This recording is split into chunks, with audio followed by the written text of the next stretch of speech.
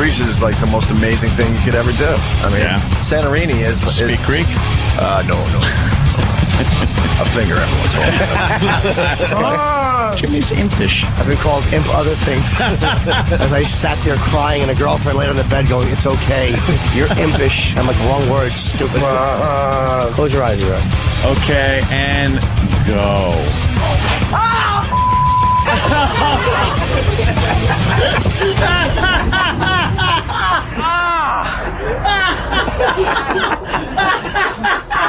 But enough of this palaver. Let's get the show on the road.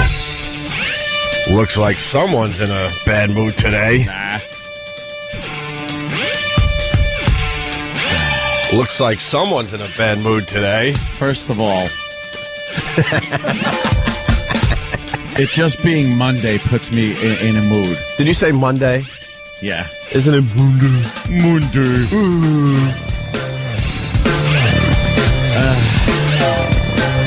How are you today, Anthony? Then well, you know,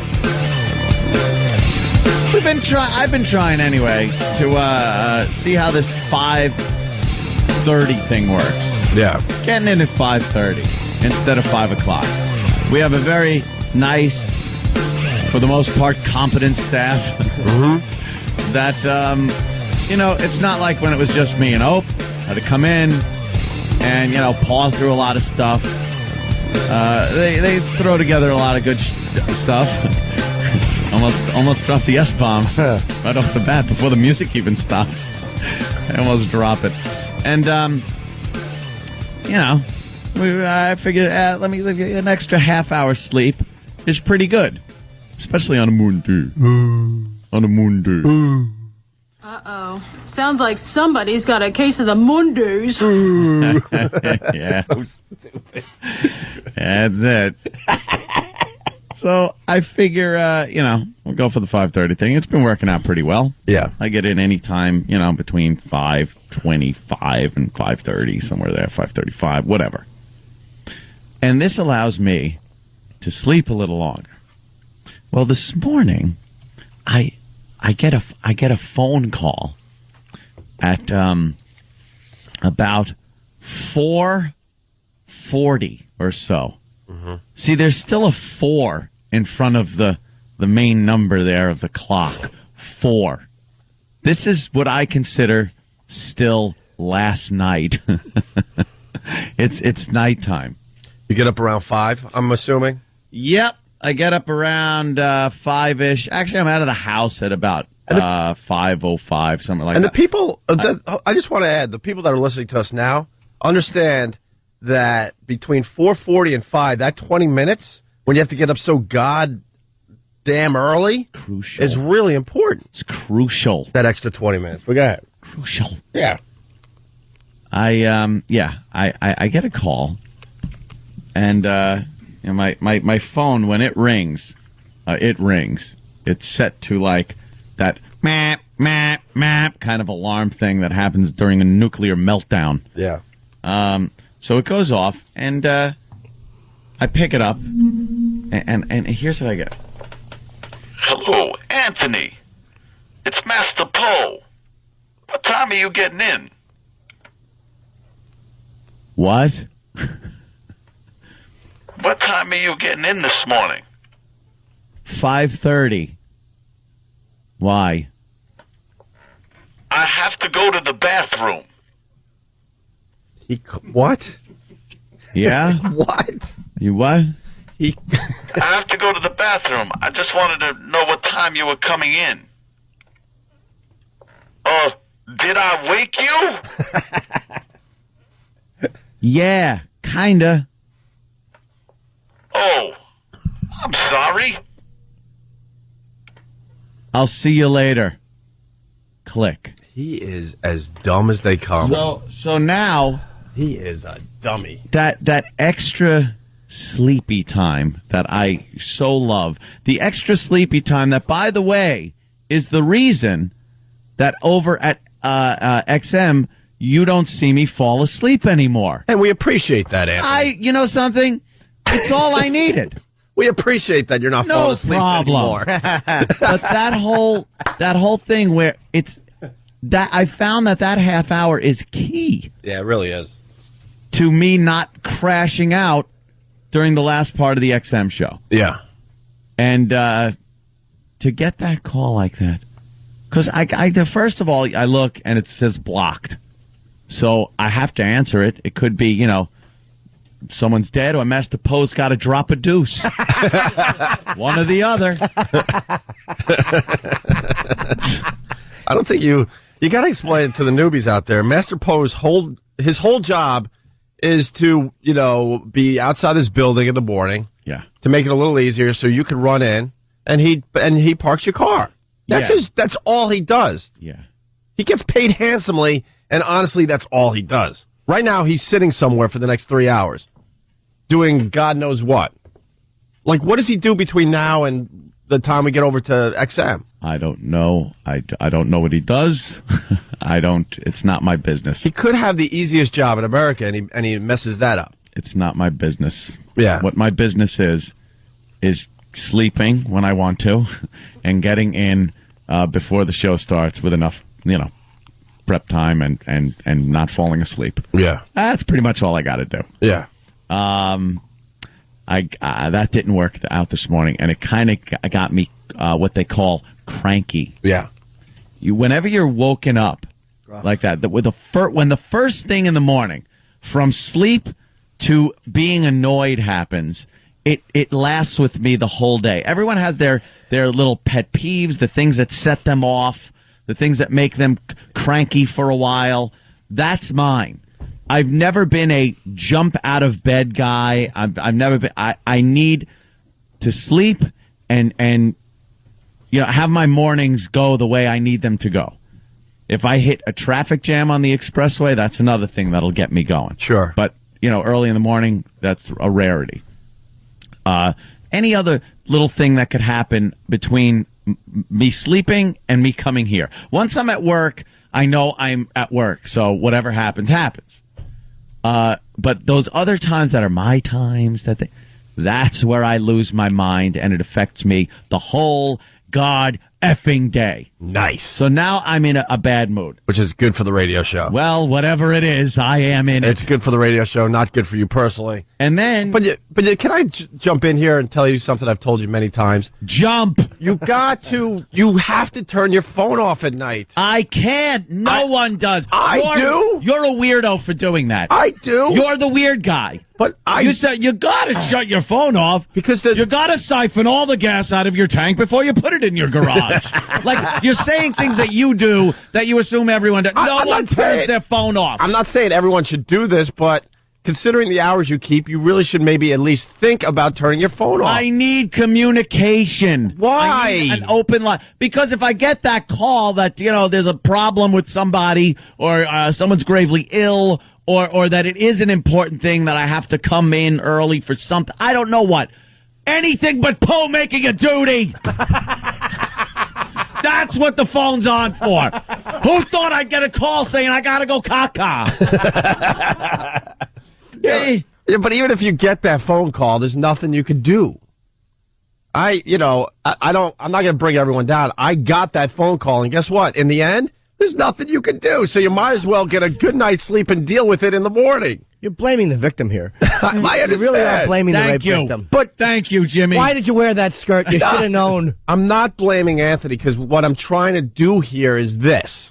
Poe is a dummy, and he will do it again and again and again. He's stupid. This is what you should do: is get I have a phone number no one has. Is that the 516? No. It's the 917 3. No, I got another one. You got a secret number. I got a secret number. So if God forbid something awful is happening and they need me, why would they need me? I don't have any skills to save somebody. Yeah, but I just have I have to just go to the hospital and be depressed for 3 days. That's my job in these situations. So in the end, there's nothing you could do if, God forbid, you get that phone call. So you might as well get a good night's sleep. I wouldn't even turn on the phone call until you had a cup of coffee in the morning and a nice warm breakfast. No, because you're gonna need all the rest you can. Because if you do get that phone call, it's gonna be 3 to 4 days of no sleeping. My friend. No, and that walking like a zombie. So you should be prepared for it. With it. No, that's not how I roll.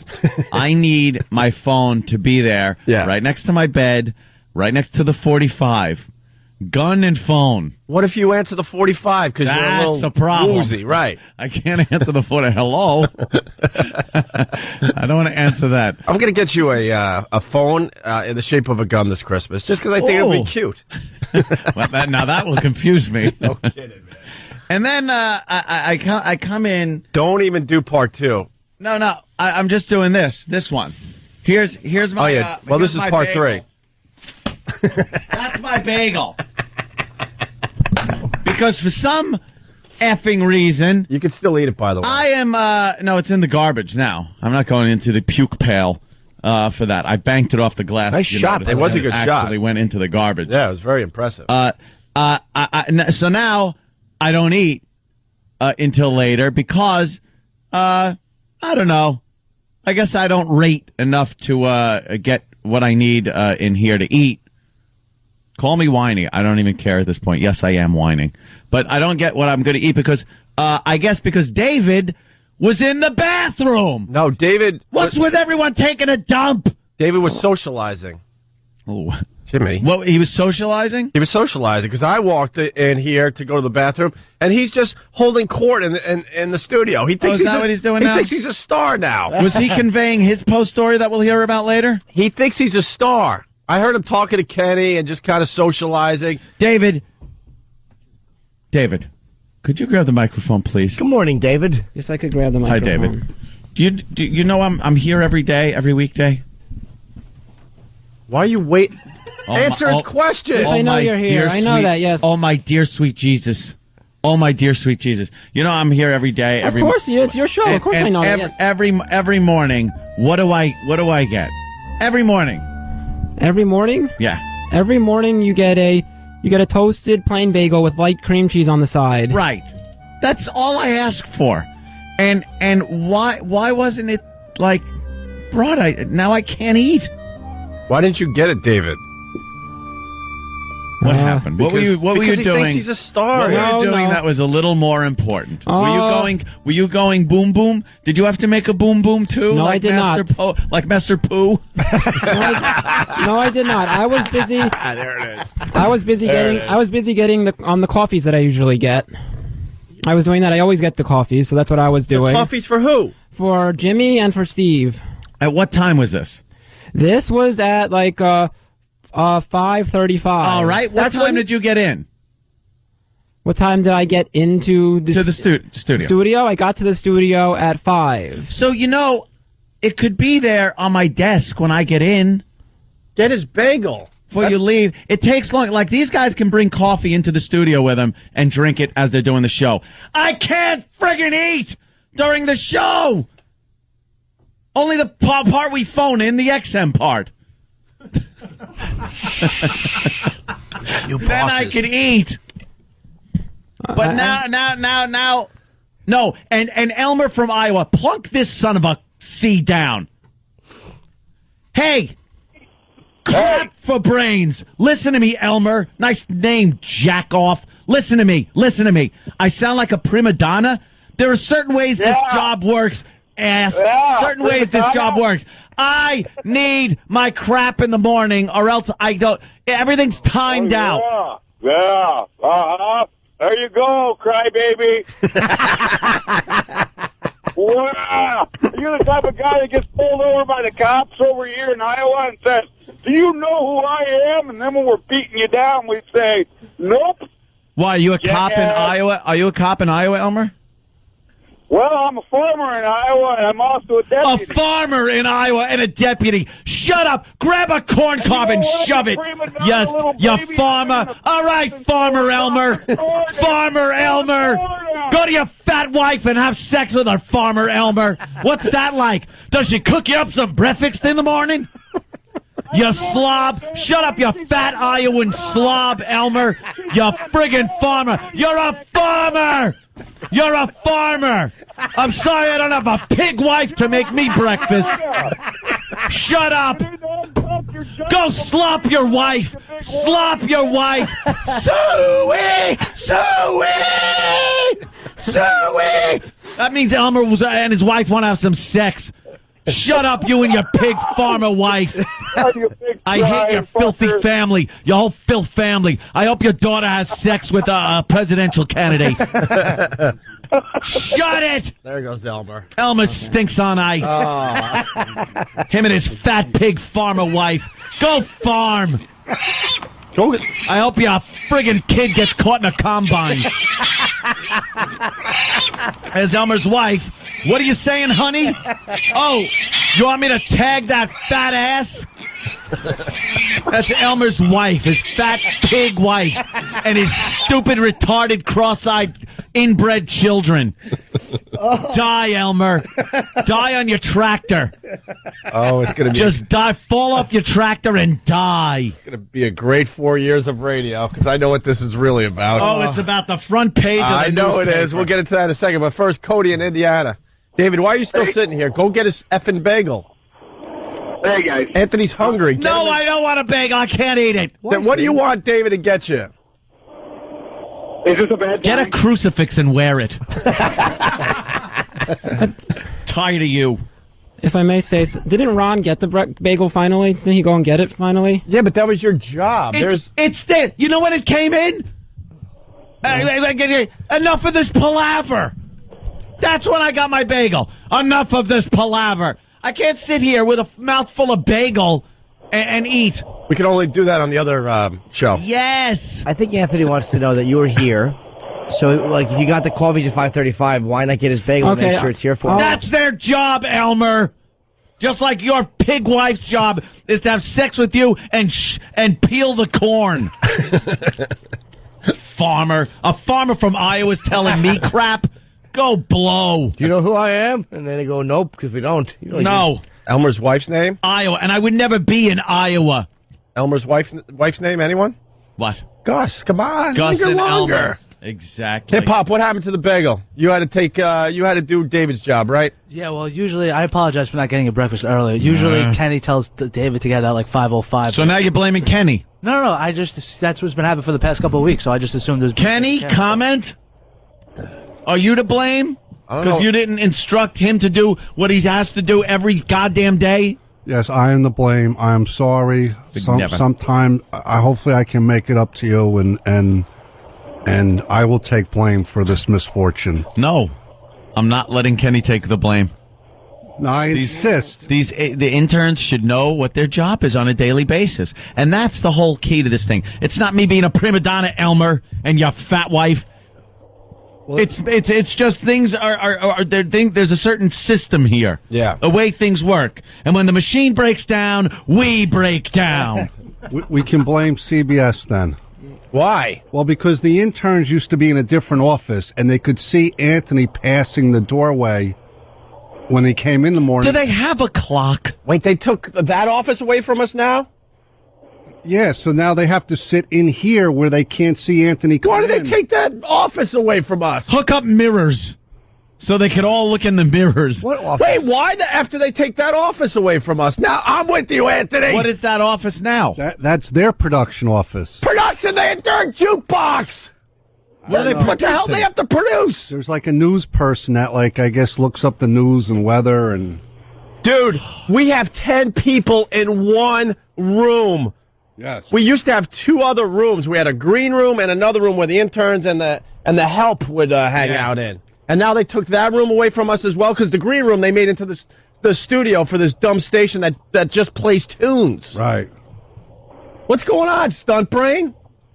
That room's been gone for about 3 months. Oh, wow. They turned that into a news studio for them when they moved over here. What news are they doing? They play doo-wop records. The one they talk about is dead. Holy crap. Why do we always get crapped on? Why? Constantly. Why do we always get crapped on? You know that when we have guests now, they have to be on the other side of the building? There's some, like, weird green room on the other side of the floor. Really? Why didn't they put the studio down over there? Then we wouldn't bother those hacks. Oh, what's this? What's that? It's their lovely empty newsroom that we used to have. Empty? Yeah. Great. Oh, it's empty all the time. I'm gonna have a little surprise for their newsroom later on this week. You're gonna pull a Poe in there? Yes, I am. I'm gonna hide it too. I'm gonna hide it. Cody in Indiana, what's up? Hey guys. First of all, order Jim Norton's book, I Hate Your Guts, on Amazon.com. Nice, sir. Tomorrow's the day. Go ahead, Cody. Okay, secondly, it goes, profession to profession if you need to shut your phone off or not. Like, I drive for a living. I shut my phone off. I need my sleep. If someone's dead, they're going to be dead when I wake up. So that's how it goes. I hate your guts tomorrow. Love you guys. All right. Thanks, buddy. Yeah, that's my logic. Brian from Bayonne brings up a good point. Yeah. Brian, yes, sir. You know why he called you at 5:40 or 4? He called you at 4:40. He forgot to set his clock back. You know something? I bet that happened. Wow. Good. I bet he didn't set the clock back. His clock said 5:40, and he's wondering, like, hey, Jesus Christ, it's 20 minutes to the show, and you're not in yet. Yeah. And I got to go to the bathroom. I has to make doo-doos. Well, these people don't understand how this show works. Steve the trucker. Steve, go ahead. First off, I want to say, Jimmy, I got your first book, and I've already ordered your second one. You're great, man. Thanks, buddy. Anthony. Yeah. Why can't you just leave your house 10 minutes early and get your own bagel? It's no big deal. Hey, Steve, the ass. Have you listened to what I've been saying? 10 minutes is crucial with our schedule. I can't stop and 10 minutes. I run on fumes sometimes because I can't stop and pump gas into my car at that hour. Everything is timed out for me to get the most sleep I can because with these hours I cannot sleep as long as I want to. And a lot of times none of these places are open until about 5:30. 10 minutes is crucial. I can't stop at a hooker stop, grab some sex, and then go to sleep in my cab. Steve the trucker. What are you hauling today? Boredom? All right, boys. Yeah, and Anthony. Oh, I hope there's an abutment with your name on it. You should not be made to do menial tasks in your life. Kenny, don't play into these idiots. That's not what it's about. It's not a menial task. I'll get my own bagel. No. If I could start the show 10 minutes later. No. You will not get your own bagel. I will serve you hand and foot. Keep the feet out of it. Disgusting big cop flat foot things you got. I was walking the beat. Fontaine is on the Opie and Anthony show. Fontaine. Hey, that's Club Soda Kenny. He's the number 2 funny man on the show. That's right. According to Stupid David. Go ahead, Fontaine. Anthony, and I am voting for Obama because he's black. That's phase 2 of my anger. Strap in, boys. Carlo, Anthony. God all right. Well, just whatever. I'm sure Fontaine's waiting for all his free stuff that comes when they win the contest. Well, this is when black people win the big contest coming up on Tuesday for free stuff. This is what it's really about. The realization has hit Anthony that we're going to have a black president and he's out of his effing mind. It has nothing to do with Poe calling you or your bagel being a little late today. It's really about just the black president. It's really about Obama. It's everything that goes along with it. I understand. Everything I'm reading, everything I'm seeing on videos, everything I'm watching. Dude, it's insane. People are losing their minds with expectations. All on poor Whitey's back. And I told you, they're going to be very disappointed, those people. Are they? Yes, they think there's going to be well, let's get into it after the break. Yeah, after the break. Because we're going to need some time for this. All right? It's the greatest thing to happen to our radio show, though. Is it? Yes, it is. It really is. McCain would have been boring for this radio show. A black president is the best thing to happen to us. It's kind of like when Limbaugh had Clinton to kick around for a while. For 8 years or right? So. Yeah. Oh, we'll see. They don't talk about Limbaugh as much, right? See. All right, Opie and Anthony, stay there. Phase 2 of Anthony's anger. Yes, in just a bit. I have a message for the black people. You do? Yes. Nice. Good morning. Woke up this morning to see that my Jets are in first place, my friend. My friends. Now that hockey season is over, got to take a little closer look at football. Big Blue demolishing the Cowboys, by the way. I was so irritated. Yes. So am I, Jimmy. So am I. Cowboys over the Blues. guy. Over Big Blue every time. Every time he got root 7-1? What's that? 7-1. And Dallas is, what is it? The 5-3. Yeah. I mean, 5-4. Terrible. But were they 4-0 at one point? What happened? They lost. That's what happens. You lose a few, and then your record changes. Oh. And the Colts beat the Patriots last night, so there's I think there's a three-way tie. You got the Jets, the Bills, and the Patriots all in first place right now. That's a hell of a division, my friends. In honor of John McCain, I'm going to say my friends all day long. My friends. My friends. And the Islanders lost to the Canadians, giving up, 3 or 4 goals in the third period. Hockey is over for me. 877-212-0-A. Big day tomorrow, Ed. Big day. Yep. It becomes official tomorrow. The first black president. I love the McCain supporters, such as myself, who are actually just delusional. I'm sorry, but it's just everyone's like, well, it could come out different if the people come out and vote, and they've been lying to the pollsters and this, that. I'm already conceding defeat. Sure. Would I like to see a miracle and see McCain get in? Yes. Do I think it's going to happen? No. I think we're going to have President Obama. President Obama. President. Here's a guy Barack who doesn't even know his. I don't even know how this woman was related to him. What, half aunt? What? Half aunt. His half aunt. If you have a half aunt, you shouldn't be president. Why? Shut up. His half aunt is living on the government till in Massachusetts, and he don't know about it illegally. She was supposed to have been deported. Get the F out for 4 years.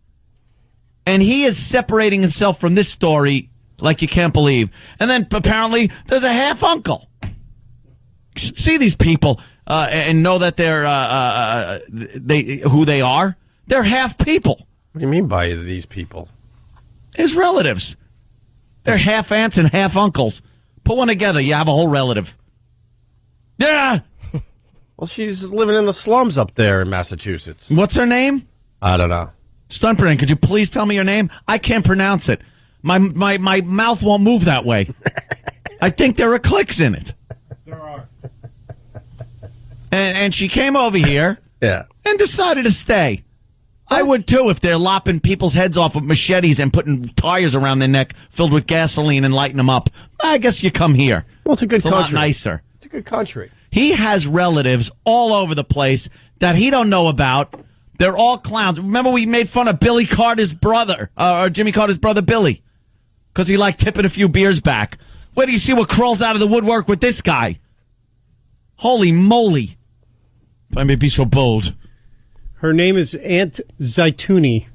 Zaituni! The president has an Aunt Zaituni. I used to play the Zaituni in high school. I gave it up. It was too big to cart around. What's a Zaituni? What's wrong with having an Aunt Zaituni? I don't have an Aunt Zaituni. What? It's just like when Reagan was president. I'm sure he had an Aunt Zaituni. Want to introduce my Aunt Zaituni. Aunt Zaituni? That's when you're against the Zaitunis. I'm Aunt Zaituni.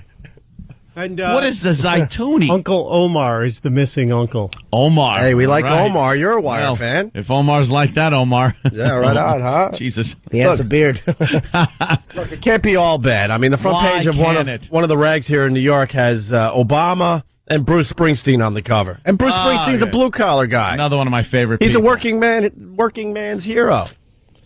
So there you go. It can't be bad. Well, look, they're together. here's something gonna have to figure. You know what? We probably shouldn't sing. Yeah, I'm not going to sing anything. You can't handle this, huh?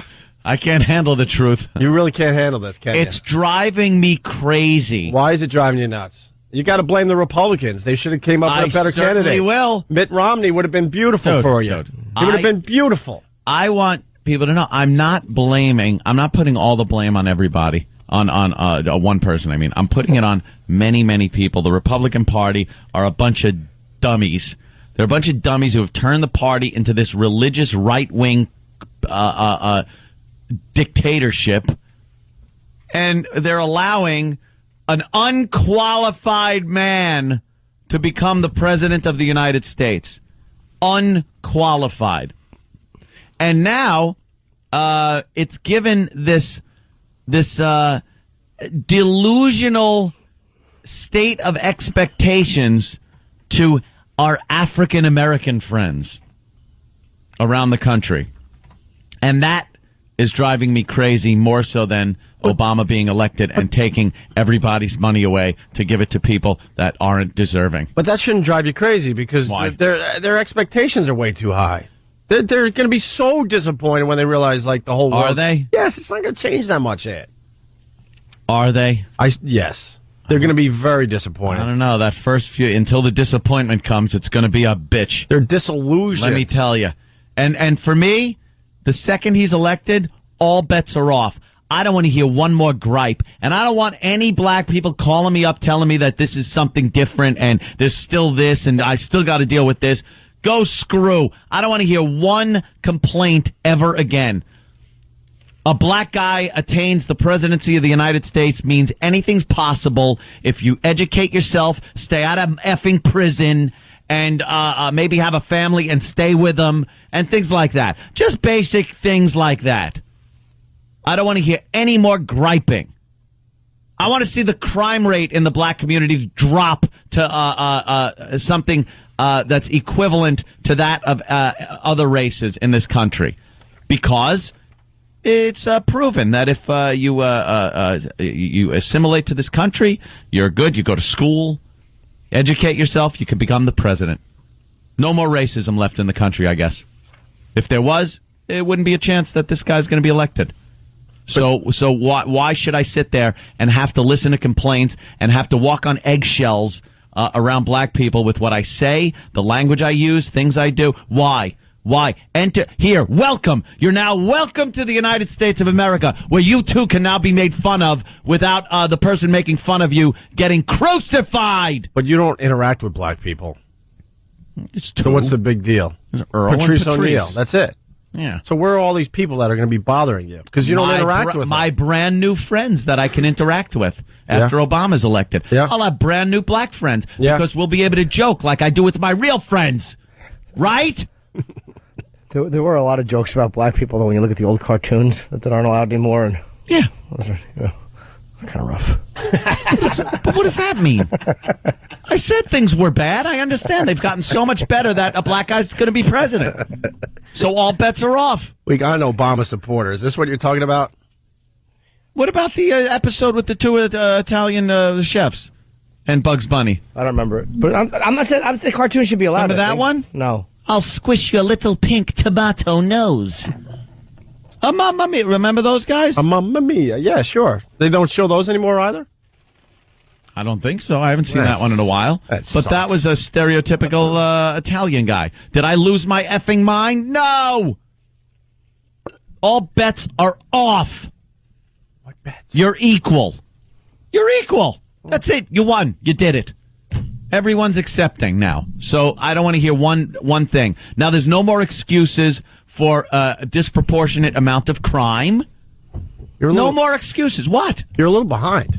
What do you mean? When Tiger Woods started winning all those tournaments, that made golf equal. It just made everybody. This equal. Makes everything. It made everybody equal. We all moved on. Everything equal after Tiger Woods made in the white man's. There's no sport. more reason for there to be 8 gazillion videos of convenience stores being robbed by black people that you control through on various websites and whatnot. Not various. What?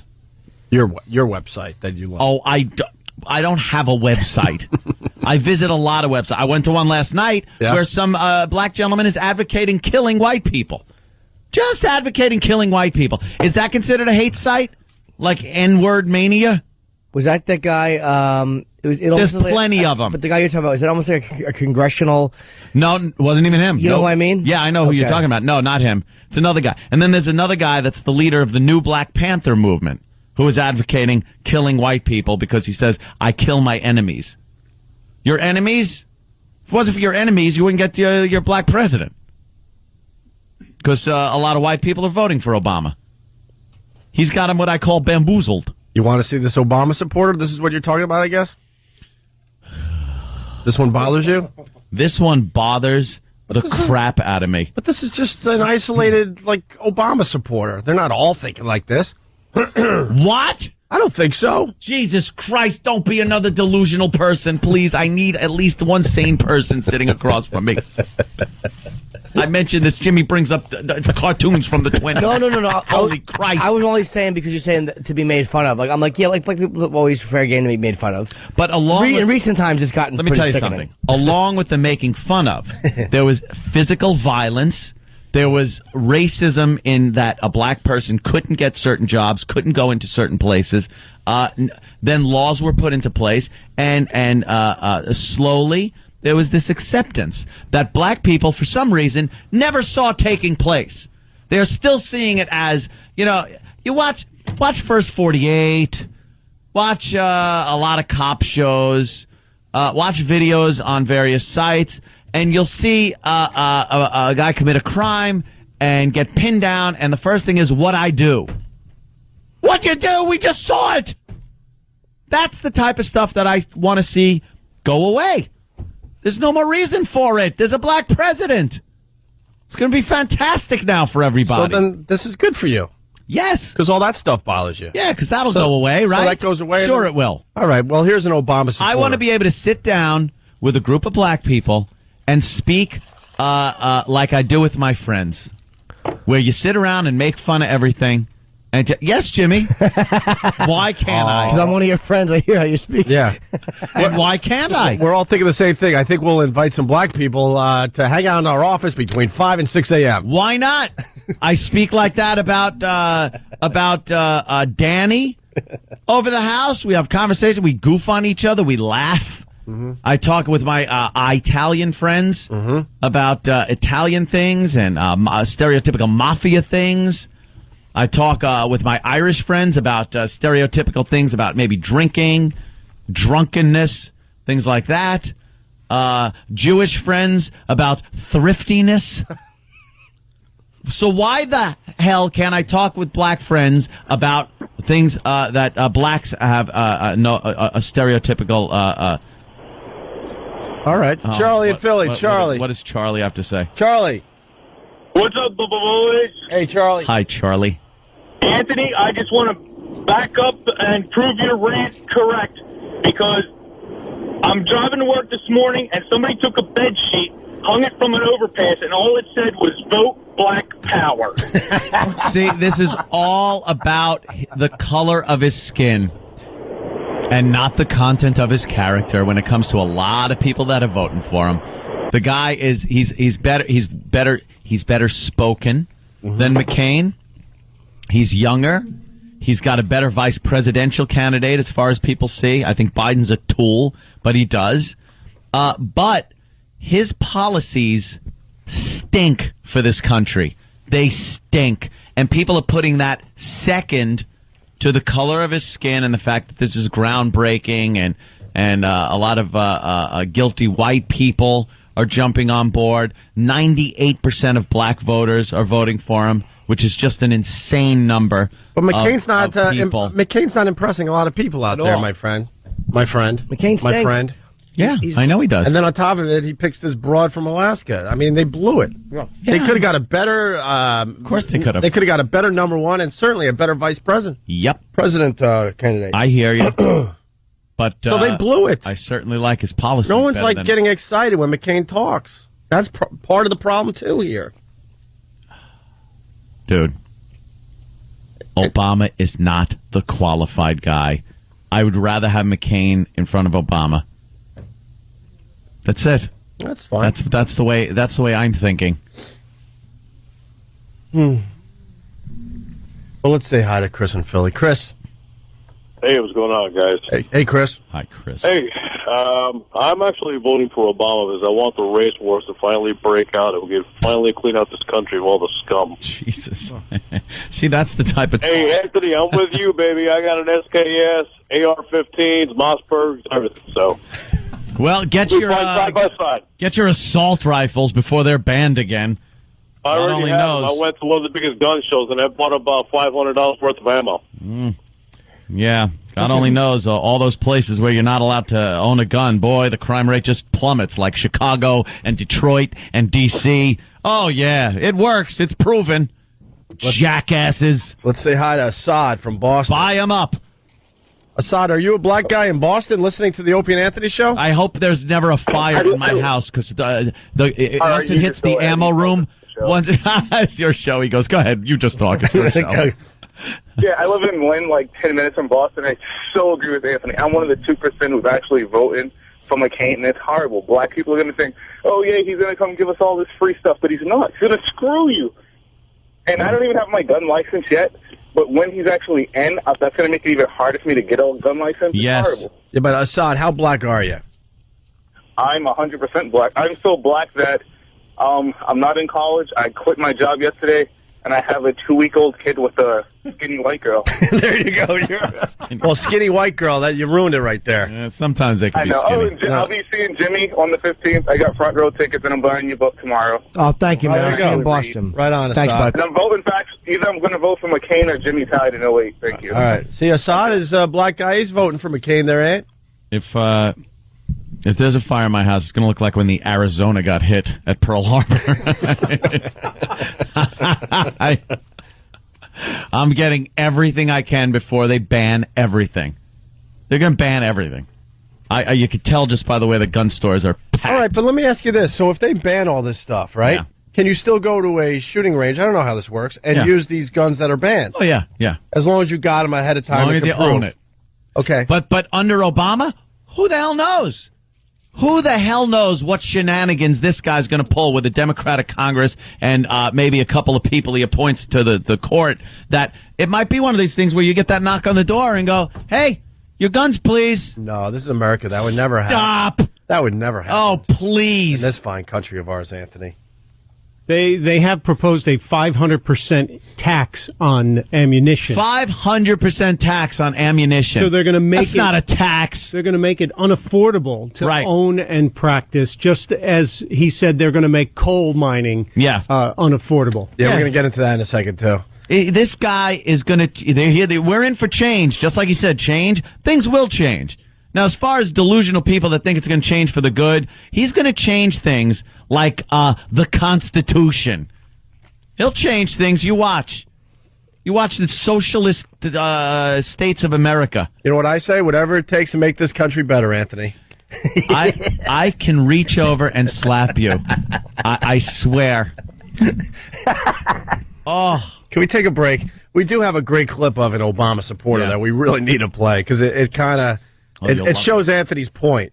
Yeah. But it also, I think, shows my point. There's a lot of people that, yes, they're going to be very disappointed because the change they're looking for isn't happening. The change that Obama's talking about, in my opinion, is a lot different than a lot of the people and what they think change means. We'll explain next, okay? Yes. 877-212-08. Don't even have to give out the phone number. Ant's ranting and raving, and freaking the phones are just lit today. Jimmy. Tonight, I have to do my first signing. It's at Penn's Station at Borders at 7 o'clock. The book comes out tomorrow. I will be there tonight at 7. K-Rock Broads, I think, will be there. So, ooh, nice. Yeah, I'm looking forward to tonight. I'll stop by, Jimmy. I hope so. Of course I will. Oh, good. And then we'll get some more Italian food. That was fantastic. At Carmine's. Opie and Anthony. What's that supposed to mean? What? What's that supposed to mean? Wait, I want to play this before we go to break. This Mark Maron thing is great, because this is basically what McCain needs to do at this point. The desperation is very evident, and he should do a spot like this. This is the most important presidential election of our lifetime, and some of you are still undecided. Let's have some straight talk. We've tried to convince you that Barack Obama is inexperienced. We've tried to convince you that Barack Obama is a terrorist. We've tried to convince you that Barack Hussein Obama is a Muslim. We're done with trying to convince you. Let's be honest. Barack Obama is black.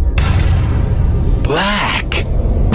My friends, think about it. A black president? Come on. Are you crazy? This is America.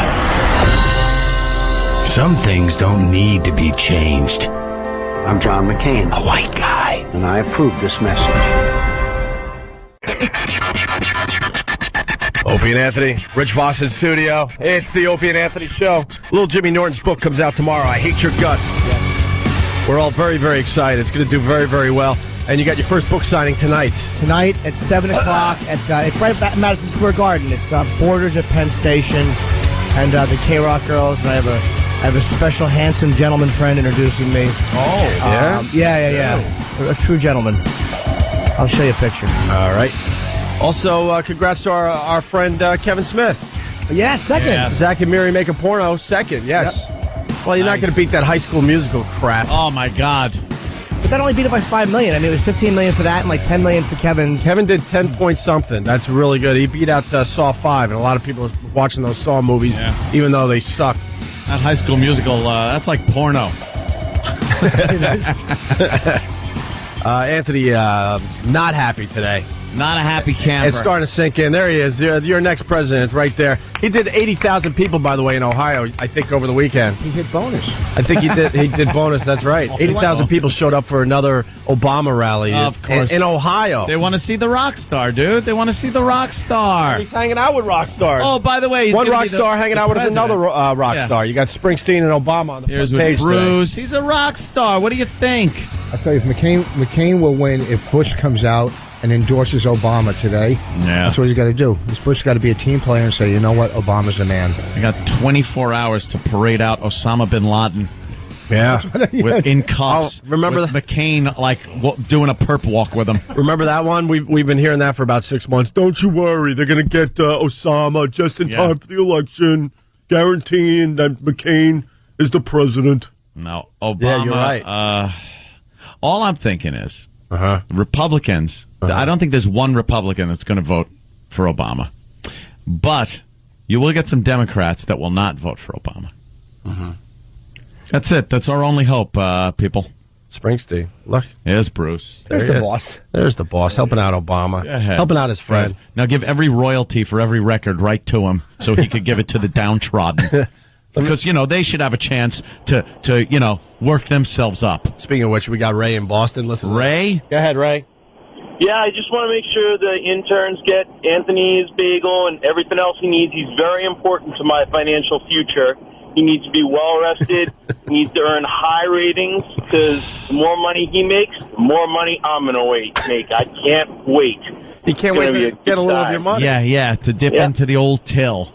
And I'll see little Jimmy on the 15th in Boston. Oh, good. And can't wait to get the second book. Thank you, buddy. I'll see you then. All right. I'm sick and tired, by the way, of these guys in SNL. I'm tired of it being news every time they go on Saturday Night Live. Yeah. Enough. Who cares? I'm not voting for. I don't want a sketch. I'm not looking for an improv sketch guy. Who cares? Okay. Policy joke. Policy joke. Shut up.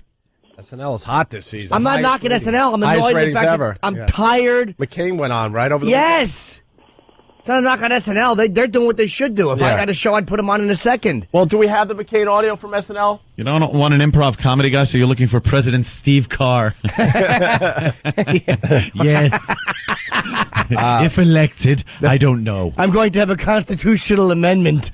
I don't know what it is, though, yet. No one has told me. Try to make one up. Yes. Randy in Rochester, the home of Brother Weeze. What do you got, Randy? Randy, come on. Hello? Yes, go. Oh, no, my name's not Randy, it's Brandon. Well, I was talking to you, so you go, you know what, my name's Brandon, not Randy, and then you move on. Let's go. What's up? Oh, yeah, man. I just wanted to tell Anthony, yo, it's over, man. I'm a black man. We got a black president coming. I'm happy. And I'm glad. I hope he takes all your damn guns away from you, even the slingshots that you carry around in your back pocket. Why would you want him to take my guns? Yeah, that's not. I mean, it's not, you got how many kind of guns? You got sniper rifles, you got AR whatevers, and don't even bullet chasers. And you don't even know the guns. I mean, that's why you're always shooting innocent bystanders. Learn your guns, Rochester. Hey, give me one reason. You sure it's not Rochester from Randy? All right, let's go to Ruben, the black guy from Flushing. He wants to talk to you too, Aunt. Ruben.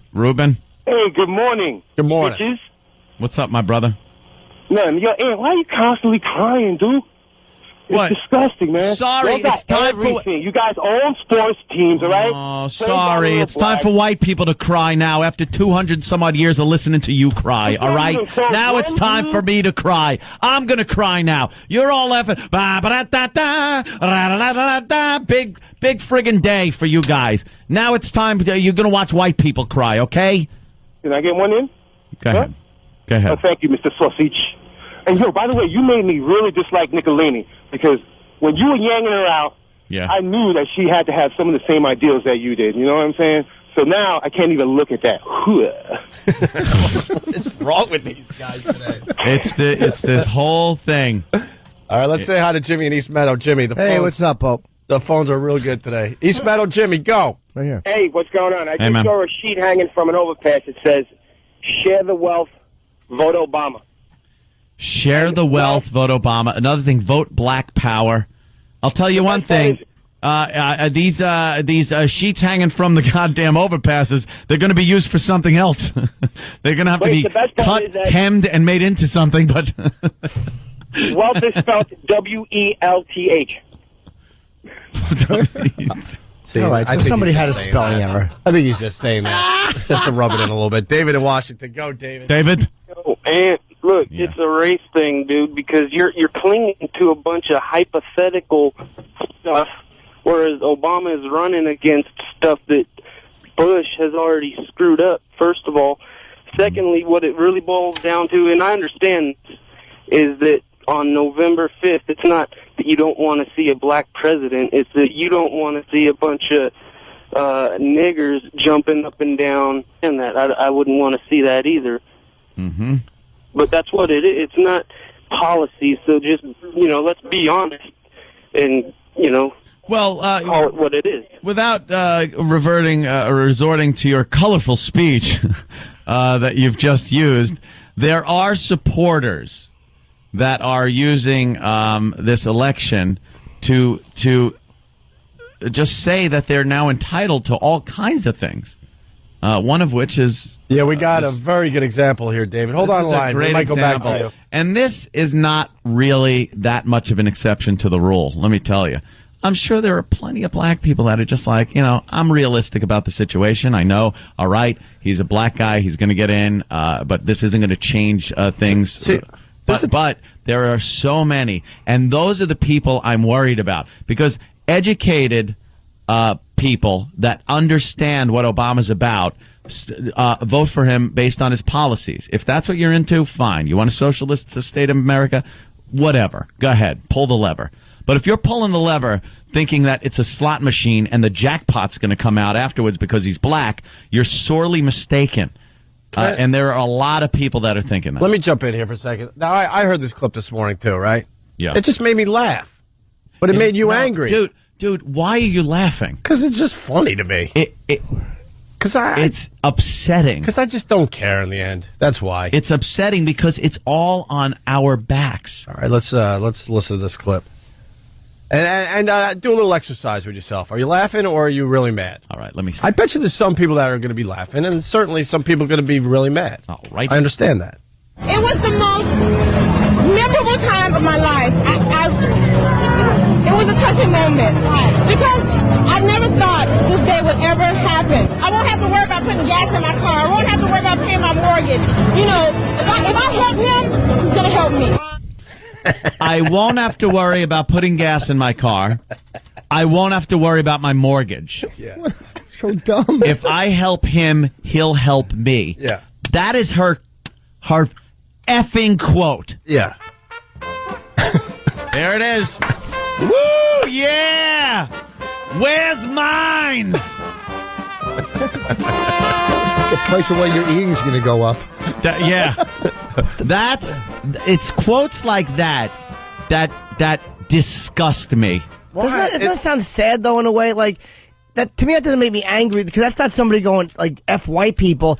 That's somebody, because gas, look, the bottom line is I support the price of gas has dropped so far down. But that, again, believe in general, me, gas is already good. So are you praising, is that woman praising Bush for the price of gas going down? No, she shouldn't be. I supported Bush, dude. I was a Bush supporter. She shouldn't be. I understand, but she thinks Obama being president is going to help, He's going to be there pumping gas? She probably feels he's more of a president that's going to be for people who don't make a lot of money, and she'll be able to afford things. I don't take that quote too radically. Like, I don't think it's a radical quote. Like, if I help, she didn't say anything about race. She just said about getting gas in her car and paying her mortgage, right? She said, I don't have to pay. Because she... Oh, my God, because she thinks he's a savior, like he's going to give all. What did she say? I won't have to worry about my mortgage. She doesn't mean...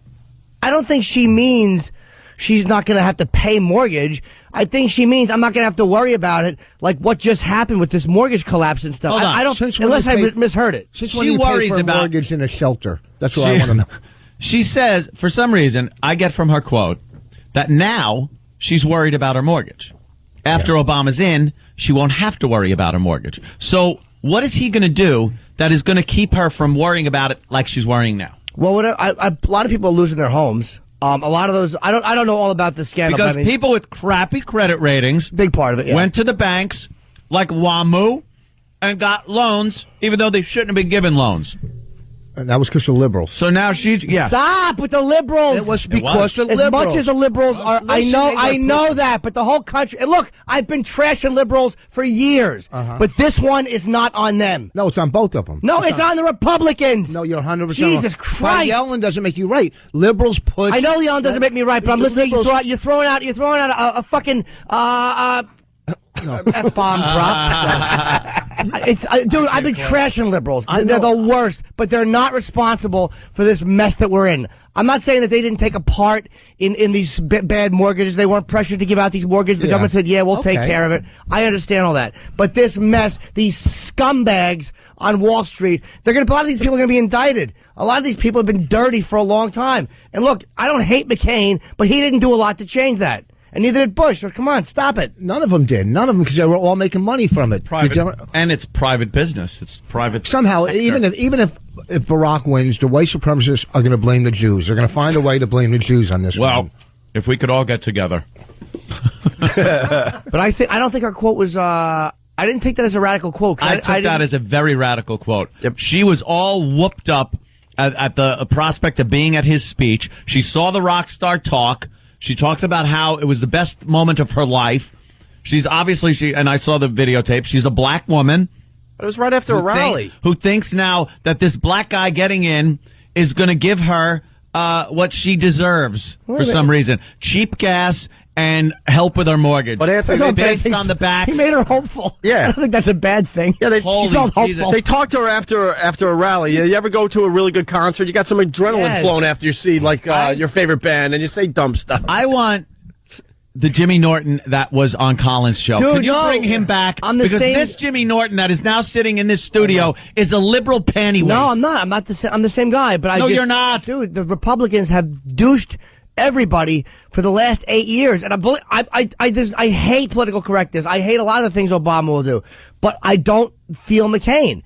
And I think that the dumb Republicans, the out-of-touch Republicans, picking that stupid broad to run with him, they deserve nothing. How much of your mortgage is paid off? Yeah.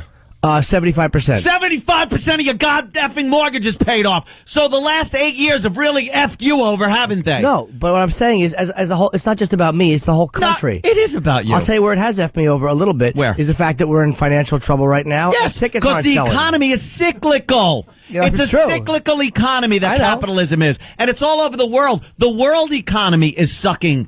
It's the world economy. We are in a recession. People are saying we are.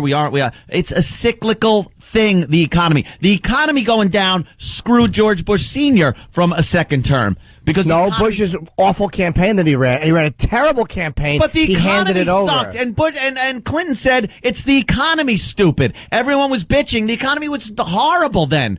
And then he got in. The economy came back. It's cyclical. It happens. How come every time a Bush is in office, it happens? Yeah, well, I know. You know what I'm saying? It's like the Democrats, to me, it's like I like to switch it up once in a while because you get one group with too much for too long. Look, I know the Republicans financially for me are better. I'm doing fine financially. It's not about that, though. There's other stuff that is just where it's just annoying me. I want to see a switch. I want to see him get in. If the worst happens that he sucks, he's out in 4 years. I mean, it's not, these are not 20-year elections. We're not going to do any worse than we have in the last 8 years with this idiot. Trump raised a good point. The whole world felt for us after 9/11. How did this dumbbell, and I was for him going into Iraq. I said it publicly. I was for it. And he believed that the terrible information they got, and they went with it. You're right. 4 years can't make much of a difference. Like, 41 till 45. Well, yeah, it can, but I don't see that happening. That wasn't that big. I'm sick and tired of this policy of not talking to Iran. 68 to 72. It's been interesting to see Jimmy. Jimmy you have changed. But it's not. But I really have. I'm not saying that's a bad thing. But it's not as much as you think. I'm the same guy. I'm watching what's happening, and if I'm happy with something, I'm for it. I don't marry party lines. If I'm not happy with something, which I like about I don't either. I'm not saying you do. I'm saying me. You don't think? Oh no, I know. Problem? I'm just saying I don't either. I like that. You don't think some of the money problems were from Clinton, the whole internet speculation money that people were making and never panned out? You don't think the economy fell because of that? I don't know. It fell into don't blame the president. Blame stupid people and, speculators. Yes. Blame people that invest in stupid things. It's the private sector. It's business. It's capitalism. Why is the government being blamed because people are stupid and buy stuff they can't afford? Buy stocks that have nothing behind them because their landscaper made some money off of it. Everyone got into the pyramid scheme that is Wall Street. Well, people blame the government because they're the ones who are bailing these banks out, which I know they have to. At this point, they're put in a position where you have to, or else, you're looking at the grapes of wrath. Yeah. I mean, it's one of those situations where they had to be bailed out. They screwed up. They gave too much credit to people that could not afford it and closed on their homes, couldn't pay their credit card bills. Why were they given so much? Greedy friggin' companies. My friend explained some of this. She's like a hedge fund lawyer, and I was talking to her, and she was explaining. And I think she's a McCain person, and she was saying that the government just can't come in and just fix everything. But I think she was saying that a lot of those loans were pressured. Like the government said, we got it covered. Like if they default. But in a way that a lot of people were predatory about it. I mean, and they are individual. It's not like there's this big conspiracy to hurt poor people. Yeah. But a lot of people, look, they're trying to make their quotas. If I get this many loans out, I make so much money. Yeah. So they were kind of. It was a bad thing to do. It was a stupid thing to do. Knowing that a lot of these people were going to have to refinance and not be able to pay it, they gave it anyway. And it's like, in a way, there's something predatory about preying on people who just want to have a home. And I understand live within your means. But we were on food stamps. My family was on. I understand what it's like to be broke. And it sucks. So do I. I know, it stinks. It does stink. But I sure as hell wasn't going to the bank looking to get a house loan when I didn't have a pot to whiz in or a window to throw it out of, literally. Well, I wasn't going to try to find a loan. And now, congratulations if you're low income. Good luck getting a loan. They ain't giving them out to anybody. You better have a credit rating of 1,000. It's got to be above 800. You better have a credit rating of white. You got to have an 800 plus 2 more hundred. Hey, rating is going to be color coded. Right. It's got to go with the color coding. Hey, I just want to bring back some of the fun. Arnold Schwarzenegger, before break, makes fun of Obama for being skinny, and then ties it all into politics. The Arnold's Classic is all about building up the bodies and pumping up. And that's why the next Arnold's Classic, I want to invite Senator Obama. Because he needs to do something. He needs to do something about those skinny legs. That's pretty funny. The governor of California. Goofing on him. Like what? Wrap him around some woman and molest her like you do? Although, if Obama had went out to balls, he'd go, well, I guess I don't have the arm strength of John McCain. Your turn. Oh, yeah, there you go. You're right. Yeah, making fun of bodies. I mean, come on. Your guy's not the picture of health right now. Oof. He needs to do something about those skinny legs. At least he can do shoulder presses. Skinny legs.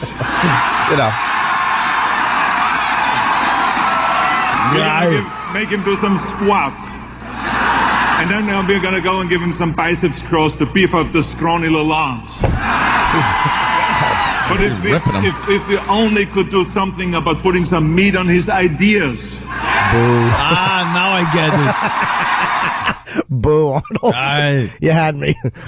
What happened to politics? They're all just... At least Arnold's got some kind of... At least he's making fun of the guy. He's got a little sense of humor. That's fine. Making fun of Obama's skinny body. McCain, my God. He loses his mind. Then we must tar and feather him. Yeah. Wait a minute. You know what I get tired of? Maybe I have gotten more liberal. I get tired of not dealing with countries who, like, it's because there's an inconsistency in it. And, like, I hate the inconsistency in our language. I hate the inconsistency of, we'll talk to this scumbag, but not that scumbag. Like, Ahmadinejad, whatever his name is crap. We all hate his guts. Yeah. But not talking to the guy, all it does is make him closer to the Soviets and the Chinese. It's stupid to not have them have some kind of financial interest in dealing with the U.S. It makes it harder for them to completely disregard what we want. You know what, though? There is a difference. We deal with China, who has one, if not, I think the worst human rights in the world. Terrible. China is horrid. But billions upon billions, trillions of dollars we trade with that country. And they're not setting off bombs and blowing our crap up. They are sending over plenty of lead for our kids, but they're not doing that. Iran is a different story. You get this guy. If they wanted to trade with us in a civil fashion, sure. Let's get some rugs, whatever the hell they make over there that we can buy. Pistachios. Pistachio nuts. We learned right. that. Pistachios. But they aren't acting in a civilized fashion. We can't tell China not to beat their people up, or we're not going to trade with them. Who the hell are we? Treat your people the way you want. Treat them like crap. But China isn't this threat where we're always looking to see when the next terrorism comes out of China for us. Well, yeah, but again, that's why we're not dealing with Middle Eastern countries. They're animals that are trying to kill us because they hate our religion and our way of life and the fact that we aren't Muslim. That's why. I'm not talking about being allies with them. I'm just saying I'm sick of the policy of not talking. Like, we just don't talk to who like with Cuba. He's invited to the UN every year where he blurts out his anti-Semitic, anti-American rhetoric, and then we're supposed to sit down and have tea with him? Not have tea with him, but like the fact is, the reality is we have to deal with certain elements. Why doesn't he come forward first and say, hey, I'd like to, we're the maybe the olive branch. Because I think that we're the one. It's not even an olive branch. Looks weak. I'm not, but I don't think it is, though. We can still. The problem is this: the Republicans. We went to war, and they didn't do what was necessary. Mm-hmm. They pussied around with it. They went door to door. Are you bad? No. Okay, we'll keep going. And that's why we're stuck there. And it's like, if you want to be hardcore Republican and you want to be all about the military, then go to war and do it right. You want to crush somebody? Crush them. You want to crush us? Then do it.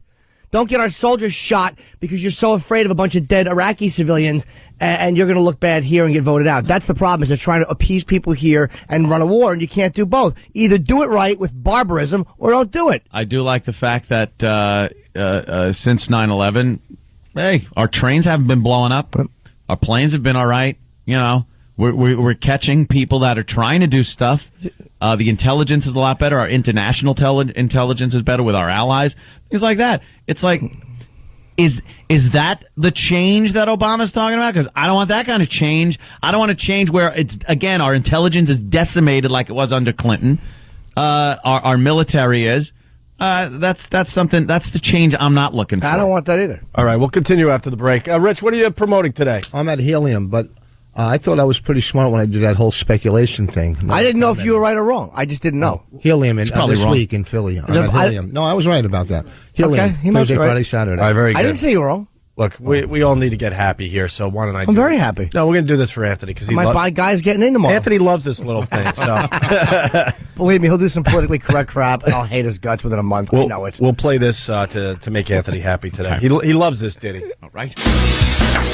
Opie, that's Opie, with his partner Anthony. Hello. They give us news in their own views, and Ant really doesn't hate the Not Jews. the red velvet, Little Jimmy is also there. He likes emails and no one cares. Make me laugh, that's O&A. The pendulum is swinging back the other way. Make me laugh, O&A. That's right. The Opie and Anthony Show. Oh, my God. The arguing and the discussions continue through the breaks. But can I say that this is what's happening like all everywhere over the country right of course. now. But it's good. I'm not that liberal. Everyone I trash, I'm not even plugging the new book. In the book, is almost all of them are liberal. Yeah. I've trashed very few conservatives. You're a smart guy. Every time you talk to Norton, he's just such a smart guy. Of course Norton's a smart guy. But I disagree with the one thing, with the porn. I think a porn... Hold on, let me just tell you what we were talking about at the break. Because Rich was coming over, we were just talking about the conservatives and the liberals. And I'm like, I don't know if I want another conservative on the Supreme Court. I'm like, I don't like the fact that Max Hardcore, who, look, is a nasty pornographer, was convicted of obscenity, I think, in Tampa, and he's facing jail. And like Buttman, John Staliano, they're going after... Not Buttman. I know. But these are adults doing adult things. Like superhero villains. Yes, Buttman. I don't like the fact, and I'm not saying that Obama's going to change that, because Democrats never back pornography either. They just don't target it as much. But that's one thing I'm tired of, is this family values, religious crap, and them going after pornography. I'm sick and tired. This guy's convicted and going to go to jail in what is supposed to be the freest, most progressive country. We suck. But you're saying you can not go after pornography, but go after drugs. Addiction is addiction. Drugs are illegal. But it ruins lives. Either one ruins lives. But, okay, like we said this. When's the last time a cop was shot over pornography turf? When's the last time a little girl was killed in a drive-by for pornography? It doesn't happen. When's the last time a guy went down another guy for drugs, okay? I don't know. When's the last 23 years ago. Well, we're waiting for that. Thank you, Rich. It's just negative. It's not positive. Porn is not a positive thing. It's negative. Everything around it's people negative. using it positively, like have marital aids with it, it helps. I don't think it can be negative, but it should absolutely be totally legal. A bunch of adults making adult decisions, and the party that is supposed to be hands off, no big government, feels very comfortable being hands-on when it comes to morality and when it comes to things you watch and don't watch, and that's another one thing that makes me sick about them. I want pornography left alone. All right. Hey, I was down in Philly really quickly. I was having lunch, and there was two older guys discussing the election, because Ann said this thing is happening everywhere, which it is. It is probably the most discussed election. Oh, man. And ever. it's DISGUSC. Disgust. And it was two older white guys, and it was perfect. There was an Obama guy and a McCain guy, and they were friends, and they were just going at it, like you've been hearing all morning here on the show. And the one guy said, you know, the kids of America today are getting their news from Jon Stewart, and that's not the news. And then he goes, but what Rush Limbaugh had to say, and I'm like, that's the same thing, you idiot. I wanted to jump in and go, are you kidding me? That's Rush Limbaugh's angle on the news, just as it's Jon Stewart and The Daily Show's angle on the news. How do you separate the two? It's the same exact thing. People are mistaking entertainment for news. You can get some news. You can get knowledge of what's happening by watching these entertainment shows or listening to entertainment shows like Limbaugh and watching The Daily Show and things like that. But to make a decision based on that news is a little silly. Based on any just news show, you really have to dig, and there's a wealth of information everywhere. Sure. You got to look at both sides. You got to look at it. You go on the internet, you find anything. Yeah. I usually get distracted with the conversation you guys were just having before pornography. Yeah. But in between the porno, I really am getting educated. But the point is, in between the jokes that Jon Stewart and The Daily Show are doing, you're getting some good info. You still should decide for yourself. Very liberally biased. Oh, I understand that. Very. But just like Limbaugh is completely out of his mind, right wing. The only point I'm trying to make is they're pretty much the same thing, believe it or on not. opposite ends of the spectrum. Yes. Yeah. Yes. Definitely. Hey, we got a couple good things here. We got John McCain on SNL that Jimmy was talking about, and we got Sarah Palin. A radio show got a hold of her and made a prank call. Where you want to go? Oh, this is and we got to fit Regis and Kelly in sometime this morning. What did he do? They're in trouble with the Dominicans. What did I say? We'll get to that a little later because we're trying to get a little more info on that. The Mexicans or something? I don't know. What are they? Dopey is. I don't know. Brown people. Right. Stupid Regis. What do you want to do? Sarah Palin prank call or John McCain SNL? We'll do both, but what do you want to hear now? Oh, I don't know. Eeny, meeny, mite. Well, that's the wrong thing. How about you guys want to go Palin? Yeah, I think the Palin thing's a little... the Palin's got a little some legs on it, so you got a radio show in Quebec. Comedy duo called The Masked Avengers, I believe. Yeah, that's a terrible name. Why don't we, focus on these guys for Jocktober? Yeah, it's Canada. It's a pretty good bit they did. I got to say that. How the hell did they get her number? They must have went through the people. Look, the president's going to be in Montreal. They probably called in French too. If it's from Montreal, right? They probably speak French. All right. Well, they obviously definitely do. Here they are. They get through to Sarah Palin on their radio show. This is Bexy. Hello, Bexy. Hi. Hi, this is Frank Louvrier. I'm with President Sarkozy on the line for Governor Palin. Yes, 1 second, please. Can you hold on 1 second, please? Yeah, no problem. All right, thanks. It's that easy? You just have to do a Clouseau? A bad accent? That was obviously set up before. Mm-hmm. Because she was probably expecting his call. Yeah, of course. He didn't just call randomly with a funny accent. Oh, and by the way, we're kind of like the Daily Show and Limbaugh as well. Oh, yeah. We got to acknowledge that, Yeah. Oh, but the thing is, I'm right. We do have to acknowledge that. We have to throw ourselves in that whole thing. Can you hold on 1 second, please? Yeah, no problem. All right, thanks. Problem. Hi, I'm going to hand the phone over to her. Okay, thank you very much. I'm going to put the president on the line. Okay, he's coming to the line. This is Sarah. Governor Palin. Hello. Just hold on for President Sarkozy. 1 moment. Oh, it's not him yet, Bexy. I always do that. Yes, hello, Governor Palin. Oh, my God. They're just I always do that. I say hello, and I don't know that the person's got an assistant. She's getting calls all day. Oh, jeez. Just a couple of broads trying to, get something done. But it shows you how little these people like to wait. Like, literally, she didn't even want to wait for the phone to be handed over. No. Yeah. I always do that. Yes, hello, Governor Palin. I'll just have people hand it Yes. right when it's down. Yes, hello, Mrs. Governor. Hello, this is Sarah. How are you? Fine, and you? This is Nicolas Sarkozy speaking. How are you? Oh, so good. It's so good to hear you. Oh, it's so good to hear you. The guy is doing a good yucky accent. They almost blew it. The radio show almost blew it by not just going as soon as she got on, the other guy should have went, "This is President. Hold on, what are you doing? Yeah, idiots." I guess that they wanted to really get the protocol thing going. Yeah. Now I'm just picturing some of our classic prank calls done by a French guy. Yeah. I want to do the butt one, but we can't say that word anymore. But the plug. Yeah. 2 pills dead. You're kidding. We have a lot in happen. All right. We have a lot in common because personally one of my favorite activities is to hunt too. Oh, very good. We should go hunting together. Exactly. We could go try hunting by helicopter All right, I know we know ahead of time, but who's buying that? This is the president. Hunting by helicopter. All right, come on. It's very obvious, no? I don't know here's the thing, as I'm listening to this, I'm like, this might be the kind of dumb conversations they have, these banal, idiot. I don't know how these guys talk Mr. President, Vladimir, blah, blah, blah.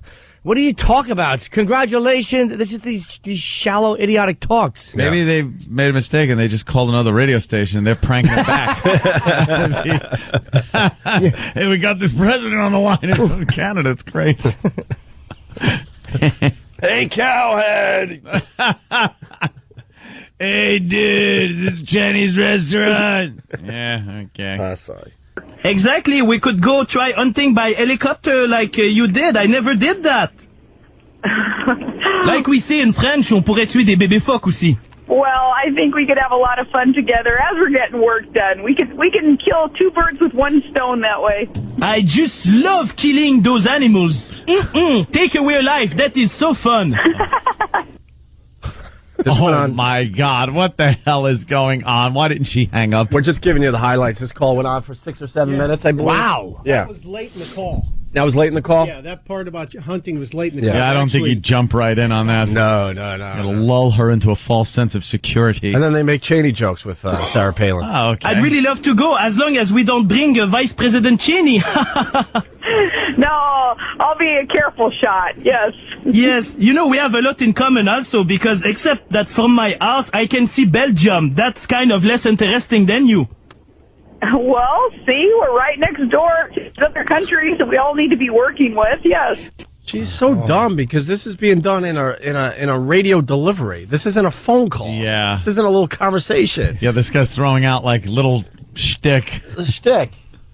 Like a radio guy would, not a president. But you're thinking the governor listens to morning radio. I think she's a little more busy to know what's really, that morning radio does sketches and little bits. bits like little this. Bits. They reference Canada's prime minister as singer Steph Carsey or something like that. I don't know. Some people said in the last days, and I thought that was mean, that you weren't experienced enough in foreign relations. And, that's completely false. That's the thing I said to my great friend, the Prime Minister of Canada, Steph Carsey. Well, he's doing fine, too. And, yeah, when you come into a position underestimated, it gives you an opportunity to prove the pundits and the critics wrong. You work that much harder. She's still giving the company line, though. It's on a phone call. She stinks. Like, she's not, there's nothing. We can get some work done, too. Yeah, we got to get some work. I'll roll up those shirt sleeves. Here's where it gets good. I must say, Governor Palin, I love the documentary they made on your life. Hustler's Nailing Palin? Oh, good. Thank you. Yes. That was really edgy. Well, good. I really loved you. Oh, my God. Hustlers nailing Palin. Oh, is that what he said? Yes, Yeah. listen. I didn't hear that. I had no idea. So Listen again. I must say, Governor Palin, I love the documentary they made on your life. Hustlers Nailing Palin? Oh, good. Thank you. Yes. That was really edgy. Edgy. Well, good. I really loved you. Why? She didn't understand it. So she just goes, oh, thanks. Yeah. And then they reveal it's a prank call here at the end. And I must say something also, Governor. You've been pranked by the Masked Avengers. We are two comedians from Montreal. Oh, have we been pranked? And what radio station is this? This is for CKOI in Montreal. In Montreal? Tell me their radio station call letters. CK. Hello? I'm sorry. I'm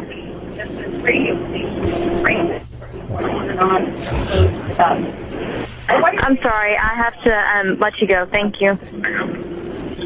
Yeah! Woohoo! Hey, props to those guys. You got to give them that. Got to give props to those guys. She is not happy. Oh, what's the call letters? Oh, what's the call letters? She wants all info. Ooh. Good one. Yeah, you got to give them that. Yeah. They'll be in trouble. They'll be fired over that problem. Nah, she's too public. You probably don't even have to tell her she's on the radio. Like, the FCC says you can't put someone on the air without telling them. Yeah. With her, you probably could. Let's get Obama on the phone. Well, see if we could prank Obama. I've spoken to him once. Hello. Have you? Yeah. No. No, of course not. Look at his face. I know. Look at his little Jimmy face. His eyes were a little wide. I'm being tight-lipped. I talked to him, I swear. I didn't talk to him. You can't play poker, Jimmy, ever. I can. No, you can't. I say yippee a lot. Yippee. Is this a giveaway if I have, like, 3 kings? That's my top. I won a poker tournament over the weekend. I want to say hi. Congratulations, Anthony. Met over there. How much you win? Little torn. Well, it got me a buy-in. It's like a buy-in for a seat. That if I win, that I go to the World Series of Poker. Online, you won it? Satellite things. No, playing real people. Where? I'm not going to say. How much did you win? I'm not going to say that either. I don't think you won. More than 2. No, he did. was rich. He just doesn't. Look at the gambling. Look at the gambling saliva Voss has. There were about 20 guys in it. Pretty good buy-in. Because I was watching poker on TV the other night, and I'm thinking I really could do that. Oh, my God. If you're just watching and thinking, I could do it. Well, because I know poker, I've played it, so it's all luck anyhow, unless you... Oh, sure it is. I mean, there's some stuff where you bluff the guy out or the gal out. Yeah, but that's not some of it. That's a lot of it. Or the gal out. The gal. How old are you? You bluff the guy out or the gal out? Yeah, that's what I'm saying. What so you would know based on what somebody else is doing and how they're betting whether you should try to go over the top of them and scare them out of the hand or, fold your cards. Well, I got to just learn that whole river thing, but once I learn that... Once I learned that, but here's the thing. You should learn the river by jumping in one. Or just talking for a few minutes to create one. You're an addict. You can't. I was playing cards with Louis Beans. You're an addict. You can't play cards. You can't get into the poker game. What? You know what? If you invest, I guess, if you take some lessons, and you're going to have to lose to win. Rich, you're a recovering gambler. You can't take some lessons? Poker isn't something you take lessons in. Oh, yeah, I was watching. What you do, no. It's not that easy, You have Rich. to play. You have to play. You have to lose your ass. You have to learn by playing and losing to see what works, what style works best for you. No one could teach. They could teach you how to play, but they can't give you the instincts and things like that. I know what I do. I would take my hood and I'd close it. It's already been done. All that's been done. Yeah. Doesn't matter. The Unabomber. They can still figure it out by how you're playing and how you're betting and stuff, Rich. It has nothing to do with the poker face. Not as much, I should say. If I and as an addict, you're not supposed to be gambling. Well, if I lose, then I'll go over to the crap table. Well, no, what this guy told me in the elevator. I forgot to bring it on the show. He says he loves Priceline because he feels like he's getting some action. Priceline. I swear to God. Yeah, because he's not allowed to get. Well, not allowed. Whatever, he can do whatever the hell he wants. But he's staying away from the gambling thing because he knows that's a problem too. But this guy loves Priceline because he feels like he's getting a little action. Yeah, when I go on the road, like they give me a hotel, I ask if I can get it myself, and I'll go on Priceline because once you hit. You hit. You're like I hit. Like I hit. I mean, and sometimes satisfying that little urge inside. It's great. Like you won. Sometimes I'll do it, and I don't even need the hotel. I won, but then I'm in a hotel thinking, wait, I just spent $150 that I didn't have to. What do you mean you won? What's that mean? I never. Because they accept. You put your bid in, and you wait for the answer, and if the answer is yes, that means. How long do you have to wait? Well, you don't have to wait that long. It's Priceline. They go through, and then you like say you put 125, 150 for a 4-star hotel, okay? And sometimes you'll get into a place that's so nice. Most times it's probably what is it, a Holiday Inn for 100? No, dummy. I mean, sometimes really, really good places. Name me 30 examples. 30. The bar. I mean, they can tell. They can tell you don't belong in that hotel when you walk in with like a styrofoam cooler or something. You know what I mean? But you'll get. Oh, that sucked. That was all right. I've gotten like. You have a styrofoam cooler? What do you mean? No, I've gotten the Intercontinental in New York. That's where Ahmadinejad stays. Does he really? Yeah, the Intercontinental. I know that he likes me a lot. For like $100. That's what he pays. That's the Iranian anti-Semite World War III starter rate. All right, let's go to Psycho Bob. Psycho Bob, you're on the Opie and Anthony show. Good morning, boys. Good morning. You sound crazy, Bob. Good morning, Mr. Hollywood. A little observation from Psycho Bob. Go ahead. Wait, hold on. Hold on, Bob. Not to interrupt you. I'm going to let you say. Is he calling me Mr. Hollywood? Yo, that's you. Are you saying that because I've gotten more liberal? Because you are going big time in the future, my friend. Yeah, thank you. You got a book. Everything's going well for you, Jim. I was all defensive. Thank you very much. Yeah, he was complimenting. You're welcome. Psycho Bob, go ahead. I just got an observation that when Roland was there on Thursday and Friday, you had Jim Jeffers. Roland's gone, and you got Rich Voss punching out. This is the first post-Roland booking, Rich Voss. So we're doing well without Roland. By the way, that Jim Jeffries, wow. It's funny, right? Can he drink? Oh. Wow, it's funny, right? Yeah. Oh, yeah. And he can drink. He was great at Caroline's over the weekend. I went to one of the shows. Was he good? He was You great. should have seen him at Old Looney's. What an alky. This was the next night. And just trying with every girl in the place. Oh, yeah. Very fun to hang out with when he's a loopy. Yeah, it's a numbers game. He's a good dude, man. And we're going to be helping him out with something in the very near future. We'll have info when some when good it's news official. for Jim Jeffries. Very good news. Well deserved. I do want to shout out to Mike Cole. Yeah? He's the one that got me in the poker game. Mike Gay. Mike Cole. Mike and his retard leg forearms. Mike has forearms like a retard's calves and ankles. You tell him that when he's here. But I mean that I'm not knocking Mike. I'm just saying he'll knock you, and your head will come off. He has brick punching hands. Yes, he is a thick-wristed man. I would really not want to tangle with Mike. No, that's why he's called the TMZ Kid, and he's just got that look like don't screw with it. You have to hit him with a Buick to knock him out. He's not like Mike is just a thick, strong dude. And he knows things. You know what? Just last caller. He knows some good off. things. What? You know what? I brought nothing but great radio. Oh, shut up, This Rich. caller, I'm sick of these callers. You know what? He's just kidding. Oh, he was? It's all jokes. Wow. He's just saying because Jim Jeffries is hilarious. He's hilarious. Hilarious. Hey, speaking of guests, we got Sean William Scott. Is he here? Not yet. This new movie of his is going to be a good one, so we're excited. Sean William Scott is great when he's on our show. He should be here in a few minutes. He knows what? Stifler, right? Yes. From American Pie? What? So you want to just keep calling him Stifler, huh? Well, for the people, just so people go, oh, okay. I never saw American Pie. It's a great movie. I know. I heard it's very funny. I just haven't seen it. The first one. What did I watch this weekend I hadn't seen? Ooh. Oh, I'm such a... I really am turning... You know what? Ed is kind of... I really am getting weird in my 40s. I watched What Dreams Will Come, Robin Williams movie. Is that one where he's dead? Or yeah, and it could have been a little better, but there were parts of it that were pretty interesting. Did you cry? The whole time! The opening credits from Dimension Films. That was a little heart tugger, wasn't it? But it was like, all right. What's wrong with me? I really am going through some kind of a hormonal thing. I just cursed. Why are we cursing? We have callers today? dropping the N-bomb. I'm cursing. You're cursing. I just cursed. Steve's got a horrible leather coat on. A lot of excitement in the air because, we're going to elect the president tomorrow. Yes, certainly are. I just thought it was some menopausal thing. I don't know. That all of a sudden. I think you hit 40 and you start assessing things. Prioritizing maybe. This is what I have to look forward to when I turn 40. Dude, I really am. Turn.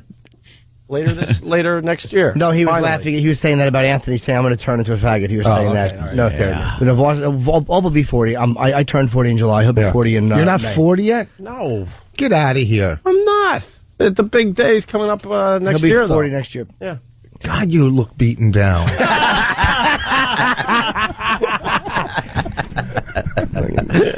the thing about BSing. Boss, are you doing a set tonight? Tonight? Yeah. No, why? It's Monday night, isn't it? Are you not coming to my thing? What thing, Jimmy? I told the audio crowd you're going to be there. I was going to try to come. I'm just getting prepared for Philly this weekend, but I'm. What are you going to do for the whole weekend? What are you going to do? What am I going to do? Be a shadow box? Cheesesteak. Oof. Oof. Yeah, Michael is the guy that came in second. He was really good. We went head-to-head for a while. All right. Playing poker. His name's Michael. Just like wanted yours. to, say hi. Boss is going to be at Helium this weekend. You were trying to get that plug in, right, in Philly? Yeah, my mother's in a... they just put her in a nursing home. You know... See, I could ask you about this. When you have so much resentment and anger towards family, do you? How much guilt do you have to have before you start going to visit somebody? Like, how do you let go of all the anger? And you know what I mean? Like when you're just sitting there and you're trying to be like, hey, well, I want to be the good son now, but she doesn't even know you're there. Like she doesn't know you're gonna. Then don't go. Does she have dementia? Ant's got a grandma he doesn't see because he doesn't think she knows that he's there. I remember my grandma in front of the stove on holidays, cooking and stuff like that, and that's how I remember. You think I want to go walk into a urine-smelling room and sit and watch somebody that doesn't know I'm there sitting there? No, I'm sorry. I love my grandmother and everything, but I want to remember her like it was, when she was making the sauce. Vibrant. So should I have the memories of my mom standing outside the cafeteria in 5th grade smacking me in front of all the kids? I mean, whatever. You might have better memories. I don't pleasurable to you. Does she have probably dementia? Deserved it. I think so. She can't. Get a cardboard cutout of yourself, put it in her room, and you're good. She'll probably say how much handsomer and smarter you seem. Yeah, she'll talk to that day and night, and you're good. Should go see her. I did go see her last week. I did. And what happened? I visited her. I got her TV turned on. I paid for that, $4 a day. And I said to her, what crap hole did you get her into? No, well, that was in the hospital. Now she's in the nurse. Right. But I actually said, I love you, and I left. And it's hard because it's just, when there's just so much anger. I feel like... Oh, it's difficult. Oh, when you said it's hard, I was like, what?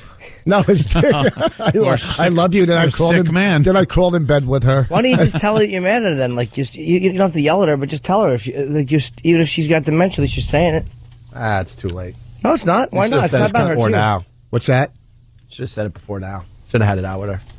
I should have, right? Yeah. Those lifeless. It would have made you feel better. But you know what they teach you? They teach you. This is the tools they had and stuff. You know, so you gotta blah blah blah. Poor Rich. Right. You were just a kid, man. You didn't deserve that crap. Thank you. All right, we got Sean William Scott outside the studio. Why are we getting serious? We got to take a we break. hate being serious on this show. I thought you makes make Anthony uncomfortable. No, I like being serious. Oh, you do now? Yeah. All right. Sean William Scott, good friend of the show. He's going to join the program next. And he's coming tonight. Is he really? Yeah, he'll be there at 7 o'clock at Borders at Penn Station. That is K-Rock. Oh, by the way, that's dude, really cool. Big news. Huh. First one online at every signing gets a free book. Kenny gets a free book. First one online gets a free book. First one online. And then I charge you $25 to sign it. I think the K-Rock girls will be there tonight, so 7 o'clock. Oh, please sexy. come down. I have a very special friend introducing me. He's just a friend of the show. Do we know him? Oh, yeah. Can you write it down? Because I'm not sure if I want to go yet. Okay. I think you'll like it, though. Yeah, here. Kenny, did you take him yet or no? 9:30. Okay. 9:30 what? I'm not just me and Kenny. I'm doing a little communique. All right, here's a pen. Okay. I'll tell you, but you can't. Steve from Bayshore says, is it Joel Steinberg? Oh, very Joel cool. Steinberg. I like that idea. Yeah, it's cool, right? That's a good idea. I won't blow the surprise. right. That's kind of nice. Yeah. All right, 877-212-018. It's What Opie a and Anthony. fool he'll look like. Of course. It's the Opie and Anthony Show. Is Ant making a master poo? Are you making a master poo? We got a lot of guys in studio today. We got Norton, of course, every day, but his book comes out tomorrow. I Hate Your Guts. Yes. Very excited about that. We got Rich Voss playing Helium later on this week, right? Yeah, Philly. And then we got our friend. We could call you a friend. I hope so, yeah. Sean William Scott in studio. Good to see you guys. Promoting Role Models. Yeah, thank God. Actually, a good movie. He's pretty honest about some of the pictures he makes. I think I've ruined a few relationships now with some directors. So I think last time you were promoting something. I don't even remember. Promotion, I think, yeah. And you were pretty much hinting that.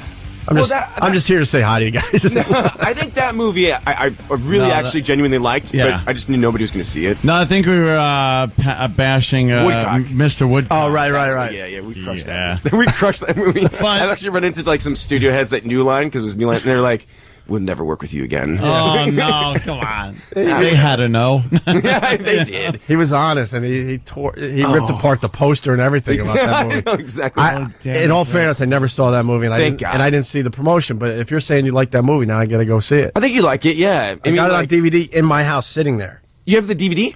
Oh, check it out. You don't have a DVD. I swear to God. Oh, did they give you one when we did? It's funny, man. John C. Reilly's hilarious in that. But enough about that film. Yeah. Let's talk about Role Models. Role Models is the new one. Comes out Friday? Yeah. You know, McLovin's in it. McLovin, Superbad, sure. Paul Rudd. I mean, the cast is awesome. It's actually, it's. I think it's the funniest movie I've done, but it's not really saying much because I haven't really done a funny movie in like 10 years. So I saw the promotion for this in the theater. I went to see something. It might have been Tropic Thunder. I don't remember what I went to see. Yeah. And they were running promo on this, and it got big laughs from the studio, from the movie theater. Oh, audience. cool! I could just tell by his body language this is going to be a good movie. You're excited to be here. Yeah, You're excited to be promoting this one. Yeah, I know it's totally different, dude. Thank God. I was just saying when you do press, we were just talking outside. And like, what do you do when you're doing press? Because your hours are so insane. So you guys get up at what time? 4:30. A little earlier. If Master Poe calls. Yeah, he's got to go to the bathroom. Do you remember the last time I was here, that guy came from Quebec or from Montreal and he had all those pamphlets? Uh-huh. That was awkward. Oh, God, I felt so bad for that guy. Like, oh, yeah. Was that real? Pamphlets. Oh, yeah. What were the pamphlets again? I forgot. Unfortunately. That was just so... He had like pamphlets if you ever come to Montreal. About, yeah. It was so bizarre. Like tourist kind of... Oh, right. Anthony passes out pamphlets, but they have swastikas on them. Hey, I don't pass them out. I leave them under windshield wipers and train stations. I'm not gay, but...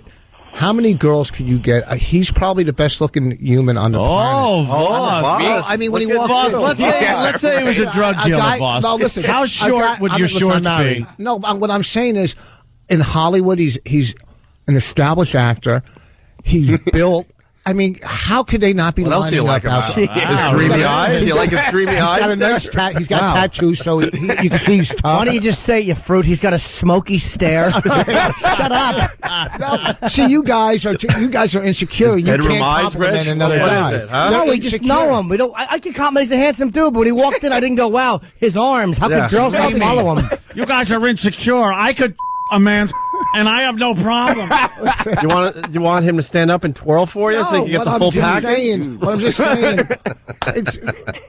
We got to tell you about Rich Voss. He's been known to do a few things in the past to get drugs. So. Listen, tell me Tell him the drug story. Tell him the drug story. Which one? He would appreciate that. No, he. Story. I want to hear Okay, I got 20, going on 23 years clean. So let's get this. But back in the day, no, I'm not saying clap. No, that's what I'm good. saying, back in the day when you're doing coke, and maybe if your coke dealer is gay, you might wear shorts that are a little shorter than most shorts.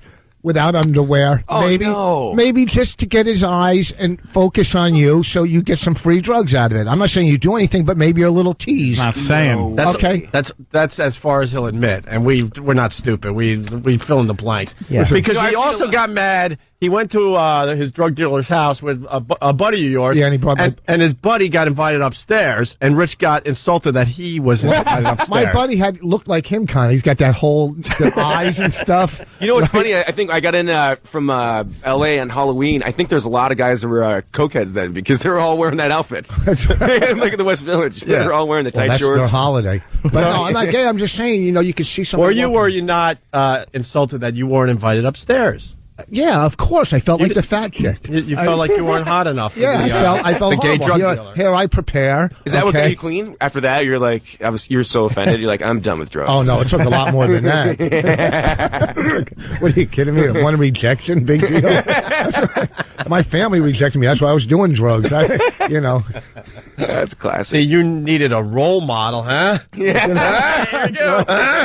Nice plug. Actually, we got someone on the phone that saw a role model. It's Chris in Queens. We got Sean William Scott, the star of the movie, Chris. Hey, how you doing, Sean? Hey, good, buddy. How you doing? Good. I saw the screening the other day. It's probably the best movie I've ever seen you in so far. Oh, good, man. That says a lot. He was really hoping to hear best movie you've ever seen. Yeah, I was No, you and that kid, man, you had some great chemistry in that. That kid was filthy. Yeah, he was great. There's a kid named Bobby J. Thompson who's like 10 years old. He's like a little Dave Chappelle. Nice. And, if anything, just to see a movie where kids dropping F-bombs the whole time. Oh, is yeah, fantastic yeah. to And me. Yeah. But he's, saying the T word all the time for, the female upper parts. Oh, really? But yeah, he's hilarious. Don't they warn you not to do movies with kids or animals? It's true, yeah, dude. It was, well, you know what? The thing was hard for me. It was like the kid was funnier and smarter than I am, and he's 10 years old. So I'd go home, it's like, wow, I suck. Yeah. But he's hilarious. He actually used to do stand-up comedy. There's this whole thing like the young Apollo Tykes thing where it's like these kids are doing stand-up, and he's really, really smart. How old? He's like 10. And you said used to do stand-up? He did stand-up like 8, 9 years old. When he was a kid. He's really intelligent. Yeah, when he was a kid, but he's hilarious. Are those clips online? I would love to see little I don't efforts know. doing stand-up. Yeah. That would be fun. They get It might be. booed by the crowd. Yeah, get him off. And Sandman comes out and drags him off stage. Yeah, that's awesome, Chris. Thanks, man. I love the film. I'm psyched. Yeah, what is it about? Well, it's a really interesting plot. You've never heard this one before, but two guys, Paul Rudd and I play guys that work at an energy drink company. I'm a guy that I basically go back to playing the Stifler type character because I was like, it's more fun, and I wanted to kind of cater to that audience that gave me a career, and so and it's more fun to be the inappropriate guy. I mean, it didn't work in Dukes or Woodcock, and it's just I'm not fun. I'm not the Ben Stiller type. Mm-hmm. It's better if I swear. And so Paul plays this guy who's kind of angry at life. Elizabeth Banks is in the movie, who's hot. She breaks up with him. He just kind of freaks out. We basically go to schools and talk about not doing drugs, and we sell energy drinks. And he freaks out, crashes this Minotaur mobile, and we have to do community service.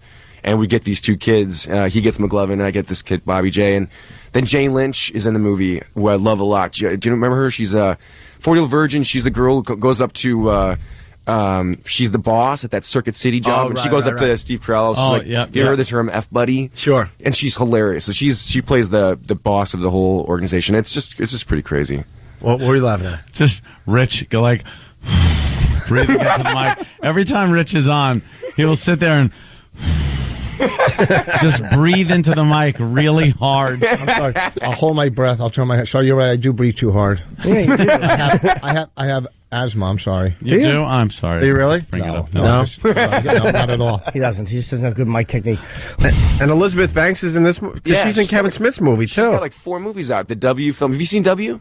I hear it's great. I didn't see Yeah, it. it looks really good. I heard Zach and Miri is good. pretty good, too. I saw Zach and Miri. It was Is it good. good? It was absolutely good. Jimmy Not as was good as in role it. models, though. Starring Jim Norton. Jimmy was You're in the in movie? it. Yeah, it was Awesome. a little one-line thing. That's awesome, though. I heard the movie's awesome. He was the Yeah. star of the montage scene. Yeah. No, I'm serious. Oh, really? Yeah. That's what they say. Wall Street Journal didn't think the montage. Wall Street Journal didn't think the montage scene was very funny. No. No, are you serious? They actually talked about it? Yeah, they did. Yeah, Stunt Brain, who reads this Wall Street Journal thing, he needs too much knowledge. I'm surprised that the exciting people that work at the Journal didn't find that scene amusing. Yeah. Fun group of people. Dude, you got a book come out tomorrow? Tomorrow, yeah. That's awesome. It's called I Hate Your Guts. I love that title. What's it about? You're chapter 10. No, I like you very much. Just people I don't like. It's fun. That's classic. He goes after, Al, you should say, Dr. Phil, Al Roker. Al Roker, Jesse Jackson, Sharpton, Hillary, Heather Mills. Just Steve Martin catches a beating. Oh, That dude. stupid Maxwell in Cleveland gets it. Did I tell you the Steve Martin story? I don't think I told you guys this story. Good. Let's go. this is Let's pretty make some good. headlines. Another guy who will never want to work with me after this. That's all right. Basically, Unless he's doing cheaper by the dozen 40. That's stupid. I might be doing American Pie 40 at that point. So Yeah, right. I had a meeting with him, and I was switching agencies, and I knew that the head of this agency that wanted to work with me set up this meeting, and I knew it was just all crap. He's like, Steve Martin wants to meet you. I'm like, yeah, right. I'm sure he's seen American Pie. He's sitting at home watching it all day long. And I'm like, this is not something you're just trying to like woo me over the agency. He's like, no, he's trying to meet younger actors and stuff like that. So I'm like, okay, so I live kind of far outside of LA. So I'm driving and I have to take a piss like 10 minutes away from his house. And I've heard this whole thing is an agoraphobe or like germaphobe. And I'm like, Is he another Hollywood germaphobe? Yeah, I think so. I don't think he leaves. Funny, he didn't mind picking up that piece of crap called the Pink Panther. Exactly. So, Well, just say leak instead of the other word so they You don't gotta dump take a- out. you gotta take a leak. So you had to take a leak. I take a leak. And so basically, I get up to his place and I'm like, I can't. I say, hey, nice to meet you, Steve Martin. I got to take a leak. Where's your bathroom? So I see him and he comes out in this weird kind of ratty robe, and he's like, hi, how are you? I'm Steve Martin. I'm like, yeah, I know. So he walks in, he's like, yeah, that's my cook over there. And he's like talking about the chef. And I'm like, this is so awkward, right? So I'm sitting down and he goes, okay, so what are you here for? And I go, I thought we were meeting for just meet up. And he's like, oh, okay. I go, so then I realize he doesn't want me here. It's super awkward. And so I just give him like this whole nervous spiel. I'm like, okay, so this is how I started. I've been doing this and stuff like that. I'm like, this is Steve Martin the other day. He's like, okay, yeah, nice. Well, you seem like a very nice person. You have a lot of energy. Would you like my book? I'm like, sure. Ew. Why? He goes and gets his book. Ew. And then he comes up, he signs it. He goes, there you go. You don't have to read it. And I go, okay. So then he's like, okay, I guess I'm out of here. I was so put off. I was like, I got a little gift for him. So basically, I walked out of his house and I'm going, nice to meet you, Steve Martin. Then I went in my car and I got the 2 little bottles that I took a leak in. And I just left him right there in his little mailbox. Good for you. I mean, it's not a great story. You had to be there, but it was That's so great. awkward. It was just weird No, because he was that like, is- then he's like, he had his dog. He's like, oh, you're a good boy. Oh, look at you little good boy. And he's like talking to his dog. And so then he looks back at me and he's like super serious. So then when he left to get his book, the dog's just staring at me. I'm like, whoa. I'm so awkward. I'm like, you're a good boy. Oh, you look at you. And all of a sudden, I look up. Steve Martin's right there, seeing me like In a robe, making though? fun of him. He's I think he was like in a robe. This is Sounds like he awkward. was What a trying to hit weird on you. or friggin' something. It was scene kinda- that is. It was really weird. Was he hitting on you? No, he just didn't want. He just had no desire to meet up with me, and I just had to leave him a little gift. Wow, He didn't that know is you were coming, probably, odd. so that was awkward for him, too. Yeah. The dumb agency just lied. Yeah, it was one of those things. Rupert That's, Pupkin was more welcomed at Jerry's house than a comedy. Was that in the Hamptons? His Hamptons house or something, right, Ed? Yeah. That is such an Why awkward don't you scene. come out and bring your lady? And the lady's like, see, I told you he doesn't want us here. Jerry Langford playing golf. Yeah. Who's like one of the most awkward actors you've had on? Like, or who thinks they're really cool? I always like hearing these guys. What is one of the worst stories? Wow, that's a great question. Ludacris was he wasn't awful, but he was cool until we started asking about things in the past. And then he got, I think he thought we were coming from a place that we weren't coming from. Like, there's nothing worse than going into a place and they just try to douche you so they can get their little names. Like, that, I didn't know if he thought we were trying to do that. That was slightly irritating, but I wouldn't say he was the worst. Former Electra sucked on the did? show. Yeah, she had a bunch of publicists that... I forgot what the controversy was when we interviewed her about 5, 6, 7 Whoever years ago. she was having sex with at the or time. something. And we were just asking, we're not attacking her, but we're trying to make it interesting for the listeners, right? Yeah. And the publicist is running in, nah, she ain't going to answer that. And they finally, dragged her off our show. Some guys just suck because they just suck. Like, what's his name? That Screech there from... Diamond guy. Dustin Diamond. Yeah. He just sucks because he sucks. Then other ones are awkward, like it's pulling teeth. Like, Mike Myers was a little weird. Really? It like, seems he the loosened comedy guys up. are quiet. They're yeah, all the comedy awkward. guys are all weirdos. Yeah, but with Mike Myers, he heard the stories of our show, and he was a little nervous to be on At here. first. So he's very defensive. He was being very protective, and we loosened him up, though. But you think I thought we ended up having a pretty good time with But him. it was very awkward at first. He was because he knew what he was promoting. What about the one from Shirley? Love Guru? Yeah. Oh, yeah. You know, not an Austin Powers movie. Is what it was promoting. How about Ben Stein? Oh, we hate Ben this Stein guy. We hate this guy. Really bad. What's his deal? Well, I mean, he's the guy from Ferris Bueller's, right? He does that. He's the Ben Stein show. We hate Ben He Stein. was in Ferris Bueller? Yeah, he was. He was Bueller. Oh, okay. Anyone. Yeah. Dry, what was he like? sensitive eyes. He's like that delivery guy. Is he actually like that? Does he talk like that? You know what? He's an ass. For the limited time, I actually was speaking to him. It was on the phone. He was calling up to promote, I guess, the Stein Money Show, or whatever it was back then. Probably. And he was on hold while I was doing a live read. Now, I'm doing a live read for this car dealership, and I said, go down there, and I forgot what the actual chew you down. line was. You said chew you down. Yeah. I go, a lot of these people try to chew you down, but that doesn't happen here. Whatever it was. And it was a beaver theme, so it was all beaver themed stuff. So chewing down was part of the beaver theme. Chew you down and stuff. So he goes, what did you mean by chew down? I said, well, that's kind of a word, usually like chew the price down, like, something like that. He goes, it just means Jew down. And I started laughing. I'm going, I go, Ben, what are you crazy? He goes, I said chew down. He goes, no, I know what you meant. Oh, no. I was like, no, you don't know what I meant. I meant chew because we were talking about a beaver thing. Oh, you got the clip? Yeah, we got the clip. Geniuses.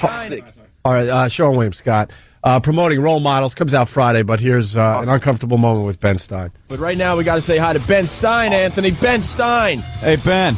Hi, how are you? Did I just hear you do an ad where you said somebody was going to Jew down the price of a car? No, he said chew down. You just said Jew down. That's a lot different. We wouldn't say Jew down on a commercial. We would say it during the show, but not during a paid advertisement, Ben. Okay. You being of Jewish background, I would take it, Ben. Yeah, of course. And if we were going to say something like that, we certainly wouldn't say it just before we talk to Ben Stein. Talk to Ben Stein. I see. Well, you sure fooled me. Oh, my God. Are we going to get off on a bad foot with Ben Stein right from the start? Well, I really think that's a jackass thing to do. But we said chew down. Well, it sounds just like Jew down. Oh, my God. Well, I mean, come on. That's a crappy thing to do. That's just an absolutely explicit invitation to racism. But it's a term that is used, chew, not Jew. I wouldn't have said Jew down. Chew down. You'd see like a beaver would go in a tree. He would chew down the tree. Well, it sounds just like Jew down, and anybody who's listening to it is going to know you're saying Jew down with a tiny, tiny change in the accent, make it sound like chew down. Oh my God, Ben, are you this insane? Are you actually this insanely crazy that you're arguing over chew or Jew down? Hello, Ben. I think he just hung up. Ben Stein just hung up. No way. Wow, hung up on my Ben Stein. Crazy. Was that insane? That's weird. Like we needed Ben Stein on our show to begin with, and now he's hanging up on I wish us. you had the commercial. I understand about being, sensitive to your heritage and anti-Semitism and stuff like that, but to take it to that extent when I never said like Jew down. It's completely different. You would never say that. No, I wouldn't say. First of all, it was weird. a live read for a company. Like I'm gonna, throw that in. Right. Hey, all you Let's come down and buy a car. Hey, everybody. If you're come on down. Cheap cars for all of you. And if you have a C2, let's not forget the but it was like the Jew. No, you guys must have weird guests. That was one of them. That is weird. I remember the one story you guys told me was the little person, which is awesome. Oh, the we little love that midget. We've told that story 20, 30 times. We'll tell it another 20 or 30 times. So good. It was a midget, a dwarf, who called us out of nowhere and said she wants to get into stripping. Oh, that's how it started? She called you? Oh yeah, and I like, you know what? We know a thing or two about strippers. We've seen many in our day, and so we invite her in to kind of like try out stripping for us. And Jack Black was in, and Colin Hanks. Colin Hanks used to love our show until he got really big. Another guy that had to kind of blow us off after Jack Black. Really? After he's got some fame in Hollywood. Yeah, he used to get tapes of our show from his friends in Jersey. It was a whole thing. But then he didn't want to do it, like when you got... Well, all of a sudden King Kong hits, and there's no Colin Hanks on our show, and there's no Jack Black. But when they were promoting crappy projects on their way up, we were here for them. So when you become, huge with this movie, you better come back, my friend. Role models starting. You don't have to commit now. Right. Just You don't what I'm have saying. I'll be back. But I try to come back anyways, even after my last crappy film. But we pay attention, is all we're saying. So she comes in, and she gets on the console in front of, like, a bunch of just animals, meaning us and everyone else. She starts stripping, and we're kind of looking at her, and next thing you know, she's naked and starts just bawling. I was here that She was Were you there that day, too?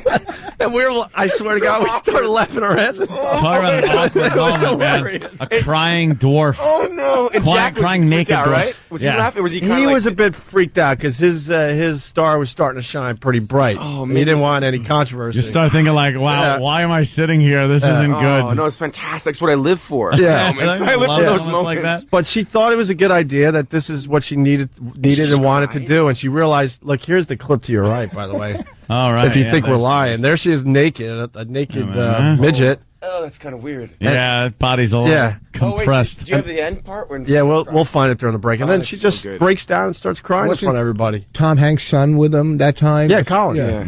Yeah. I don't mean to trash him. He's actually a really good guy. Oh, Jesus. Oh, look at that body. It looks like Norton. Oh, no. Yeah. Oh, Yeah. gosh. And you guys were laughing when you were... Well, how could you not? Oh, there you had a laugh. There's a picture, Jack Black and Colin Hanks really looking at the nudity. Awesome. Would you do that, Jimmy? Would What? you? Yeah? Would I do what? You would I bang the midget? Yeah. No, we didn't talk to her. You wouldn't have sex? No! No! Why not? Why not? Look how he's answering me. Why are you upset? Those Just little legs like wrapped around my head and the ankles don't even meet? Yuck. My brother hooked up with one. Did I tell you Really? that? Yeah, that my brother's bachelor party. Yeah. Bridget the midget. Bridget the midget is we've like had one of her the on, hot too. midgets Yeah. or something. He's all right, actually. There's another clip too I've been telling all my friends about, is that weird, scary priest singing with that baby voice. Oh yeah. that's We amazing. goof on that all the time. That's stupid. What was the song Little again? Marquee. Little Marky. Little Marky, yeah. I don't bang a midget unless she's over 5'5".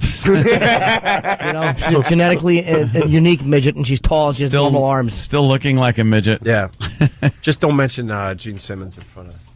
Oh, that jackass. Don't mention Gene Really? Simmons. He was at the premiere for Role Models because there's a whole kiss was theme he? in the movie. Oh, really? Oh, Yeah, we of course better he not. was. Was he selling anything in a cart out in front? Kiss friggin' buttons or something? Why? What happened? Well, we should not talk about it. Okay. I'll bring it up after the break. After the break, you'll explain to Sean William Scott. Quickly, I'll give it the brief version. I won't go off like I did the other day. And we were all fans. We're not going to, fake that here, but I was never a big Kiss fan. I like two of their hits. Love Gun?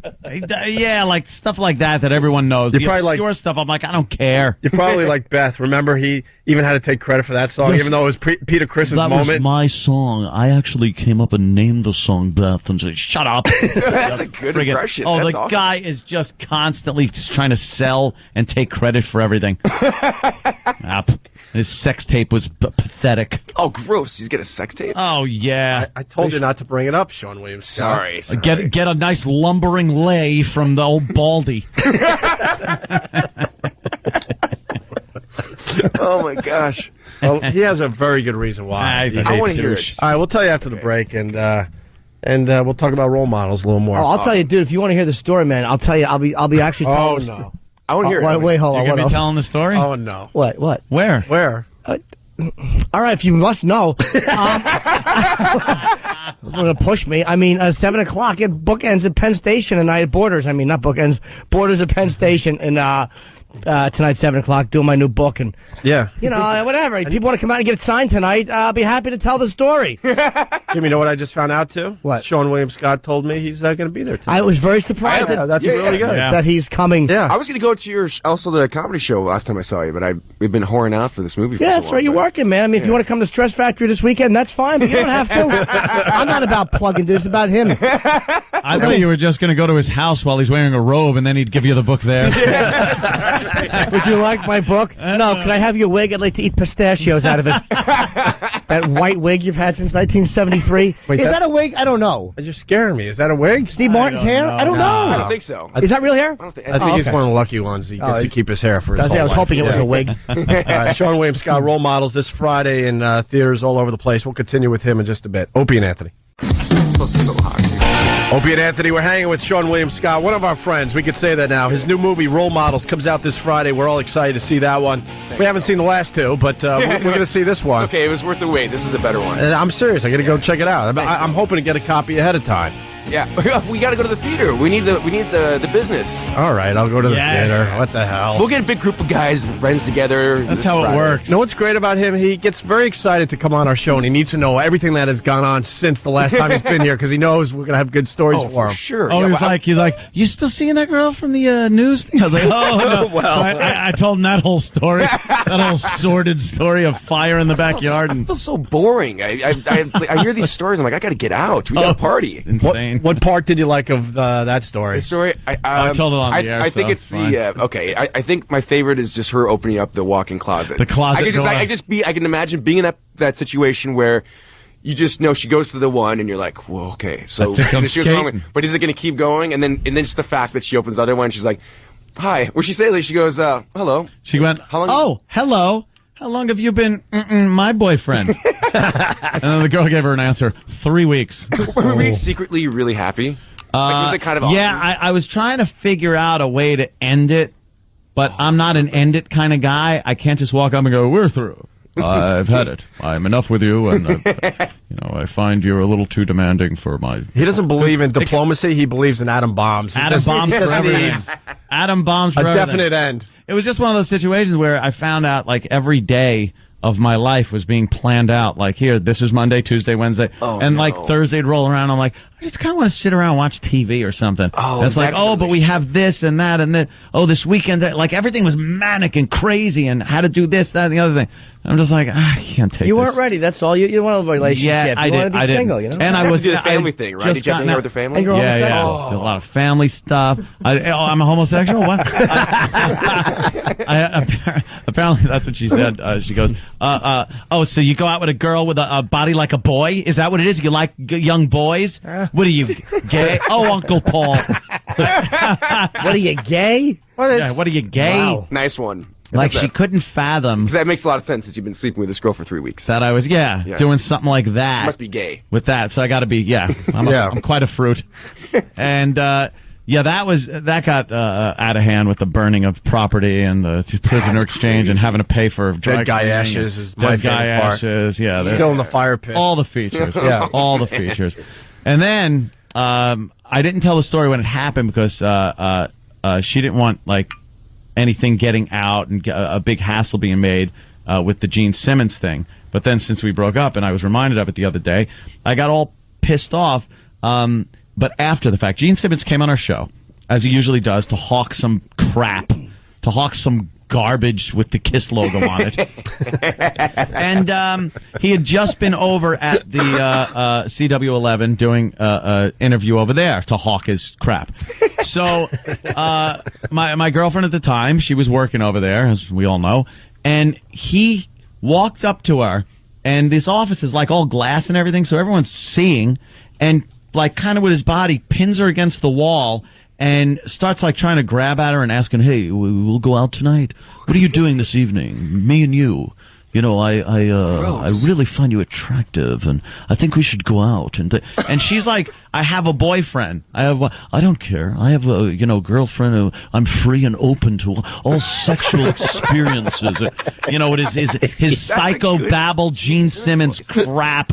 So she goes, "No." She goes, "As a matter of fact, you're going over there to do an interview with my boyfriend. He's Anthony from the Opie and Anthony Show." Yes, well, whatever. He didn't care or anything like that. No way. So he's pulling all this crap, and it got so bad that her boss actually went over to her and asked, "Was there a problem? Like, we were watching, and it seemed like you were having a problem with Gene." She goes, "I handled it." But yeah, he was being very forward and very weird. Trying to touch and weird and everything in front like of that. everybody. Yeah. That morning show too, right? Yeah. It was like, so then he comes over on our show, sits down, and now he knows exactly that it was my girlfriend, that he's doing that to. I didn't know that he knew. So we're talking and stuff, and but you had no clue that went had on. Happened. Okay, No, so I didn't know yet. Interviewing Gene Simmons. So now I'm there. I'm the host of a show that he's on now, hawking his goods, and he starts this whole thing with because I go, "So what are you going to be doing tonight?" He goes, "Maybe I'll be effing your girlfriend." Now, and I laugh, and I laugh because I'm like, "Oh, if you only knew who my girlfriend was." No way. And he's like, "Oh yeah, well." So now it's a complete disrespect on me. And stuff, and I'm not even into that low, "Yo, you're disrespecting me," but it was a complete lack of respect. Like, he's in on this little secret and thinks he's got this shot at the time, and he does now, and I don't care. But at the time, think she can burn. Yeah, she seems to have burnt my wig in the fire pit. So he's pulling like that crap on me. So did he do it where? He was actually just like, I'm literally going to hook up with your girlfriend. Yeah, he actually thought that he was going to hook up with her that night. Wow. That's what he did. And he was playing me with that whole thing. What a jerk. To himself. It wasn't even a joke that anyone knew about. To his own ego. Him and his ego were having a good laugh about the whole thing. So I just sat there and didn't know. And then when I found out, he was already gone. So now I'm just like, if that son of a bitch wants to come on the show to hawk his crap, let him on. Don't tell him anything, and I'm blindsiding him for the cheap, friggin' selfish, money grubbing sea sucker that he is. And I saw his sex tape. It got out, and he is the worst lay ever. Always talking about the passion of Gene Simmons. No, I get girls, and I'm in an open relationship, and I can have sex with whoever I want. And who would want it? You mangy old puma. That's what you really feel. He's just doing this slow little jugunk. All mounted. Here it is. Look at him. Look at him. What is that? I said it before. I'll say it again. It's like one of those, the old lion on the Serengeti, getting his last year as head of the pride. Oh, that's terrible. When did this It's come out? horrible. What is this? Ka-chunk. That's Gene Simmons. Ka-chunk. There you go. Oh, Wow, you're really going at it, Gene. Ka-chunk. Way. All the stamina of a sloth. I thought that was Steve. God. Oh my gosh, that's disturbing. Yeah. Jeez, did you have to smack her and wake her up during that? Wow, that is so weird. Gene Simmons. Where did that thing come out? It was on purpose, right? He just it wasn't It's one of those, let me make my career because I'm dying over here. Let me do a sex tape and let it out. Now for Sean William Scott, now you got the comparison. Yeah, that's what he looks like. Look, here's Gene. Here's the lion. There's the lion, and that's exactly what it is. Dunk, dunk. There it is. Hello. Waiting for some young lion to take his pride from him. Same hair too. Let me bite you on the neck. What, you didn't like that? And there she goes, away to lay down. Crying. All right, leave me alone. But I'm Gene Simmons.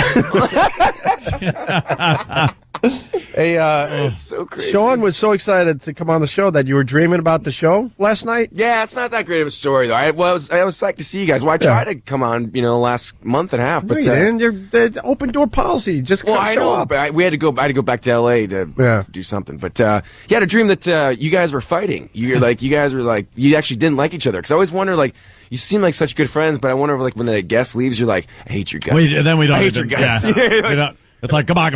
They both had the same dream. Funny, that dream starts at 6 in the morning, though. We've been doing this a long time. We're good buds. Yeah, actually. you got your ups and down relationship wise as far as with anybody that you're in business with for so long, but it's nothing where screw this, I quit. Oh, we'll talk bad about each other, but if someone talks bad about Anthony, then now we have to fight. Like Irish it's kind of like Irish brothers, You get in there. You said you're getting married in 3 weeks, so I got a little to me, by the way. Really strange that you. I think we should celebrate before you get married because there's a whole Victoria's Secret show in Miami next weekend. Perfect. Celebrate Role Models opening this Friday. Perfect. Why don't we go out to Miami and go to the Victoria's Secret fashion? Perfect. Because no one knows us in Miami, so they'll all be banging you. We'll be your fat friends. Right. These are my friends from home. Could you be nice to them? So much of a loser I really am. Here's my shock jock friends. I'll just go around and go, hi, I'm Gene Simmons.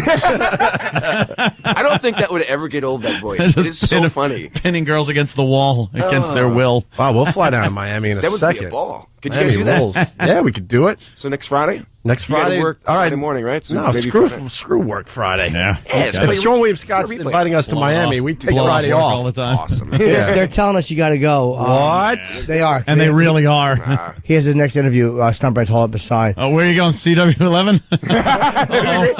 Maybe. Awesome if you set me up Say this whole hi. time and Gene Simmons is there. Yeah. Hey, because he was at the premiere. Wait, Paul Stanley. Is he the one that has the show? It's Gene. Gene's got the show, He's yeah. pimping out his daughter, right? Of course. It's his daughter's kind of hot. Is she? She's like 17 now. Yeah. So in Brazil, that's fine. Yes. Brazil, Maybe I'll try to F her. Yeah.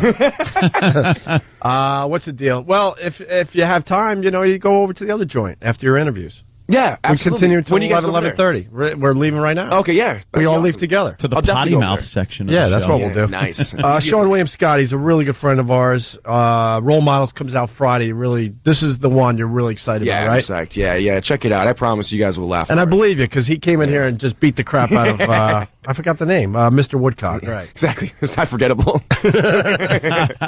All right, Sean William Scott, Thanks, bro. Voss, Helium this weekend. Thursday, in Friday, Philly. Saturday, You're going to Philly. get a lot of Philly crew there. Yeah. Where's Helium? Good. In Down Philly. in That's Philly. Sorry, that's right. Philly. It's a good club. Cool. Really good club. And Jimmy's got the big night tonight. Tonight is I would do my first signing. I Hate Your Guts comes out tomorrow. And tonight I'm at Borders in Penn Station.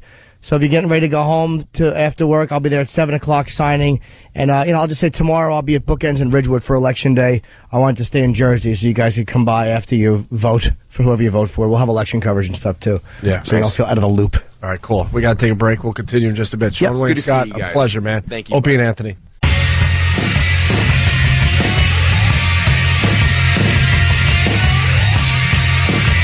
Continuing with the Opie and Anthony show. Sean William Scott, man, he was great. Make sure you check out Role Models sometime this weekend. Yeah, he's a good guy, man. Really is. He really gets the show. He's into the show. I guess he's going to come back after he does a few more interviews promoting Role Models. What's up, Jimmy? This fucking iPhone, I'm trying to check something. I'm going to text him, actually. See if he'll come. Really? Yeah. I hate. What? What? I just hate. Oh. That's good. That is good. I hate. That'd make a great shirt. Yeah, I hate. Ooh. Oh, I want that. Your guts. I hate. Print it up. ... Not even a ... Just I hate. Your guts. I hate. That was my idea. Yeah. You now have to pay me if you wear that. But you didn't register it. Quick, get down to the registry of shirts office. You didn't see that little C with the circle around it, my friend, when I said that. Little C? What? No, I don't have a little C. I don't talk about my C often. I've heard that you had a pretty... I don't have a little one. Let me try to see how to phrase this. I've heard that Ope has got a good cock. Wow, really? Yeah.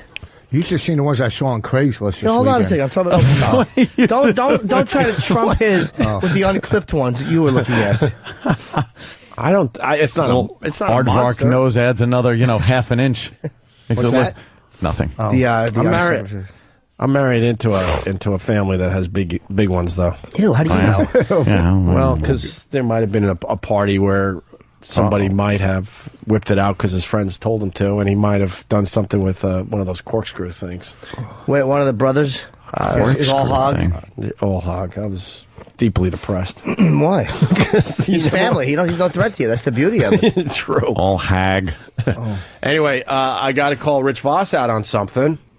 He had to be that guy when we were hanging out with our friend Sean William Scott. Yeah. Yep. And So he called your daughter's what? Cell phone and left a message? I was calling my daughter. I had to ask her something, and her recorder came on.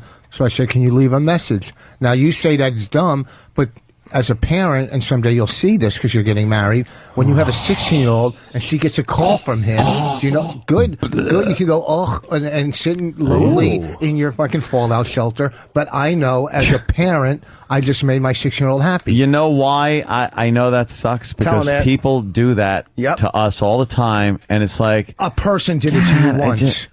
I get it a lot. It's been more than once, Okay, Rich. it's happened to me, too. Yeah. Daughter's not as bad, though. Could you say hi to my daughter? She's a fan. That's not as bad. It's like my wife or my friend. Yeah, but call my that's- friend. yeah. He couldn't be here, and so then I just call and go, okay, go fuck yourself. But listen, as a kid, I know. I used to listen when I was in the highlight of my career for like 2 years. People would come up to me and do that, and for a kid, you always say yes. For a friend, Yes, you're going, you certainly do. Yes, you do. That's an excellent point. Uncle Paul. Always say yes. Or you might get hate. So you guys will see. You'll realize someday when you. Yeah, but see, like, there's some of these guys in Hollywood, we want to feel like we're equals, and he's hanging, and we're all just kind of like telling stories, I and know, then I did you feel- do something like that, and the picture reality, boy. the reality sinks in. Gold's up $8. Huh? Gold's up $8. Should have bought, Rich. See? Rich is talking about buying gold, but he says he just wants it in like coins. Sure. Like usually you buy it off the commodities market, and it's, you own paper that says you own gold somewhere, right? But you don't have the physical gold. Yeah, because I'm trying to get my grandparents' fillings back. You just want I want coins. The Jew at said home. that, by the way. Thank God. Yeah. I want to play. I want to go home and I want to take my coins out. Yeah. And put a yarmulke on and play. That's what I picture. Just and play diamond disc. clink, clink. You can 1, 2, 3. What's the matter, Jimmy? Your phone? This fucking phone is a piece of shit. What is it not doing now? Well, it constantly fucking boots me offline. How? I can't wait until that fucking BlackBerry comes out. If that's any good, I will take a shit on this phone. I will shit onto my fucking phone. I want the BlackBerry to be the best phone ever now. It's fucking horrible. Jimmy, do you like the BlackBerry? I really do. I'll take the BlackBerry. No, BlackBerry. I like the BlackBerry. So you're trying to get online? Yeah, I go so on you AOL. go to Safari. Here we go. And it constantly gives me that black screen, and then it goes back to my fucking homepage. What a piece of shit! But you try to go to stupid AOL? Yeah, something on the internet that you should be able to get to when you have Wi-Fi. I consider it training wheels for Dude, the, you're right. It does suck up. for the It internet. sucks a pile of cock. Yeah, look, mine just popped right on. Mine does my too. E-Trade. Let's see. So I can log on and start day trading now. Like the other iPhones, we've all had different experiences. Okay, now I'm Yes. entering my my thing. Let's see. It'll this fucking hunk of shit. I can't wait till that BlackBerry comes out. I hope to Rousing God endorsement. it's When does the storm come out? good. I don't know. When, man? Does anyone have a December release date? something. Now it's December? Yeah, it was They December. better get it out for the holiday season. Trying to. Yeah, why? Well, From what I was reading, they're hoping to get it out by the holidays. There is no set release date, but it would probably be in RIM's best interest to do so. Do you mean they're actually probably going over it, making sure like all the stuff works, like some people didn't apparently do? I wonder if you could take pictures with it and send them. Or what can you Dude, do? I could do that with this version. Actually, of the there's I think the user manual was leaked over the weekend, so you can actually you can read all about its features. Yeah, I think it clocks in about 250 pages. But I don't. Well, look at hold this. on. There we go. What I don't Sign understand into about my the mail. iPhone is you You take a picture and you can't just mail it to someone like that? No, you can That's mail it. stupid. You can mail it. You can't text it to Kicked somebody. offline again. I can do that. It constantly boots you offline. I don't care how many copies this sold. This technology is a piece of fucking shit. I've just logged on to E-Trade. I'm like I don't have the problems you have. Why am with I it. getting booted offline? I feel I know so how to bad. fucking punch in my I'm pants. online. Let me see your phone, Jimmy. Let me see my Can I see your phone? securities account. Jimmy, let me see. I'm good at tech stuff. No, you're not. I'm really good. Let me see. Oh boy, You're a He's ruiner good of at things. throwing. Give it to me! You're a ruiner of things. I love that. That really is wide open. You're a ruiner of things. Just things. All right. Well, maybe it's your provider. What's your provider? AT&T. It's the only same ones you thing. can have with this cunt phone. I have I know. 5 bars. It's a setting, Jimmy. Let me see the phone. I got 5 bars too. Jimmy, I can fix this in a second. No, because you fix things the way I do by careening them off the floor. It's a setting. You got to go deep into the thing to find Oh. Yeah, real deep. No. We got some Voss audio. Voss is in the process of getting new teeth. Right? Yes. Yeah. We got dentist audio. Oh, you do? And Sammy says that there's a very good video. Sammy. How was Sugar Sammy? this Sugar weekend? Sammy. Yeah, I want to keep the Sammy bit going. What's up, Sammy? I don't know how to talk like Sugar Sammy. I know. No. You don't know how to Just talk like Sam. Oh, I ran into Sam and E-Rock at a wrestling convention this weekend. No, you didn't. Holy shit. How awful was that? I do want to say hi to Pat the trucker, who's a huge fan. I sat next to him for about 15 minutes. Very cool guy. But besides that, thank God I was sitting next to Pat because this thing was horrific. No, you got all excited because you got to see Terry Funk in person. Dude, I was at Caroline's. Wow. Terry Funk. Terry Funk? Yes. The Terry Funk. I Dude. was at Caroline's, and what a waste of time. What are you talking about? How many of these things do you go to? Well, I go to the wrestling convention at Caroline's is annual, and I've gone every year for the last 5 years. And then whenever there's a wrestling convention in the area, dude, they I'll had go. Terry Funk. Who else? Well, Terry Funk, Eric Bischoff. Oh, okay. Now Road you're Warrior Animal. No way. From the Legion of Doom. Yes. And then in the morning session, Ric Flair. They come out and they sit there for an hour, and these nerds, these wrestling nerds, just ask dumb questions for like an hour. Stupid questions. It's so real to me. Yeah. It's basically It's one of that. those, yeah. And then you get your picture and stuff signed, and then you have to beat it. It's Scram, kid. It's a waste of time. Ope showed up. Did you tell him you were prime time, Sam Roberts? No, I would have told come him on. that. It's the way you get in. But I wasn't going to tell Ric Flair that I worked for this show. Oh, because of the interview that where you guys did with him. Well, Yeah. it wasn't quite No, us. we but- did. We did the interview. Yeah. You're right. But I don't get it. That I just didn't get. Yeah, you showed up during the Q&A. Right. While my girlfriend was asleep. And one guy, literally, yeah, his Don't doubt girlfriend it. was sleeping. My girl was there, and this like over the top geek turned around and almost made cumsies in his pants when he saw my girl. No joke. Cumsies?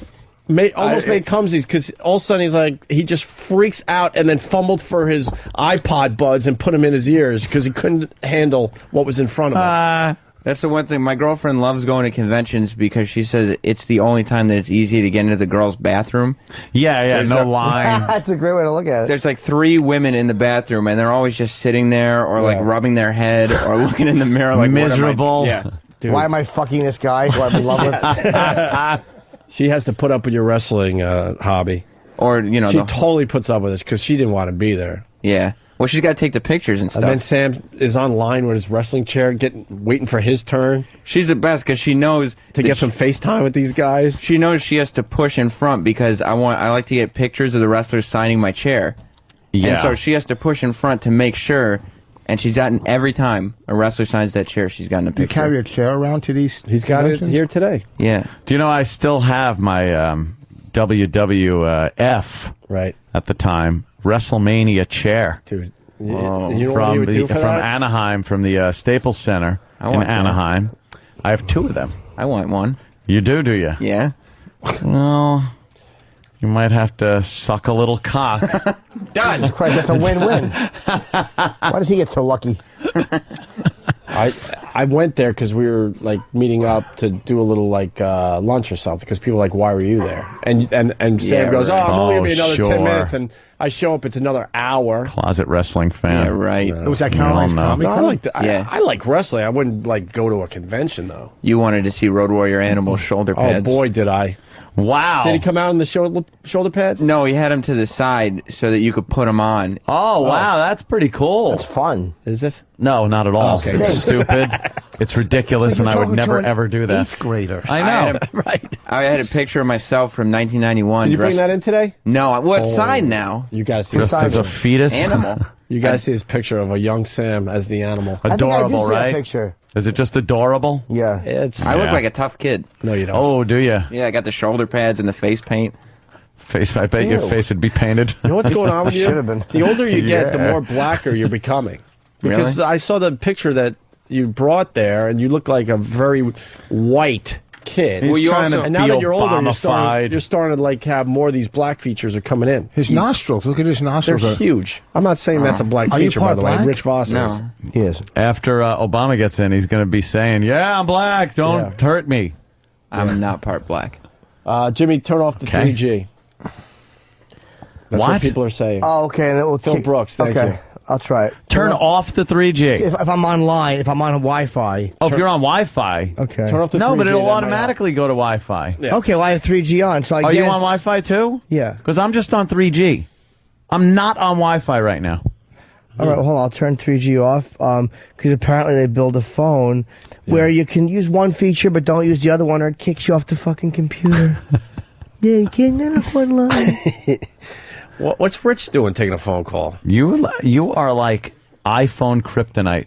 There's something in your DNA. That's right. Yeah, it demands quality.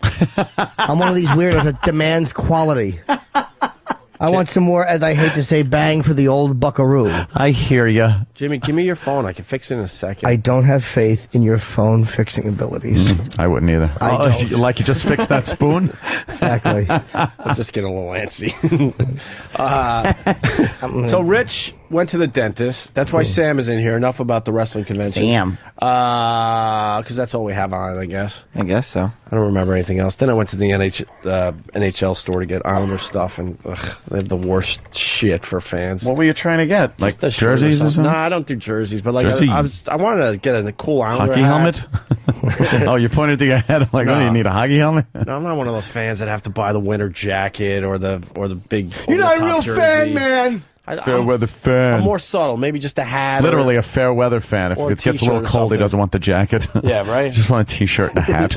Oh, I turned the 3G off and it kicked me off again. Just an update. Oh no, because just an update for all you Jimmy. Apple fanatics out there. Your God created a piece of dog shit. It is your God. Behold a God who bleeds. Jimmy, give it to me because there's an option. You just got to check it. That's all. I don't. You just check this option and it's going to be all good. I don't have faith in You your should have gotten the option black check. one. And you'll rarely hear me say that. I've had the black. Why does the black one work But better than the white one that Jimmy has? Again, only with iPhones. It doesn't. It's I got it. what happens is you see when you have a technology that is completely overrated. Yeah. It doesn't do the little things. You're talking about the wheel now, aren't you? The wheel stinks. I Yes. prefer a nice little square. Something square. It gives you a little adventure in your travel. It's very noisy when I drive. Yes. How am I supposed to eat my yogurt with a 1-inch spoon? It's going to be a little rough. You want to use my hog? I'll get a rod, dip it in yogurt. Eating yogurt off your friend's hog. How fucking great would that be? Because you always suck it off the spoon anyway. You don't chew it. Like if your friend was just dipping his heart on it to yogurt. And trying just not to be gay at all. Right, You're yeah. just eating. Right. And using whatever you have there. And you're just using your what's friend's that? hog. Like fun dip. Fun dip. Yeah, Thank you. fun dip. Fun dip for adults. You just dip it in and suck. No eye contact. No moaning, groaning of pleasure or Dude, disgust. we gotta you do just have to suck it off his dick. We have to do a fun dip. We have to do a fun dip bit now. We have to do a fun dip bit. Okay, here's what you do. You'd be eating the yogurt off, and then you roll the cocking granola with a little yogurt on it. Yeah, And whatever then you want. One part would be the yogurt would drip onto your chin off the cock, and you go like this. Like, it'd be like a fun laugh, and that would be kind of gay. Because it's fun dip. Let's get into the. Oh no! Oh, just checking the mail. kicked offline again. No, Jimmy. You're out of your That's fucking impossible. mind. That's impossible. I'm in the same room as you. Piece of fucking Mail. garbage. Update. Connecting. I have to go online. Why do you have to go online? See, that's your fucking problem. I don't want my mail sent to my phone. What? Well, I don't do email on my phone ever. Why? I only do like my Yahoo mail. But it shouldn't matter. Goes right to my phone. And Yahoo, I got my mail. Let's try 3G. You're getting fucked with AOL. I'm getting funny at home. It doesn't kick me offline. No, How come my home this is computer a portable doesn't? device that isn't compatible with AOL, apparently. AOL is shit. I hate AOL. I don't disagree. Because it's just such a fucking shit. There's no reason to have it. It's a middleman to your internet connection. I've been paying for AOL for the last 6 years. I have not checked my AOL mail in over 6 years. Why don't you just cancel it? I canceled it. I don't It took know. me forever because the scumbag on the other side of the phone wouldn't let me. I said, I haven't used check. I haven't used it in years. I figured, it's easier to just keep paying $20 a month than deal with Than those to deal with it, assholes. yeah. And it 'Cause I've almost heard horror was. stories. I finally got the guy to cancel it, and he kept saying, look, I'm going to give you, here's what I'll do. I'm going to keep it connected for 3 more months, free of charge. Right. And then after that, if you want to cancel, and I'm like, no, because then, after 3 months, you're going to start billing me again. I'll forget, and fucking I'll be going through this again. Cancel the fucking account. A warning to AOL, I'm going to be canceling my account sometime this week, and I'm taping it for the radio. You know what? So you tell better the take person. care of everybody this Tell week. the person on the phone. Yeah. Say this No, is tell just them like at the you. end. Yeah. Tell them at the end. Get their name. Yeah. Get their name in the beginning, because they'll give you the name before the conflict starts. Yeah, And then when you they have to start tell them being cunty beforehand, about though, it, if you're going to put it on the air. You have to say, by the way, I'm recording this for quality control You don't have purposes. to, so why should you have to tell them you're recording You it? do. You can't record anyone on the phone unless you tell them first. Fuck them. It's some kind of fuck fucking. them. They don't deserve that. Some kind of FBI shit. It is an FBI thing, Jimmy. I think it Be depends on careful. the state. Hey, Sam, let's get into the dentist thing, please. What's the name? What's the name of the video on YouTube? Rich Voss goes to the dentist. Rich Voss goes to the dentist. Great, no one will find it. Yeah, what the fuck? I hear this is a pretty good video, though. Oh, it's grotesque. Is it really? Why? What makes it grotesque? Well, because I put in all the clips of everything that happened, and it starts with them taking his fake teeth out so you can see his crack addict, awful, tiny little pointy nubs. Nub teeth. I saw some pics of you without teeth. It was horrific. And then teeth is horrific. And then it goes into like close-ups of the drill going in, and then putting in like the metal placeholder. Really? Yeah. The drill goes through the gums and into the bone. I was waiting for it to pop through, like when you're drilling through wood. Yeah, and you I go, was like, oops, and it comes through. Yeah, and just hit my little brain. That's You could why hear a little brain. At least you said it. bone dust was falling on me. Yeah. I could feel the bone dust. That's why I floss every day, because that is like a nightmare to me. The worst Like part, when I get a swollen gum, I'm a baby. I can't imagine being drilled into the gums and the bone. You had like crack because of like smoking crack and shit. You were all fucked up, right? No, I think that added. I wasn't really big on flossing when I was a kid, or I mean, I thought that was overrated. And brushing my teeth. God, I'm eating. So I can't see it. Yeah, Well, they video's cut the pretty gum. good. Do they show where they cut the gums Yeah, too? the worst part Holy was shit, that's bad. they go like where the teeth are, and they cut under the gum, and then they bring the gum up. They lift it. Look at And these then- teeth. You look like a homeless dude. this on the screen? Half of them are still in his head. The other half are little nubs. Ew. Isn't that gross? All the dumb things that have popped out of that This, hole. by the way, coming in from FBI. Yeah. Not true in New York. You can tape without telling the other party. Nice. That's what I'm going to be doing. Now, as far as broadcasting it, I will think there's another broadcast it. story, but I'm not sure. But you can broadcasting tape it. somebody. That looks like an aerial view of the projects. I can't look at that. I can't even look at it. It's horrific. Even Rich. out of my peripheral vision, it's disgusting me. It's this reddish. P.I. It looks like you ripped open a fish's gills. Look at that disc. The gums are cut right there. Peripheral. Did you have Huh? Were you under anesthesia? No, Yeah. they gave me Novocaine, but they were sticking big needles in the roof of my mouth. Yeah. Dude, Up in the back roof. dude, that looks like Ow! They must have shot him with a your they mouth must have given looks you like a dozen. really Yeah. dirty pussy. There's times it acted like a dirty pussy. Well, look at this. Tell me, look, fuck, like they're going in for a kid. I can't fucking look. It's disgusting. What? That's your mouth. Why are you getting sick? It's disgusting. All right, we got some audio clips. Rich at the dentist. Voss talks about getting a needle in his mouth, gets scolded for talking, then talks again to make sure the intern has a good camera angle. Well, look. He's all showbiz. He's a trooper. Well, he's, you know. Oh, God. Uh-huh. In the roof of my mouth. Yeah. That was... Well, when they're ramming a needle in the roof of your mouth, not ramming, gently placing it. Sorry.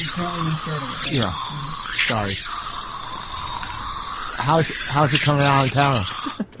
You know, you sound way better with stuff in your mouth. Yeah. How did that happen? Yeah, he's more articulate with his mouth full of cotton and fucking dental instruments than It's his because teeth. they had something sucking the saliva. Oh, yeah, that's right. Wow. If I just walk around with one of those things, I'd be perfect. Yeah. Take it away. What was it, a sump pump? Oh, wow. All right. Some pump. Voss proves under high pressure situations he has incredible improv skills, really. Yes, but, you know, this being in the dental chair and having all these instruments in your mouth, you would think that he couldn't possibly come up with something like witty. All right. But after everything that's happened, your surgery hasn't even started yet. How do you feel? Nervous and well, how do I feel? Well, how do you get away from me? How do I feel? Look, guys. Look at that picture. Let me see that. He's making cornball faces at the cameras. You're mugging. Well, my face was so swollen it was hard to talk. Why is Bob calling? I had 20 shots of Novocaine. Yeah. Does he know we do a show? He would never call us early. This is kind of like that middle of the night phone call. Talk. Yeah, Bob. Hello? No, it's just voicemail. I'm just saying. Yeah, Rich is making a sitcom face. Well, yeah, he'd be like, so I have to come back 3 more times? And the doctor's like, yeah, whoa! What? That's what you're doing. What? You just caught me in a position. No. That wasn't. He kept yelling at the intern to try to start filming him early and to tell him what to do because he wanted to film it like a reality show. So he wanted to like film like in the waiting room and he was making jokes to the camera and everything. Well, you got to get the pre-op, dummy. You don't just get him in a chair. You get him before. It's a YouTube video. It's Jimmy about getting the pre-op. You're always try to find. Oh, fuck! I can't look at that. Yeah, Holy Boss. shit! What are they doing? That isn't dentistry. It's torture. It's like Imagine if you were awake for without any anesthesia. Wow. You'd be yelling, ouch. You'd be like Dustin Hoffman. Let me see. No, it's worse than Dustin Hoffman. Wow. They were packing the inside of the gum with grounded up cadaver bone. Yeah. Because they had to strengthen it before they could put in the implant. Why not? They had a jar of strange male bone that went in my mouth, and I didn't get cocaine out of it. Isn't that why Strange male bone. It comes in a jar. They have a dead guy bone in your mouth. Yes. No, what I would do right after the surgery, right after, I'd go out and get a big thing of peanut brittle and just start eating it. Just fuck everything up. Look at it. They're putting stitches through Peanut the brittle. Look at that. And fucking jujubes. Right. Oh, yeah, juju. Jujubes. They're a Jujubes. candy that pulls your teeth out. Ironic, isn't it? Everybody's going to take that negative. Yeah. All right, listen, here's another clip. Voss explains how it feels to have his teeth and gums drilled in a comedic and original way. Yeah, this is more of that crazy off-the-cuff improv. What does it feel like?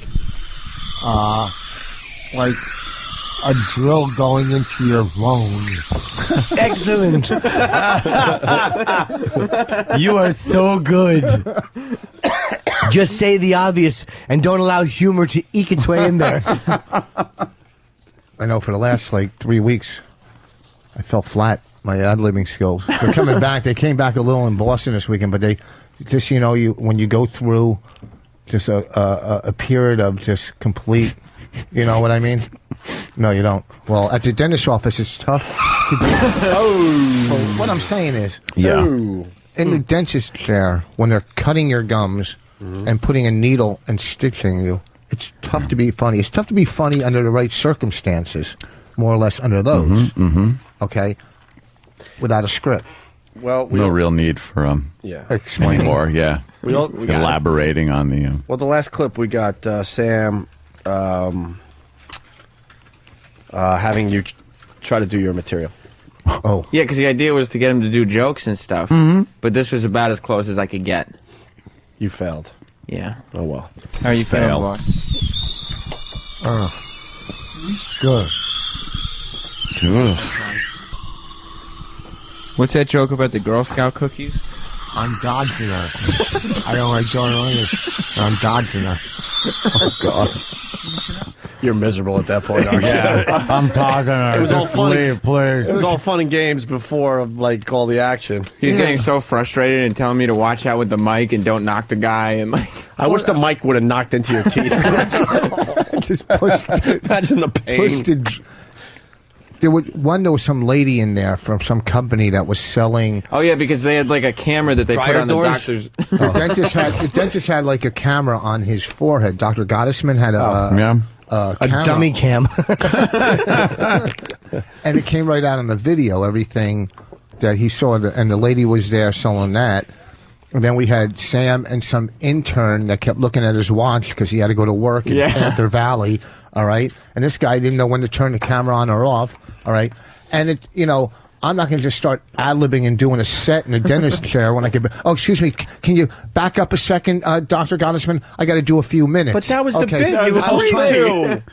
We set this up. We're like, if you're going to do this, we would love to hear your material in that situation. Well, I try to do some of the material. I did some of my set for him. No, that was it. No, I did I did a couple bits. No, you started doing jokes after. Like after you're done with surgery and we're out of the dentist. Yeah, we wanted in that miserable situation for you to try to do your material. That was the whole bit. Well, they're doing it two more times, so I'll do material. Oh, great. I didn't get it that I was supposed to do material as old they're school doing stuff that we all joke on. When are you going to have your teeth? You're almost 68. How are your teeth still being worked on?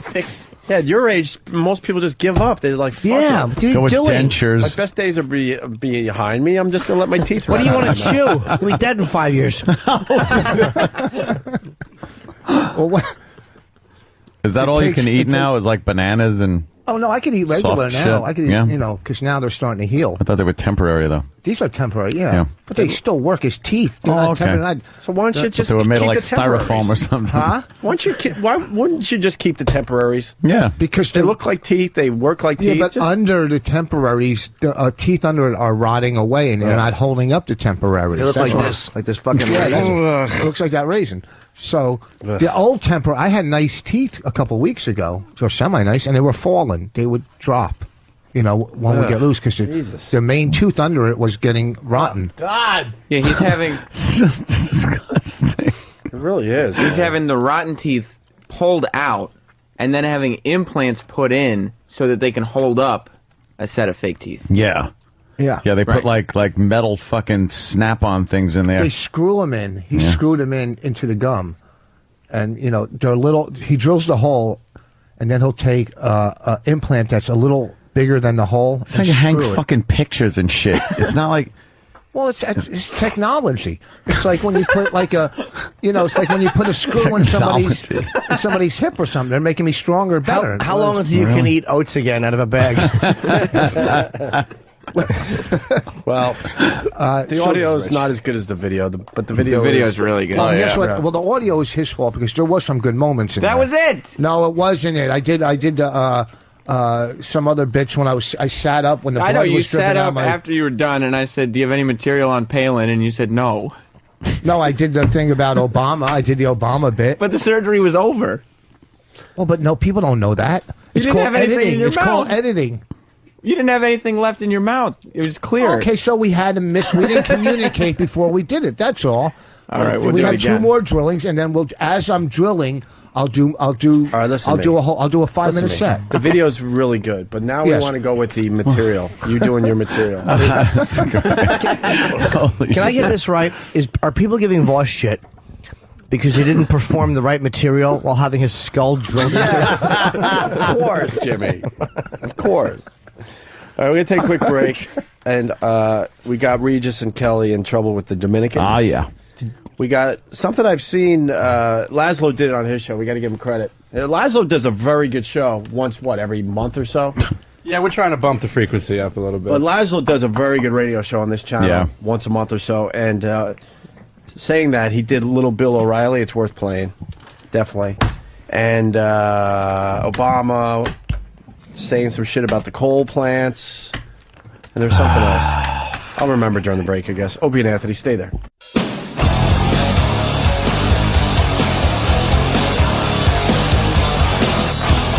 I did.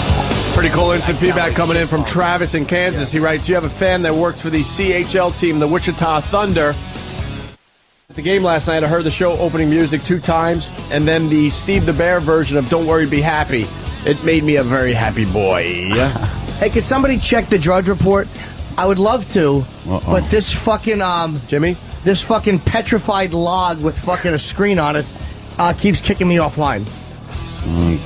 Look at my BlackBerry. There it is. The BlackBerry doesn't suck a fucking pile of dicks. There it is, Jimmy. Just get... Can you go to Drudge Report? Look how quick that was. Of course. And the BlackBerry fucking font eats an asshole. How about the fucking BlackBerry gets real fucking online? Because we only got half a screen until the storm comes out. That's and then we get stupid. And then we're going to have a full screen. What did you say? BlackBerry's Travis stupid. has The what? The what? Why do I have such bad luck? BlackBerry. One of my apps is killing me. Beery. You have a lot of apps? No. I only have good ones. Why should, I don't know why you should be able to use apps. They fucking are they're sold on the Apple site, you know? What are apps? But I have apps and they seem to work. Apps. I got a Palm, which is, I don't know what any of that shit is. You have the last Palm. Go. This is the new Palm. You are like... 755. Palm sucks. I know, it does. You're like I Am Legend. You got the last Palm Pilot. You got the last Palm Pilot in existence. He has a tap thing, a stylus. Do you still have a... No one uses styluses anymore. Oh, I'm sorry, I can't hang out, but here's the thing. Give me your Drudge. Give me that. Give me that. Give me that. Give me that. Give me that. Give me that. The problem with... No one hands me anything anymore. Jimmy's phone's broken. Dude, take it back. It's a $500 piece of fucking garbage. And look, I know I'm not going to shut down Apple, but I will say, Jimmy, that I've beaten this fucking piece of shit phone enough times where I guarantee, Jimmy, people who are on the fence have... I've made at least a few hundred people aware of what garbage this is, and they've gone to another phone. Jimmy, yeah, $100 to see your iPhone. $100. No, 500. You could 100 Clamaroonies. No, that's 60. 100. What are you, a Jew? Well, it's actually 80. How'd you know? Only you would know. Yeah, he looks at it. You can actually tell by the amount of air that was fanned when you waved it. All right, so I was a little short, and I was trying to make believe I had 100. You creep. Everyone else thought it looked like 100. All right, I just rebooted. Let's give this a shot. Let's see. Right. 3G is on. Nice. All right. That's good, right? Yeah, good. You can't take... I got little lips on my feet. They're iPhones. That's what they're good for. They make me taller. You can't send Palm material over to a BlackBerry. That's the only reason I don't get a BlackBerry. And BlackBerry... Yes, what do you mean? You can't hot sync? Yes, no, you can. I can't take it from here and put it on the BlackBerry. Yes, you can. Oh, you can. Look at that. Right. You would know. That's what they told me. Who told you? Those dumb motherfuckers? I went to one of those stores. They told me you have to re-enter all your numbers by hand. They're stupid. Well, there are programs like fucking... there's Pocket Mac, there's all this shit. They're all syncable together. You can take everything off that, you put it on a computer, you put your new BlackBerry in, and you'll upload it. Yeah. In this fucking day and age. Look at Voss's phone. It's so June. It's a stupid phone. He still has the plastic on the front, too. I want to rip that plastic off and rub my fucking bag plastic on it? So it doesn't catch anything from him. I just kept plastic on it. Yeah, that's pretty good, actually. It's all right, here we go. It's hurtful. We got an F-bomb that we need to play. Who was this? It was one of the Phillies. It was one of them. Ted the Fanatic. It was oh yeah, Chase Utley, right? Little F-bomb as they're celebrating the World Series, the big win down there in Philly. 2 million people showed up. That's fucked up. Wow. 2 million fuckers. Hopefully they'll be at my book signing Thursday. Yeah, you'll get a few of those. In Fully. Imagine you get 2 million people, and you have to. I wouldn't have enough books, Gregory. And you have to sign for the whole month of November. They don't let you leave. Here's Chase. Phillies second baseman, Chase Utley. Chase. World champions.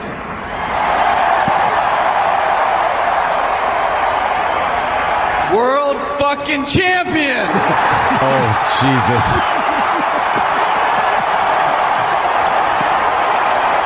That was sure live. got an ovation. That was live TV. Good. You know what? Love That's natural speech right there in that position. You're in front of a crowd like that. Did you hear them yelling? Fuck yeah. They weren't yelling, "Oh, I'm offended." They're like, "Fucking hey, yeah." He'll have to apologize because someone will go, "I had my young son in the car." I happen to have my young son in the car. I appreciate that. I don't care if you're Broderick Crawford. I happen to have my young son in the car. Meanwhile, he says, "But Daddy, my hat blew off. I hope your goddamn head was in it." That could be the funniest line ever in a movie, by the way. Ever. That's a great one. That's all well and fine, but I'm in a high-speed pursuit. Nothing else, just blurting out lines. It was good. Yeah. Master Poe wanted to make sure you were awake. I asked him. Oh, really? Because I might get a little drowsy? Yeah, I don't know. Because I woke up early? Yeah. I'm feeling a little tired. Motherfucker, I'm tired as a motherfucker. Fuck, let's go home then. I can't yet, Opie. We got another motherfucking hour. I ain't leaving early. We out. Hey, with that Chase Utley thing, you play that to the FCC, just get a little knowledge out there. Uh-huh. Like if someone's offended, but then you play that and you hear no one was offended because they're cheering that. And there shouldn't be a fine for that local TV station. Exactly. Yeah. But you know what, though? If you're watching with, say you're babysitting. Oh, yeah. Oh, are you? I don't like that kind of language. There's no need to cuss. Uncle Paul hates dirty talk. Gotta be gentle. Gotta be gentle. Come here. Come get your applesauce. You like sardines, do you? Oh, you are a ghoul. You really are a ghoul. Let me show you how to make the boys love you. Come here. Hey, Rich. Oh, wow, you got little hands like a kid. I like your hands. 10-point lead for Obama. You're so done at. What poll? Yeah. Every poll I've looked at is fucking different. On the big map, Obama's got 286 to McCain's 157. We'll see. What are points? I think 10 you're points, right. Does that mean 10 million? A point's a million? Oh my God. What? No. Well, I actually don't know how the points work. I'm just staring at it. Do you know how the points work? Back at me. Do you know how the points work? Ooh. We're talking Challenging observation, Randall. electoral votes. No. Talking electoral votes. No, we know what electoral votes are. How many points different it is? In the poll, those are saying 10 points. Those are percentage points. So if Obama's got 45 or that means or McCain 55, only has 35. and there's undecideds too. Wait, 45 and 35? Yeah, is 100. 80.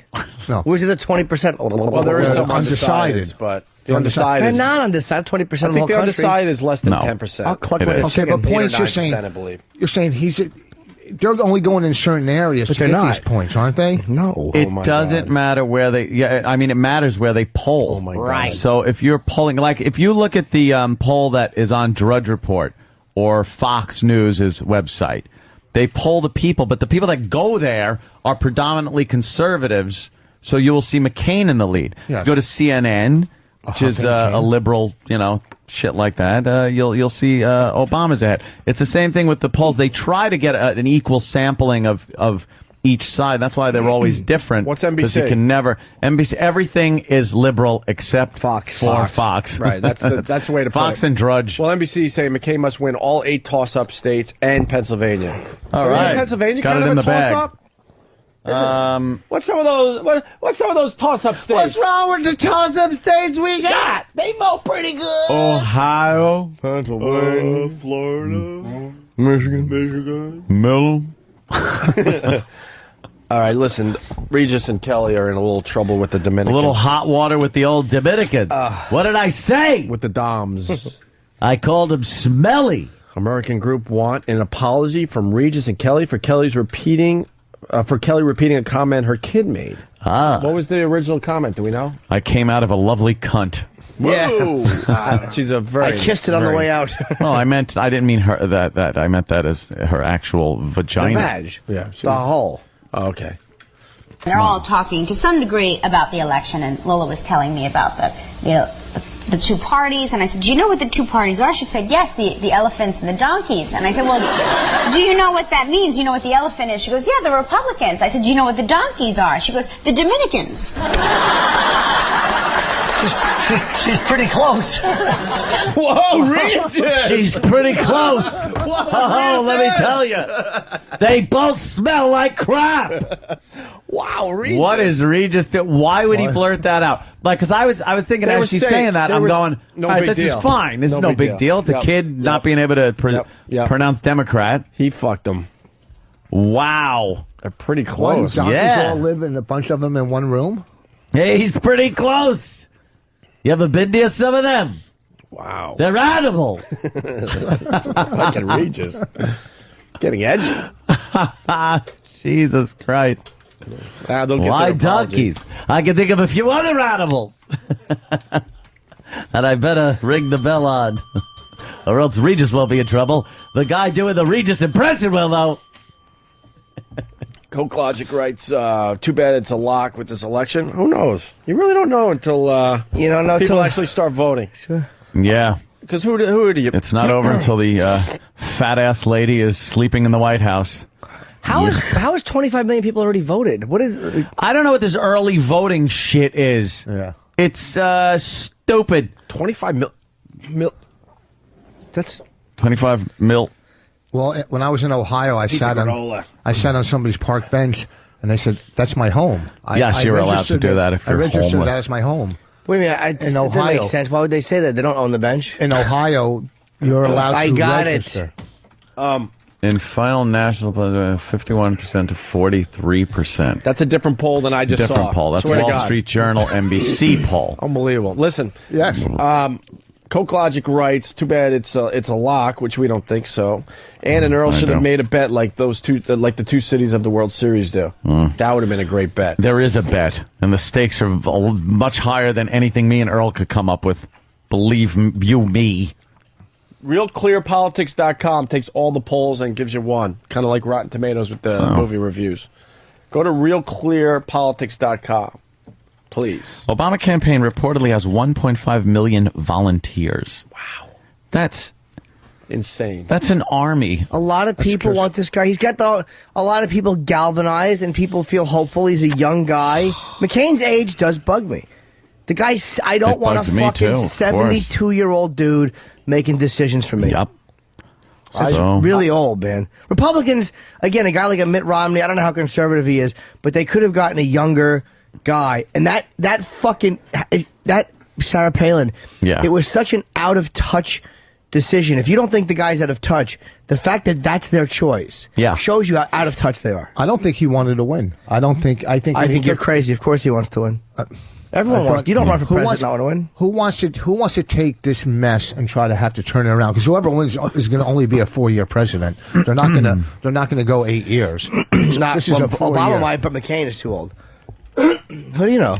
Who wants this mess in their lap? What the? What be the president? You inherit a lot of shit. After 4 years, you inherit shit. Every president wants another term. After 4 years, if the economy is fucking great in 4 years, which it probably will be, he's going to look like a hero, even though he did nothing about it. Mm-hmm.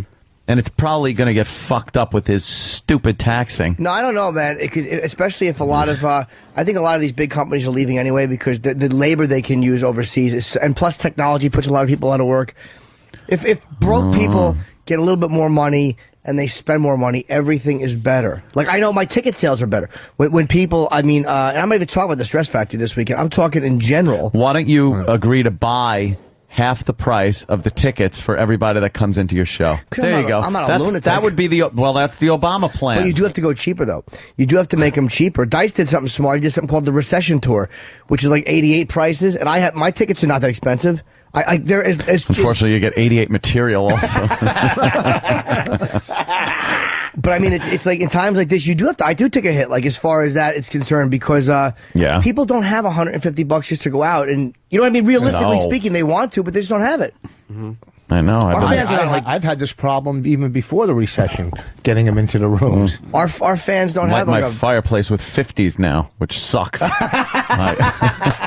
nice.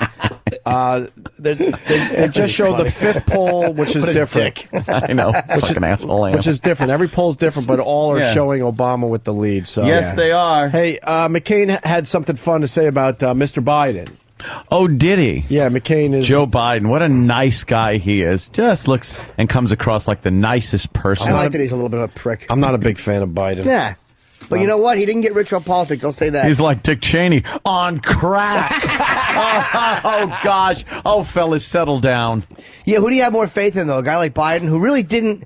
I don't know a lot about him, but he didn't get rich. I know he's not a wealthy guy compared to a lot of these guys off politics. Isn't his wife or something? Maybe, but look at his wife passed away. I would hate to see did she? Biden as the president. How did he not make money off of that? And his kid. He did. Wasn't? I thought it was just his kid. Yes. His wife, too? Yeah.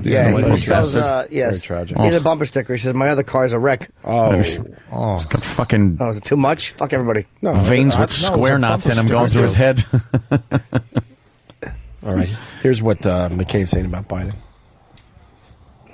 I get a pinch of loaf. Go then. Let me see you. Where you go, my love? Senator Obama voted 94 times for tax increases or against tax cuts. You think that's going to be a boo or an applause? That is a boo. These fucking assholes. They both do it. Senator Obama voted 94 times for tax increases or against tax cuts. My friends, it's not easy to earn the label of the most liberal senator in the United States Senate. You know who was second? A senator who described himself as a socialist. You know who was third? Joe the Biden. Joe the Biden. My friends. He's playing off Joe the Plumber. Isn't that cute? Joe the Biden. Joe the Biden. Joe the Biden. That's his new thing. Was that the Bigley? Barack the... Where was that Obama. booing from? What was that booing? Was that SNL? Don't even... No, it's about... I'm so sick of Joe the Plumber. Oh. I hope they find that he had Jeffrey Jones's hard drive in his computer. he's Joe the Chicken Hawk. I hope he has one of those septic tank accidents where he falls in. Oh, my God. And dies in a big tub of shit. Yeah. Like a septic tank / sinkhole. Yeah. Joe the Suffocated. Joe the Duty Lungs. Because he breathes in shit. Get it? I get it. Oh, this is SNL stuff. Where's our SNL shit? We got to look at the John McCain on SNL thing. Is he on SNL again? I didn't even notice. Next to Tina Fey playing Sarah Palin. I just had enough of all this. All right. Yeah. She does a really good Sarah Palin, though. Right. We're so sick of this campaigning. I'm tired. It's over tomorrow, my friend. America. John Montone, as a matter of fact, was doing that this morning on 1010 Wins. I'm in Times Square talking with people about the election. So has this gone on long enough? Yes, it has.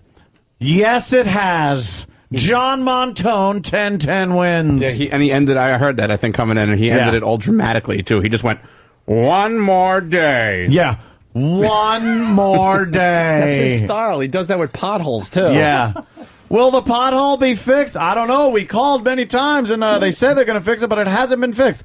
Hasn't been fixed. Well, hopefully this hole will be fixed. What does that even mean? Why did you accent the hole? Yeah, it is a hole. Yeah, what are you doing? People are saying it was the worst SNL ever. We'll get to those clips in a second, but now we got to make fun of Obama. Obama has some interesting ideas. Here's another one of his ideas. Alternatives including coal or alternatives? Let me sort of describe my overall policy. Big A? I mean, what I've said is that we would put a cap and trade system in place that is as aggressive, if not more aggressive, than anybody else's out there. I was the first to call for 100% auction on the cap and trade system, which means that every unit of carbon or greenhouse gases was emitted would be charged to the polluter. Holy shit. That will create a market in which whatever technologies are out there that are being presented, whatever power plants that are being built, that they would have to meet the rigors of that market and the ratcheted down caps that are imposed every year. So if somebody wants to build a coal-powered plant, they can. It's just that it will bankrupt them because they're going to be charged a huge sum for all that greenhouse gas that's being emitted. Oh, my God. Can we build a plant then?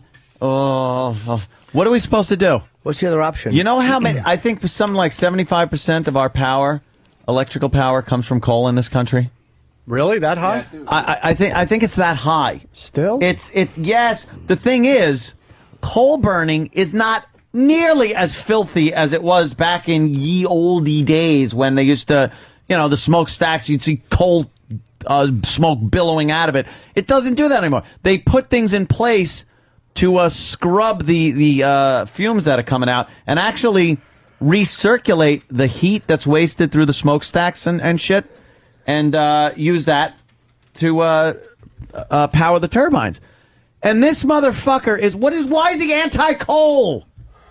The guy comes up with shit, it's off the walls. He doesn't like coal. Yeah. He hates coal. Well, build a plant that burns, and then maybe we'll figure out the power problem, all right? All right, everyone pick up their pen and paper, and guess what? Let's power the country on, okay? On what? Coal? Some type of other fuel besides coal. I'm saying that we transfer the plants so we can burn and get as much power as we need. That's all. What's wrong with that?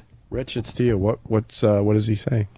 Why do you go to Rich with something like that? Well, because the dump button is so far from me. Okay. No, all right, Rich, go ahead. My finger's on it. Well, I don't understand. What he's saying is, if he's going to tax these people don't understand, they're going to end up paying for whatever corporations he taxes. The people are going to end up paying the difference because they're just going to raise their prices, and it's the trickle down theory. Either raise their prices or they just fire people that work there to make up. Or they just go overseas like they've been doing anyway because the fucking labor is so cheap. Not everyone's going overseas. And one thing that they should do is have more incentives to keep the work in this country. Yeah. There's no incentive. If you're a businessman, it sounds all great and patriotic and great for the country and economy to go, I'm going to keep the jobs in America. But then when you're looking at your bottom line, especially during a recession, and you could get cheap labor or expensive fucking unionized labor that for some reason costs 20,000 times more than some little kid sewing in, give me a country, Thailand. Bangladesh. Yes. You're going to go out of the country to do it. There should be some type of incentive, and whether that's financial or not, to keep the work in the country. I don't know how that's done. I'm not running for fucking president. But it does suck that they do that. But taxing the shit out of him, that ain't a fucking solution. He's doing it backwards. Giving money to people that are going to spend it, perhaps boost the economy a little bit. Bush did that with his stimulus program where he handed out the checks and shit. And it's a very temporary fix. It's a little Band-Aid. It's fun, though. And for the long term, if you keep giving them money like that, it's just going to get worse. They're not investing in the country. They're not hiring people. They're not fucking employing people. So the company suffers, has to fire people, has to raise the prices, that then the people that have the money now have to pay more to buy the shit anyway. Like Rich Voss said, thank you very much. Also, he's talking about $500, $1,000 give back to people that don't even pay federal taxes. So that does nothing for the economy because $1,000 if someone's not paying taxes is go out and buy cheese doodles or diapers. You know what I'm saying? Right. So it's not going to put the money back into anywhere substantial. More children tax credits. Okay. That always helps too. When you give fucking more tax credits for more kids, because the smart people that realize it's expensive and a responsibility to have children, they're not the ones having kids. It's the fucking let me get another check from the government because I'm having another kid. Or the dummies who say, not only should you not get an abortion, but you shouldn't use birth control. Well, yes, those dummies too. Those same dumb motherfuckers that are now in office who've allowed the religious right, and they don't even want to do stem cell testing. Adoption's an option, is it? Well, yeah. Tell that to the fucking waterhead. Do we get to start talking about boobies again on Wednesday? No! On Wednesday. Fuck boobies. Exactly. This is too important. I understand that. It's the big election. Tomorrow is it. But after that, it'll be too late and we could get back to talking about boobies. I hope so, because I'm ready to totally drop a bad word, and I know I'm going to get fired if this election coverage goes any further, any longer, and it's over, Johnny. Boobies and tight slits. What? Return to the Opie and Anthony Show Wednesday. Right? I think even people that want to talk about boobies are kind of interested in this. Oh, no, but we're ready to, Like you were saying. But then there's a lead up to the inauguration, and then it's the transition that goes on, and then it's the fucking first. It's going to be the tipping over of cars that happen after the big win. After the big win. Either way, there's going to be some cars burning. It's going to be like the fucking Bulls. It's going to be like the Bulls winning years ago when Chicago was just turned upside down. Well, it's cold in the D. They like it's cold in the D. They like that. They like that. The boarding up of the White House. No, you got that. Oh, Rich. All right. I think they'll keep it without boards on it. I got a really good question, though. Yeah. As president, are you allowed to change the color? I'm the president? As president, Oh. Anthony Cumia. He hasn't been elected. Are you allowed to change the color of the White House? What is the rule on that? You know, wow! Imagine who was the funkadelic guy? Time for change. Who was the funkadelic guy that said, paint the White House black or whatever that song was? Yeah. Who was it? Clinton. Was it Clinton did that? Wow, that would suck. But are you allowed as a president to go, you know what, I don't want a White House. I don't want a White House. I want to paint it different. Yeah. Are you allowed to? What's the rule on that? I would say no. But you're the president. Yeah, but it ain't your house. You just kind of stay in there. Yeah. Although they do things to the insides. That's like what I'm one saying, president so. who put in the bowling alley. Oh, wow, that's a great question. I'm going to go with, Ford. No, it was a long time ago. It was before Ford? No, it wasn't FDR. Wait a minute. FDR wasn't doing a wheelchair. Jesus. Yeah, one of those wheelchair ramp things that they slide it down. Bumper bowling. They didn't have that. They just grab him by the fucking shoulders and drag him up the steps. Yeah. There you go, turnip root legs. Well, when I had a tour of the West Wing, there were Norman Rockwell paintings. There was many different artifacts. Sam Rockwell paintings. The best part of that story is you really thought you were in the West Wing. You were probably in a museum in Washington somewhere and they told you it was a mock-up. A mock-up. Showed us the buildings that missiles were on. Oh, apparently not ones that could do any good during September 11th. I'm doing roll call. Tom and Philly. Opie, I'm ready for boobies. See? What are we going to talk about after this election's over? Just talk about tits and cunts. Yeah. If you take away all the sex... What was the other thing he said? If you take away all the sex talk, there'd be a lot of dead air. Yeah. Bill O'Reilly. You know what I'm saying? No spin zone there, Bill. Go fuck yourself, Bill O'Reilly. Yeah, even with the sex talk, there's a lot of dead air. Yes. Right. Live Biden speech momentarily. Oh, boy. Here comes when they blow the election right now, when Biden says something. Why are they pulling him out now? Right. They've hidden him away for crazy for a while now, and they're going to break him out? I want to talk. Anthony's hoping for Al Michaels. Come on, do something believe bad. in miracles? Do something stupid. Let's make everybody happy. Opie, that's Opie with his partner Anthony. They give us news in their own views, and Ant really doesn't hate the Jews. Little Jimmy is also there. He likes she-mills and no one cares. Make me laugh, that's O&A. The pendulum is swinging back the other way. Make me laugh, make me laugh, O&A. Wow. That's right. Now I'm feeling good. Feeling better, right? Yeah, it's our show theme. How would I not? How about a quick break so we can take some leakies? I'm just going to read through a website. I understand. And we're going to do maybe some... You see this one yet, Rich? He's out. Oh, where'd he go? I don't even notice that he was gone. To take leaks there. When we get back, little Bill O'Reilly and maybe some McCain on SNL.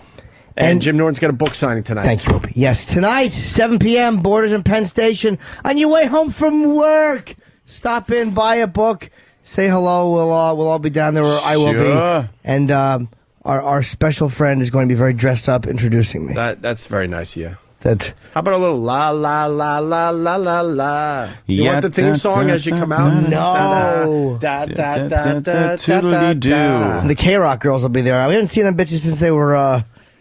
Hope they look sexy. Nah, they're not. Half of them got pregnant since last time. Did they really? Yeah, they're Boo!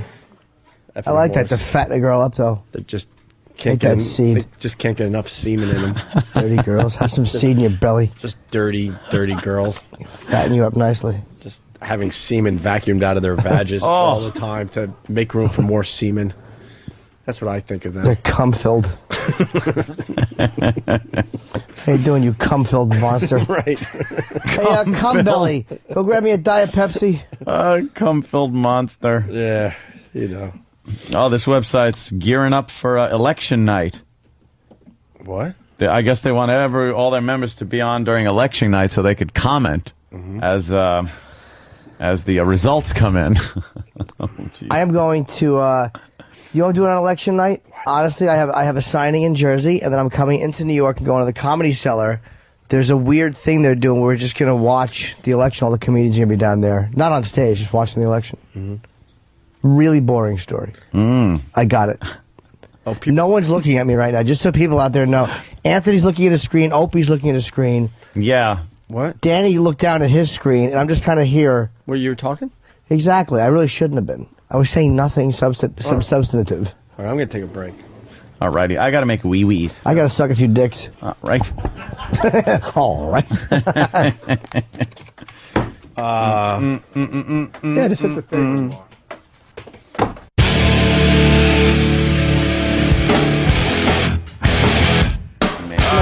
Here we go. Opie and Anthony. Listen, we got, we got, I think we do a little Bill O'Reilly. This thing has a nice little buzz. Laszlo did it on his show on Saturday. I'm telling you, Laszlo's radio show is very, very good. With Wayne.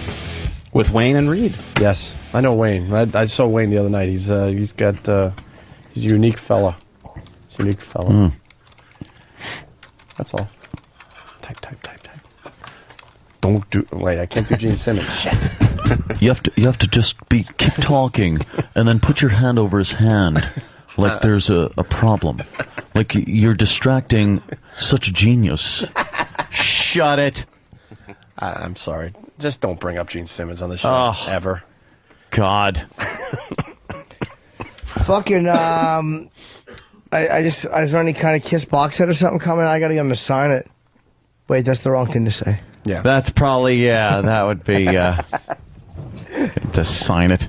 Gotta get him in. Jab the pen through his neck. Hey, look, you should tell him we gotta come on. Anthony's got a problem with you. Oh, yeah.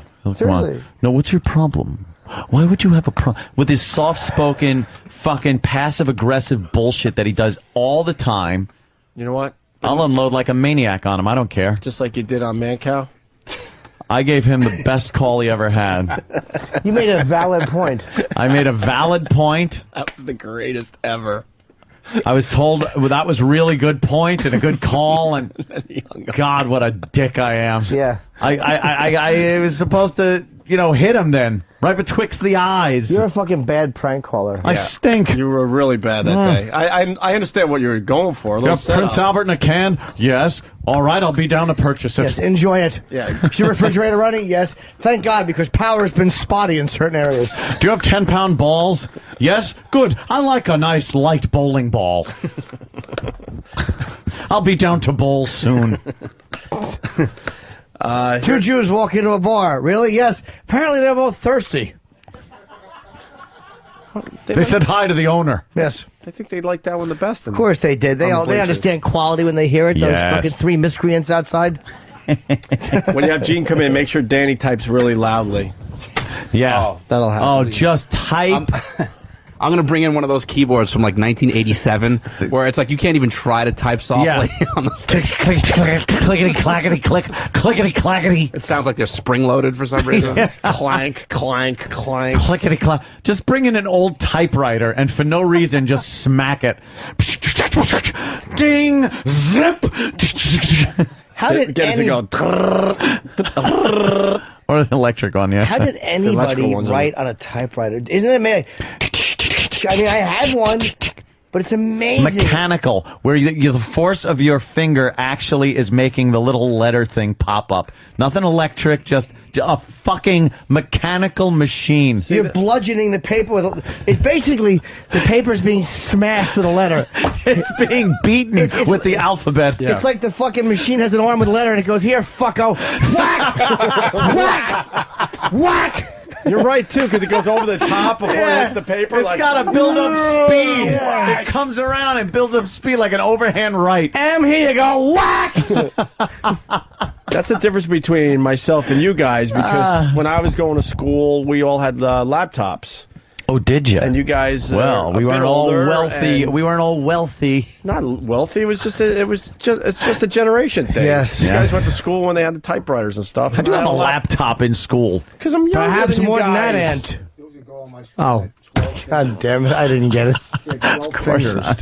What? What's School that? in my school had 12 fingers. She had an extra finger. What, she typed 14,000 words a minute? 72 a minute. No way. She had 12 fingers. Whenever she ate chicken, we'd all fucking mock her, go like that, and lick the sixth finger. She had a little baby finger. Guys were a scream. Yeah. What a hoot. Where, would you go to Panic High?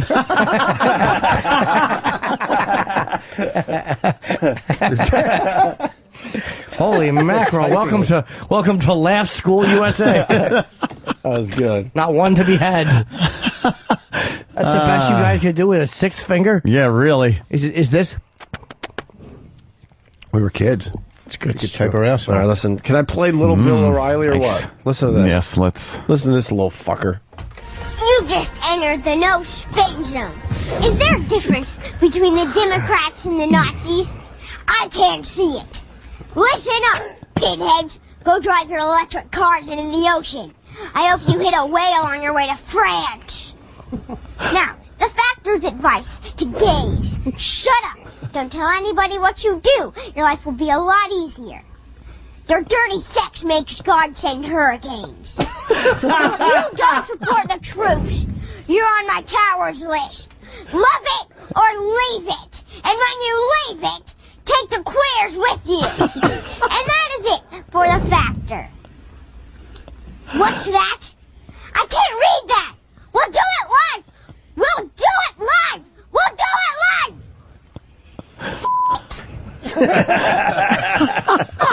Yeah, that thing's been making the rounds for a while now. Wow. How many hits does that have? A couple hundred. Hang on. That's it? Yeah. Actually, it's just shy of $100,000. That's some funny shit. It's pretty good. That kid does a good job. You guys see the little fucker. He's all dressed up in a suit with some ridiculous hair. His hair is silly.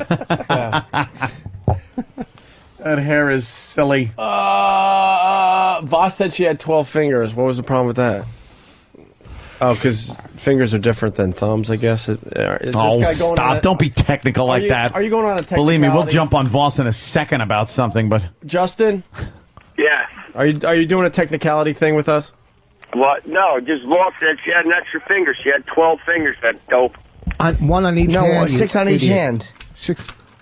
What? Oh, I can't count to 11, stupid? Wait, all right, so what? Asshole, you're the one. An extra finger is 11, not 12. On each hand, I said she had an extra finger. All right, well, that makes sense then. Oh, thanks. I went out with a girl in college that her and her brother both had 6 toes on their feet. Yuck. And they both had them chopped off, so there was a weird space in between. Should have gave it to me. Yeah. Have you ever been with a girl? I was with a girl. Her nipples didn't come out. They were inverted nipples. Innies. Did you ever do that? You gotta girls squeeze have the the tits innie. hard and you'll pop out, whore. Yeah, it's like a stress ball. You squeeze it hard enough, it'll pop out. Yeah, she shits, but a nipple pops out. Sometimes if they get excited, they pop out, but sometimes they don't. They can't. Sometimes they don't. And then you pop her in the fart box. Sometimes the nipple goes away. Sometimes it don't go away. Let's drink to your nipple. Let's drink to my inverted nips. I lost my virginity to a girl that had not a hairy back, a hairy spine that went all the way down. Oh, horse chick. Yeah, I haven't talked about that in a long time. I never was with the inverted nipple chick, but I seen them in pictures. It's awful. Oh. Yeah, they just kind of go in. What does that? They're licking a divot. The fuck is that? I don't know. God hates them. Sandy Kane's got that. Of course she does. And she sticks the matches in there. Yeah. And pulls out nipple tit cheese at the end of the fucking... Because how do you clean in there? Yeah, would you rub your finger on it and smell it? She has 2 belly buttons in the middle of her tits. Oh, I would for a goof. no. Wants to smell my belly button. I just answered that question in my head. I'm like, you know what? I would, just for a goof. No, you wouldn't. My right ear. Yeah, I would. So. What? All right, let's do the John McCain SNL thing, because this was comedy at its best, man. This guy is... So sick of these guys going on comedy shows. What? They're just trying to get the vote out. Exactly. Man. Stop trying to have personalities. McCain buys time on QVC on SNL. That was the bit. Ah, that's the bit. Okay, I was wondering what that was. Yeah. Good evening, my fellow Americans. I'm John McCain. My friends. And I'm just Sarah Palin. The final days of any election are the most essential. This past Wednesday, Barack Obama purchased airtime on 3 major networks. We, however, can only afford QVC. These campaigns sure are expensive. They sure are.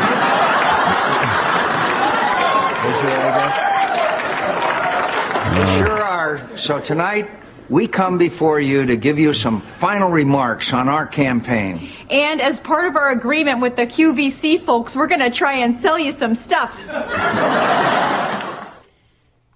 I'm angry now. Yeah. I don't want to play this. Yeah, I don't want to play this. Yeah, this is like SNL shit. It sucks. SNL shit is a perfect way to put it. Yeah. But the ratings this year, man, people are eating it up. Sheep. Why are they eating it up? Sheep. Bah. Yeah.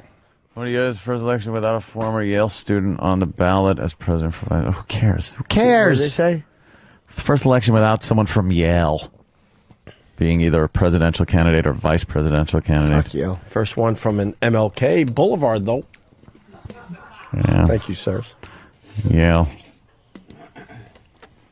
And who wouldn't want the complete set of limited edition Joe action figures? There's Joe the Plumber, Joe Sixpack, and my personal favorite, Joe Biden.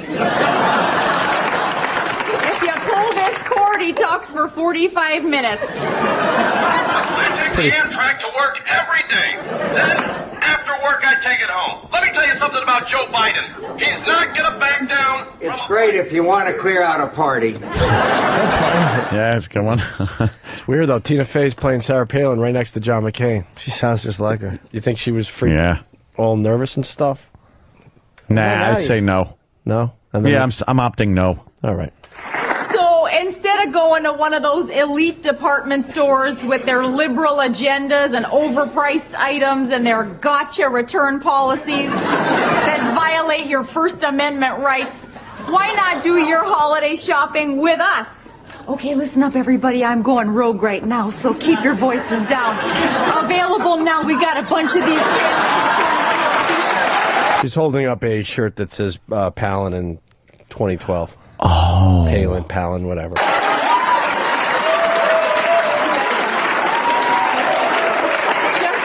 Just try and wait until after Tuesday to wear them, okay? Because I am not going anywhere. And I'm certainly not going back to Alaska.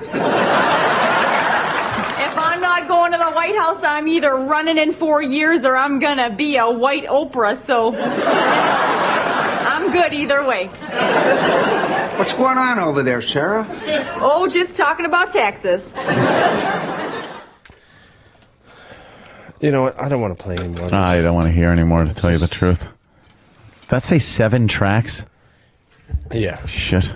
Yeah. People. That's 8 too many. Listeners don't realize. Why you got a bone today? Well, Jimmy, why the rod? Why are you stretching? Why the rod? Did you take a Cialis? No. I just had a thought about some girl. Oh, you did? Yeah. Just sitting there contemplating some chick and Was getting a her rod. graduating? No, her getting into high school. What was the thought? Actually, if you want to know about the way she smells under her arms. No, it's very clean and sexy. She has a sexy body scent. Yeah.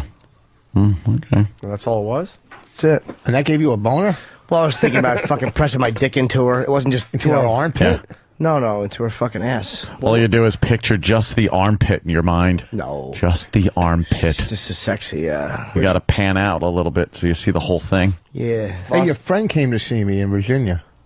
Yes, I know. Foss, what it would take for you to get a boner right now? A guy. I don't know. 300 audience members? I don't know. When I bombed, how did you bomb harder? At least I got this. At least Anthony breathed once. I was like... I couldn't get a boner now. Why not? I don't know. It's very seldom. Really? I don't just get boners anymore. Every You now don't and then just get a boner? God. Rich, what are you What's wrong with fucking? you? Yeah, he's in his 70s now. I'm not gonna get a boner. I don't get now, a boner. but I just get a don't get boner? them. Once in a while, depends. Boners are for kids. Yeah, they are. Boners are wasted on the young. Oh, Uncle Paul. You never had to tie down a boner with your belt because you got one while you're walking the streets? I never had to tie down a boner ever. I call it tying it down. Sitting down, you got to pick the elastic from your underwear up and put it over the head. Yep. It's like poking out the top of your pants. Yeah, or you take the shirt, you untuck your shirt and make sure it covers up everything. Yeah. I got one on the train, I think. Oh, I'm the other sorry, day. you have a small penis, so that was It's not small, it's average. I got one on the train, I think, the other day. You're not even sure if you get a boner anymore? You know when you get a boner. Yeah. It's like One of those little it's like boner. Yeah. You just know. It was a train in an amusement park that you sit on. It's like a little choo-choo that goes in a circle. What do you mean you think? You weren't sure? I don't remember because it was, it was yesterday. I don't remember my boners like when I get it, but I think don't I had one remember on it? the train yesterday for some reason. Yeah. I used to get them on the school bus for no apparent reason. But now, and that was weird. Why were you on a school bus last week? Yeah, last week. Could you give me a lift? Hi, honey. Yeah, I used to get them on the school bus. It was very embarrassing because it would last till I got off the school bus at school, and I'd have to put my books in front of my my boner and walk in that way, and then it would be gone by the time I actually got into the building. I do miss being younger, where you just got boners all Spontaneous the fucking boner. time. Spontaneous boner. I used boner. I told you I used to get boners when I was carrying for really old ladies, and I wasn't even attracted to them. I don't even want to play it like. I mean, you can make all the jokes you want, but it had nothing to do with the old ladies. But there I am with a fucking raging boner as I'm trying to carry their golf bag, sticking in the ball washer, just trying to fuck something. I was like 14, and it was just ridiculous. Ridiculous. Yeah, they would just. You would pop a boner all the time. I popped a boner. He actually used to say that. Oh, yeah. Oh, that girl made me pop a boner. How stupid. Remember, and they would just be achy. Oh yeah, they'd throb. They'd just be throbbing, achy boner. Right. No solution to it whatsoever. You would actually see the skin is stretching. It's so. It's so I put that stuff on my dick years ago to keep your dick numb. Or shit. Keep your dick numb so you didn't feel anything. Yeah. I might have told the story. I don't know. And I was fucking my ex-wife, and I couldn't feel it, and I popped blood vessels in my dick. Jesus. Because you couldn't feel it at all. Just because I How'd you stay hard?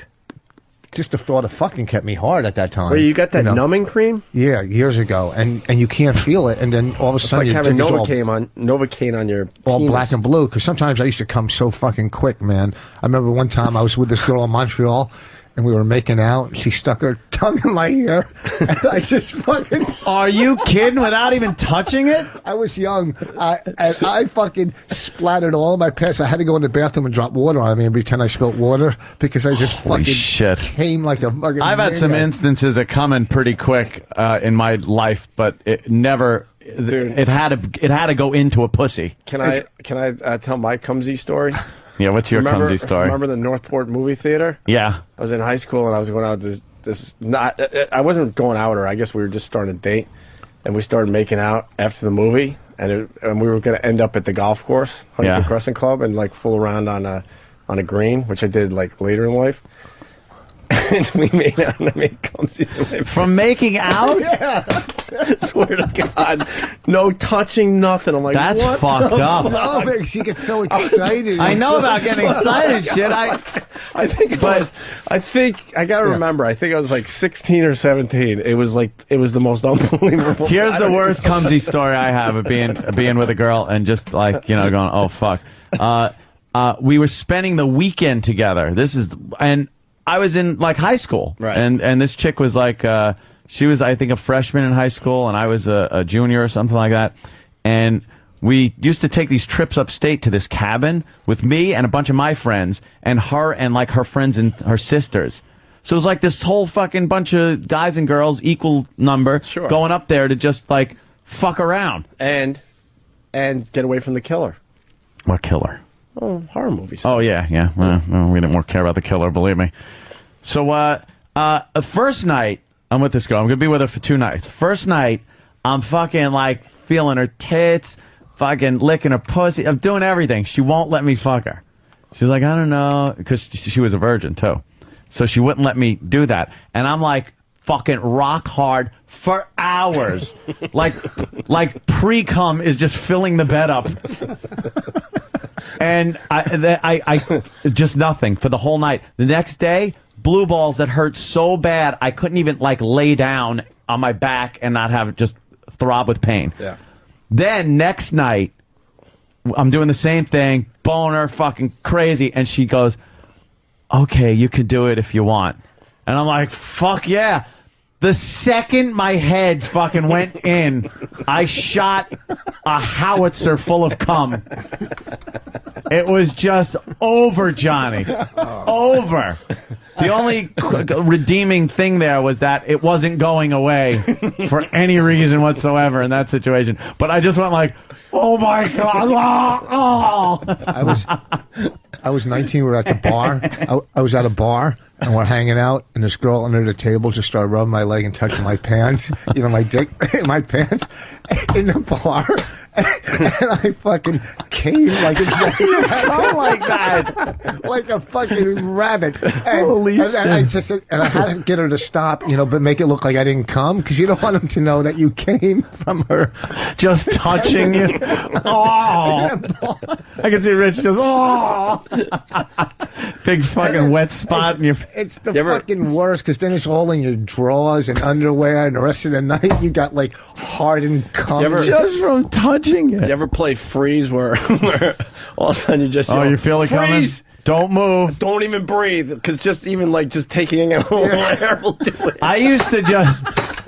So all of a sudden you're just sitting there like a statue. Dude, if I felt it going, I would pull out immediately and just shove my face down there. Yeah. Like, hey, check out this technique. Yeah. I fuck you, and then I go down on you a little while. Meanwhile, it's like, if I went another quarter of an inch one way or the other, I was blasting. I would start thinking about my grandmother, and it even come harder. And remember what a good fuck she was. What a hot prune was hanging from her leg. I would put my dick in, and I would just press up against the bottom of my shaft, and I wouldn't let the head feel anything, because like now. Even if her pussy breathed on my head, I was going to come. Every once in a while, you do play like Operation. Yeah. You're doing it, but you're making sure you just poke around. I was eating this girl's pussy at my old apartment. It was so bad, I would eat it and then turn on the side of the bed and dry heave. I was eating it. I was going. It was so rancid, but I had to eat her pussy because I would come too quick. Right, so you had to spend some time to. You actually would go. I was dry heaving on the side, like I put my head between the bed and the wall and dry heave, and then I go back for a little more, and then I fuck a little, and then I feel myself coming, and I pull out, and I go down. Yeah, you go down and then again. Dry heave some more. Yeah. You would think me puking would stop me from coming. This girl was so rancid. Didn't matter. It didn't matter. No. Oh, that's Back funny. in the day before AIDS, man, you know, what the fuck? I was fucking a girl that was cheating on her boyfriend, and she came to my house, and she felt so guilty, and I put my dick in. Just as I put it in, I was coming. She goes, "That's it? This doesn't count as cheating. I don't feel guilty." Oh, there you go. You helped her out. I helped her out. Jesus Christ. It was horrible back in my day. They didn't have all the medicine. You couldn't stop coming. Because it was, I wasn't getting a lot of pussy, because I would get a lot with coke, but this was before coke. I had long hair and fucked up teeth, so, I always got the fucking other girl sometimes. You ever jack before the date? Yeah, but then I didn't want to pick her up. After I come, I go, I don't want to hang out with her. No, I don't want to deal with her. I don't want to deal with this bitch. I came. Yeah, I do that, and then I just call her, find an excuse not to go out. People are writing saying, haven't you guys heard of cock rings? I've never fucking used a cock ring. Get out of here, you fucking queer. I've been tempted. I've used them. They don't do anything. They just squish your balls. They hurt. Why would you want that? A cock ring. It doesn't keep you hard. It keeps you. What? They're worse. They get caught in your teeth. I mean, the problem with it. Oh my God! That's funny, Rich. All right, we're gonna do line of the day. Line of the day, and then we're gonna go. Yeah, we got some shit to do. I'm gonna go buy some gold. Yeah. All right. Now that it went out, that's smart. WebEx.com. Thank you for helping us out with line of the day. WebEx.com. That's the meetings thing, right? I wish we could. Yes. I wish we could do our meetings like that. It's like a video conferencing. You're holding your meeting with other people, no matter where they are, right on WebEx.com. Why the fuck can't we do that? Why the fuck can't we do that? We take a lot Whenever of we have meetings. meetings, I know. Let's use WebEx when some friggin' boss wants to meet with us. You know, fuck these assholes. They want us to promote WebEx.com, but they insist we sit around for meetings. Use it. I want my meetings from my house. I'll sit in front of my computer. Imagine that you're on a WebEx meeting with your boss and you just start jerking off and face the camera into your lap. Big hairy cock just... And they go, oh, I'm sorry, but your product just made me very excited. Shit, I thought this was something else. Here's a runner-up line of the day. I'm like, is he another Hollywood germaphobe? Yeah, I think so. I don't think he leaves. Funny, he didn't mind picking up that piece of crap called the Pink Panther. I'll never tire of that, Jimmy. Why? How much you hate the Pink Panther. It's fucking awful. I'll never tire Dude, of it's that. the worst. You can't remake classic comedies. I agree, there's no You CGI can't. necessity. Stop with that. Let the great comedies just sit there. I agree, bro. There's no reason to remake them. I understand with other movies because maybe, the technology gets a little better and you know what I mean? But yeah, for things like King Kong was definitely due. But following the logic, you know what? And they probably will. They'll probably remake Jaws. One of these days. One of these days. They yeah. probably will do that. With who? 25 fucking years. Huh? With who? Let's see. Like, I wonder who they'll use as Brody, be Colin Farrell. Johnny Knoxville or something. Johnny Knoxville. Yeah, some black actor. Yeah, they'll have to get a black guy in there. Cuba Gooding Jr. Y'all play. gonna need a bigger boat. Like, no, he'd play like Quint. Who's that high voice guy from the Rush Hour movies? Oh, Chris Tucker. God. Chris Tucker. Chris Tucker will be Hooper. Chris Tucker and Johnny. I'm not going in the cage. I'm not going in that motherfucking cage. Oh, yeah. Cage in the water. I'm in the cage. Sock in the water. I'll suck. Don't fuck your mama. Oh, black version of Jaws. Tracy Morgan would be Quint. Yeah. He would be in the banger. Let me tell you, that was the Indianapolis. That's what that motherfucker was. We delivered the bomb. It was the bomb we delivered. What the fuck's Jay Moore? We need a good... Yeah. We need a Tracy That's Morgan. what happened. And Colin, I want to hear Colin and Jaws with them. They call it teeth. Yeah. That horrible high-pitched screaming and hollering. Sometimes the shark go away, sometimes it don't go away. Just all black actors doing Jaws. Why not? All right, wait a minute. Get it to the honeymooners. Porky York, who's good for one, from Minnesota, he writes there, remaking Jaws, Opie. I seen the trailer at the theater recently. Get the fuck out of here. I just threw that out there a shark as a goof. movie. I'm sure there's plenty of shark movies. I threw that out as a goof. No fucking way. As a goof. Oh, shit. But, oh, there they are. That music with the window washing guys is actually that was a little weird. Why are these guys washing windows every day? Because our windows are dirty. You know what? They're Bob doing, Kelly. Construct. That guy does look like Bob Kelly. That's right. Should be doing the same job as Bob, too. Dude! You know what, dude? The windows gotta be washed, dude. Chris S. from PA writes, Black Jaws will be renamed Grills. Yeah. Grill. Shark has a gold tooth. It'd be biting motherfuckers. Let it be known, Chris S., I'm going to officially give you a runner-up line today. It's too late because the voting is over, but that's a good one. All right, here's another runner-up line of the day. You would know based on what somebody else is doing and how they're betting whether you should try to go over the top of them and scare them out of the hand or, fold your cards. Well, I got to just learn that whole river thing, but once I learn that... Once I learned that, but here's the thing. You should learn the river by jumping in one. Or just talking for a few minutes to create one. I think that was a group effort That right was there. very good. Rich Voss is going to be at Helium this coming weekend. It's a good comedy club. I'm going to go see him. Are you really? Well, I'm doing a signing Thursday in Philly, yeah. I can't Friday through Sunday. I'm doing a Stress Factory. Yeah, but you'll be there Thursday for Rich Voss's show. I will, actually. Cool. I want to do a spot on your show. Oh, wow. Could you? If he lets me. Yeah, why not? That would be huge. Yeah.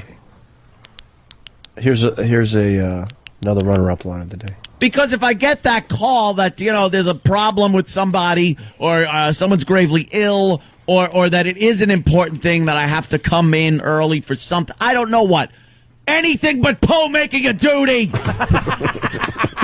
That's what the phone's on for. Who thought I'd get a call saying I gotta go caca? We're never this good on a Monday. No, These people got a treat today. A treat? They really did get a treat. Actually gave you a show, motherfuckers. That's right, motherfuckers. No more complaining. We're never this good on Mondays. I don't like that shark. He stole my credit card. Let's put that in the back of our mind. The Black Jaws thing. We can run with that a little better. The shark's fins, they're $5 bills. A fin? Isn't that a 5? Yeah, but now that I think of it, this bit ain't that good. No? But no, I ruined it. The bit was good. Oh, Jimmy. I didn't mean to ruin it. A fin.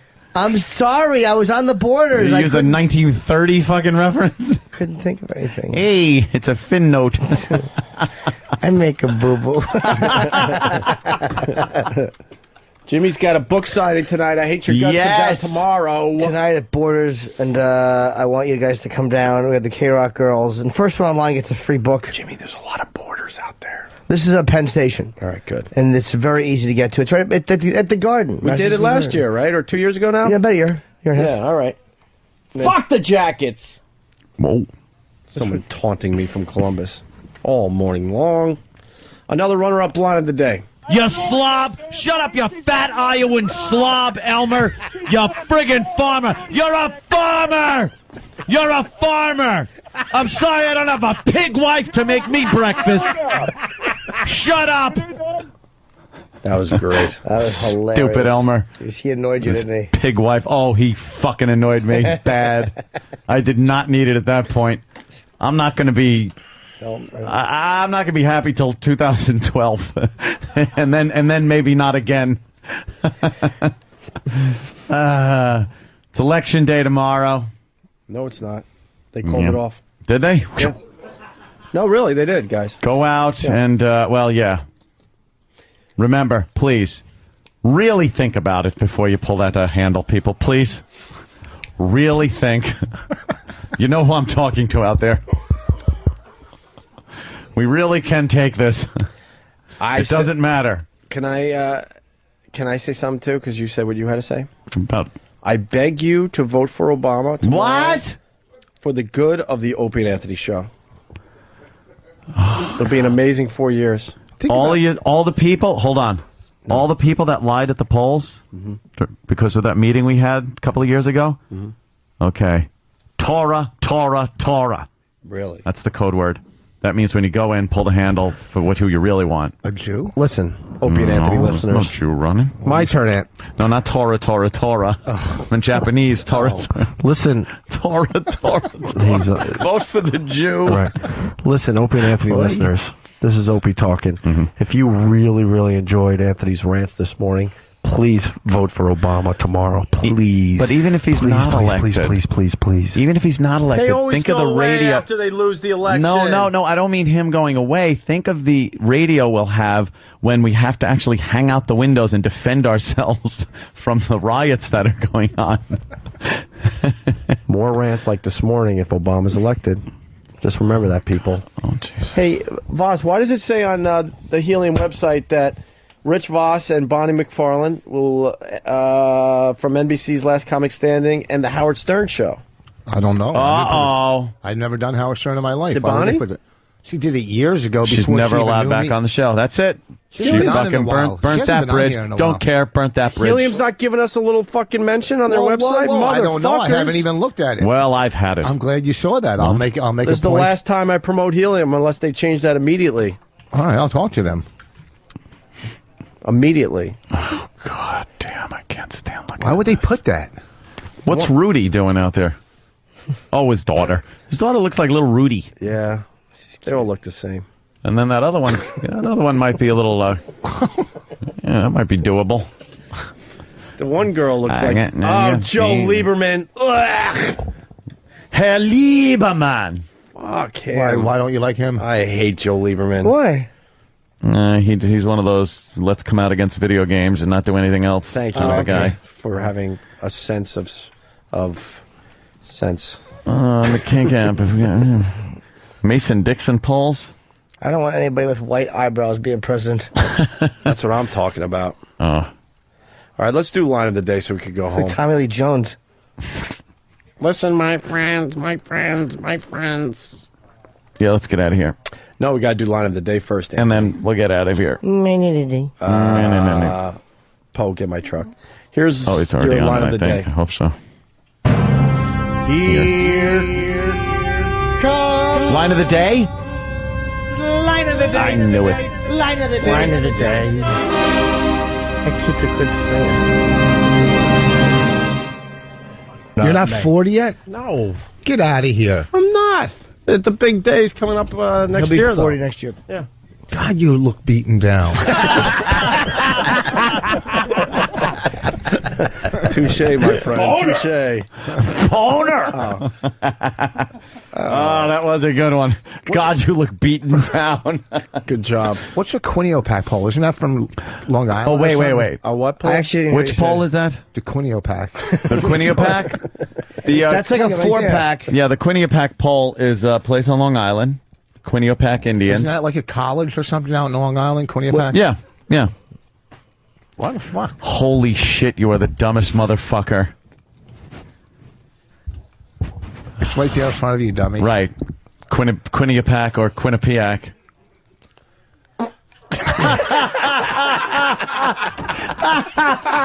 Jimmy. Holy shit. Jimmy pulled his pants down, opened his ass, and put it right next to You have Voss. to have some kind of shit on you right now, man. You have Wow, he farted right at you. Quinnipiac, Rich. Quinnipiac, and it's in Quinnipiac. Connecticut. Tomorrow on all I used to have some chick that used to go there. That's right, 'cause she liked your big pole. That was, oh gosh. Now, I'm going to show my Opie and Anthony knowledge. that was my fine feathered friend. That's what I was going to say to look smart. Oh, okay, I'm sorry. It's going to be smart. Yep, that was her. Tomorrow. Quinnipiac. Quinnipiac. Who's Quinnipiac? Is she with Who's Latifah? the queen of Piac. Yes, where's Piac? All right, let's start. You're the king of P-brain. Let's start the rumor now. Yes. Now, and really push it tomorrow that the election has been postponed because of technical problems with the voting machines.